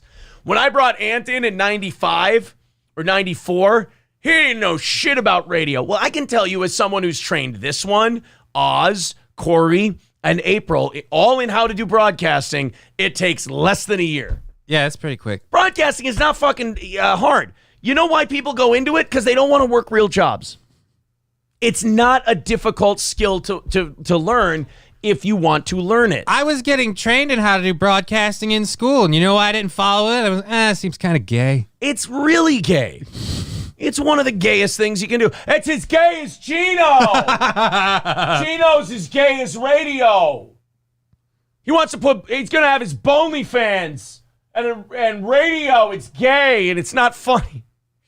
I love Kevin Brennan. But so Opie says, none of these people had broadcast experience. I taught him that. I want to, again, if I ever have Anthony on the show, I want to ask him, how much of the Opie shit was learned versus shit you had to unlearn? And where's the balance? Also, don't brag about how many years of broadcasting experience you brought to the thing if the only thing you have is that thing. Because it's like, right. I brought 15 years of broadcasting experience. Oh, yeah, that's right. Because before O&A, you were fucking tearing it up, weren't you? Just fucking the next big up-and-comer on the radio. Watch out for this jock. He was doing overnights. He's live at 5 in the morning. He's doing overnights in Long Island. So in other words, he's there to make sure nobody robs the joint and things keep running. Better career than Zumach, in fairness. Yeah, because it's a career. He didn't get DUIs until he was run out of the business. Those guys brought 0. And they know what I taught them, especially in the early years. You hit a button and you talk into this thing. All right, Anthony, when I hit this button, that means this thing is on, and you have to then be funny into it. Shit, I think I got it, Ope. All right, well, I'm going to retire. You don't make that the thing. Well, here's my contribution, a thing I could teach them in 15 minutes. No. Not beating the shit out of me. They know exactly what I did for them and how I showed them the ropes of this business. I enjoy. God, this is just... I've never heard Anthony and Jim have to go on any of their shows and explain what they did. Like, this isn't it. Like, we talk about insecurity, projection, cope, all that stuff. Like, nobody's sitting. Notice nobody's arguing with the guy. He is making an argument and yelling at people. Nobody told him he didn't. He's like, hey, sorry to hear this question. The question was, hey, I didn't realize how dysfunctional things were for so long. And he's like, I did stuff too, you know. Yeah, no, you're defending yourself from an accusation that has not been levied, sir. And not only that, it went from, yeah, we could have used group therapy because I knew what I did on that show and those guys didn't know about radio. It's like, group therapy, you say. I think they might want a few solo sessions first. Because they're gay. I'm watching your videos, Anthony's show and Jim and Sam. But to be completely honest, you guys were all great in the same room. Brings me back to the NAW days. Shit was a masterpiece. Thanks, George. It will. Let's say in some weird, perfect world. Do you think he's going to turn this into somehow him defending himself again from an attack that's not coming at him? I haven't watched this part yet. I think he's going to paint a scenario where they got back together and did the show again, even though he's already vehemently denied that even if that were a possibility, he would never, ever work with Anthony. Ooh, so he gets to set up the scenario so that he can debunk it. That's fun. You know what? Even if you brought Rosie O'Donnell here right now, I wouldn't fuck her. I'm the man. Like, we start doing that show again, I'm telling you, it's over. It's fucking over. Yeah, keep playing with your dishes. Even if we could have figured out some path, it is over. Again, that guy didn't say that. That guy just said, hey, you guys were great when you were on together. Yeah. He's like, if we were on today, it would suck shit. Not you guys, I watch your guys' show. I enjoy all your guys' show, but I think you were all really great when you were all in the same room. That's literally what he said. Could you imagine Opie's at a nice place where you got to wear, sport coats and shit, and someone goes, hey, Opie, that's a really nice coat. Thanks. If Anthony had a coat and he was here, it would be the ugliest coat you've ever seen. It would be an ugly coat, and it's stupid. And he just keeps screeping about all the... Screeping? He does screep. He screeps like a motherfucker. I'm a screep. All right, go ahead. No, it's all good. You're just giving up on it? Yeah, fuck it. Fuck it, it wasn't that good to begin with. The MS already kicked me out. We'll go forward. He can't talk. He's like Gino. Sorry. Because he's gay. He's gay. The guests and the people that Anthony has on his show and the shit he talks about, I don't want any part of that. You're right, because Anthony never had comics on the Opie and Anthony show, and he never talked about race. So it's... And of course, why would you want any part of that show? Even the viewership. Why would you want anything? Hard? What is so hard about just going, I fucking hate these guys, I'm going to rant for a minute? Because now you're just responding to something that nobody asked. And again, at a time when you're telling people, get over it. It was 8 years ago. It's not a big deal anymore. And the only one bringing it up is you. Everyone else is saying lovely, nice things and great memories they had about the past. And you're like, fuck those guys. I knew stuff too. Everybody's moved on. You're the only one at the bus stop saying, stop talking about the bus. God. He's yelling at a pigeon right now. Fuck. Good morning, Hope. Even though you don't like the topics on Anthony's show, don't you think the way he runs his show would change if you were involved? Probably, but I don't want anything to do with the guy. Okay. Oh, my. I will say this. Anthony had a show the other day, I think it was sometime last week, and he was talking about 70s movies. Now, I don't give a fuck. I don't care about the movies he was talking about. But I was listening to the whole fucking thing because the way he was talking about it, the passion with which he brought to the subject, I was like, this is really easy to listen to. Like, that's what a good broadcaster does. So to say like, oh, Anthony's topics, who gives a shit about the topic? Like, what's he saying while he's doing the topic? Does his audience enjoy his show? That's literally the only question. I mean, I don't like Sean Hannity at all. I hate the guy. But his audience likes his show. So, I mean... Someone would be like, "Oh, would you want to be on Hannity? Oh, fuck yeah! I want to be in front of his audience. Let him give me a spot." If you were wondering if April is taking this in good faith now or in good spirits, Chad is now responding to every one of her tweets, asking her why she won't follow him back, and he's begging her to follow him back. You were following me, then you stopped. What happened? Why won't you follow me back? April wrote to me and said, I'm convinced he can't stand me unfollowing him because he's desperate to DM me that phone number for help, and he can't. Poor guy. He just wants April to get him some psychological help, but she won't do it. God, just enjoy what we did. That's what we're trying to do. You keep shouting at us. Yeah, you're the one shitting on it. But like 2 people wrote you back to back talking about how much they enjoyed it, and you started yelling about therapy and Anthony sucks, and you did stuff too. And again, we all walked into a conversation none of us were having, Opie. God, just enjoy what we did because it sucked and I was the best. I don't like the person. I don't want to be around people I don't like. I did that for way too many years. You're whining. I don't want to do that. You're whining. And if it means I'm going to be extremely poor someday, so be it. I mean, easy. I mean, even bands that hate each other get back together when the money runs out. I mean, nobody was levying that accusation, but what are you not telling us about? Is there a content piece that you could have for your show that maybe has nothing to do with O&A? Fuck is going on here, Ope? I don't understand what you're trying to say there. Let's go into some of the audience feelings on this whole deal.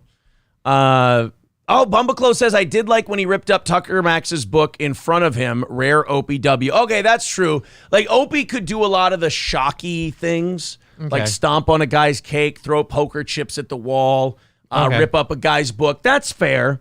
It's just that I don't remember words that he said. I don't remember things that he said. Like, I can remember, for example, here, I could do this over and over. I remember they were playing clips of Neil Patrick Harris hosting the Tony Awards. Right. And he said, something like the line was, wouldn't it be great if you could control the weather with your hand or something? He was singing some gay thing. Right. As he does. And Anthony said, oh yeah, control the weather with your fist, make a mudslide. Jimmy laughed his fucking balls off. It was great. Great. Opie, I'm still loading the funny thing that I think he said. Tubby says, Opie unintentionally kicks and slugs his wife in her sleep as he has recurring O&A nightmares. And then she goes, what was wrong? Nothing, God! Nothing!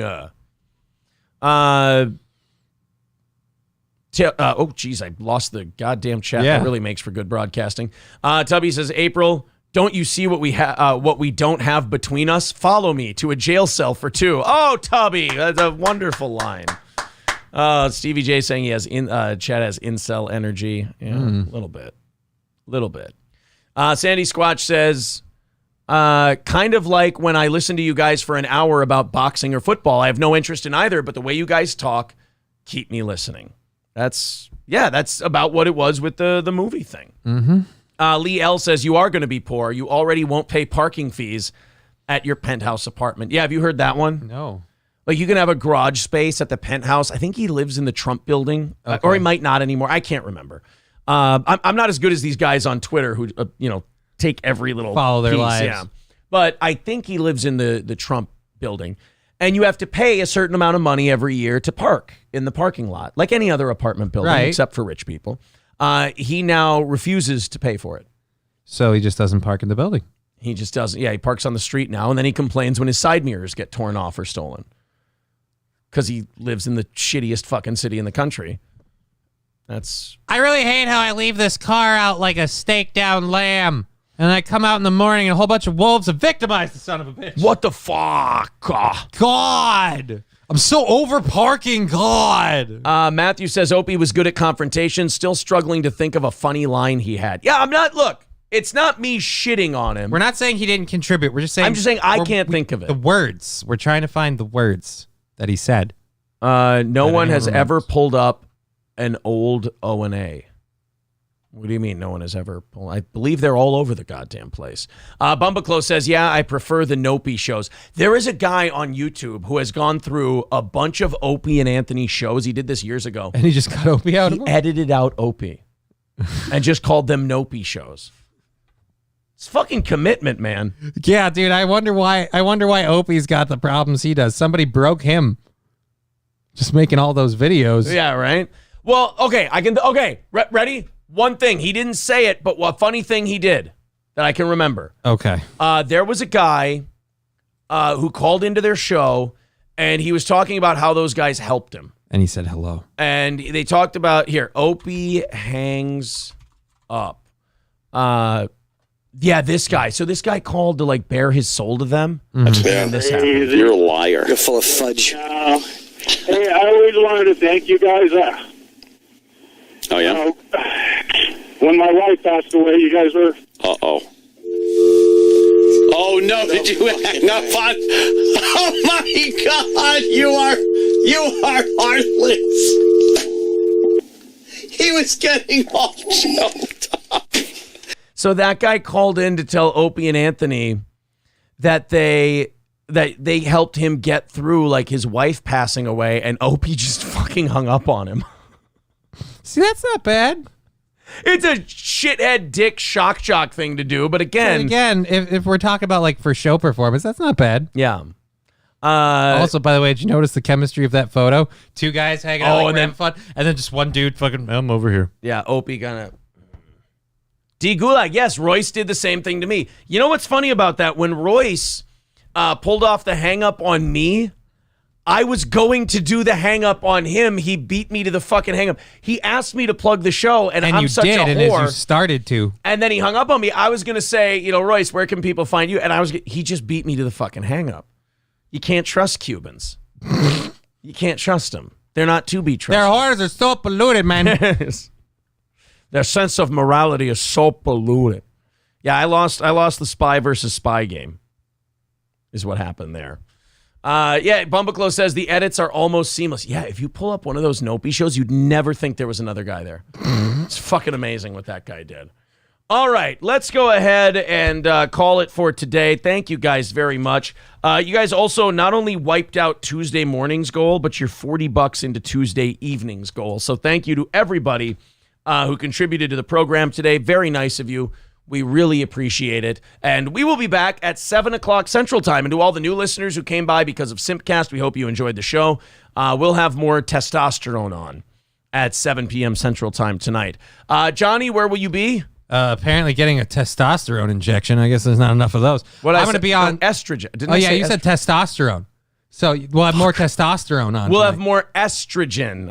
That's what she keeps in her breasts is testosterone. I get my chemicals wrong. She does have a bigger dick than you. All right, more estrogen. Yeah, but so I'm going to be oh God, why does that thing so stupid long? Go ahead. I'm going to be on my podcast, Just Kidding, LLC, which is on a YouTube channel that he just linked into the... Here we go. We're going to put the link in the chat. There's Johnny's YouTube. Balls Deep has his Twitch link there in the chat. So click on that. Subscribe to Johnny K's YouTube and his Twitch. Well, the YouTube in particular. We want to get that one moving. You want to get it monetized? I want to get that moving and kind of like see how the waters are. Like, I love Twitch for the interaction shit I have, but I feel like the window's closing. Yeah. Time to be ready. All right. Well, Johnny, thank you very much. Thank you. And to the rest of you, we will talk to you at 7 p.m. Central Time tonight.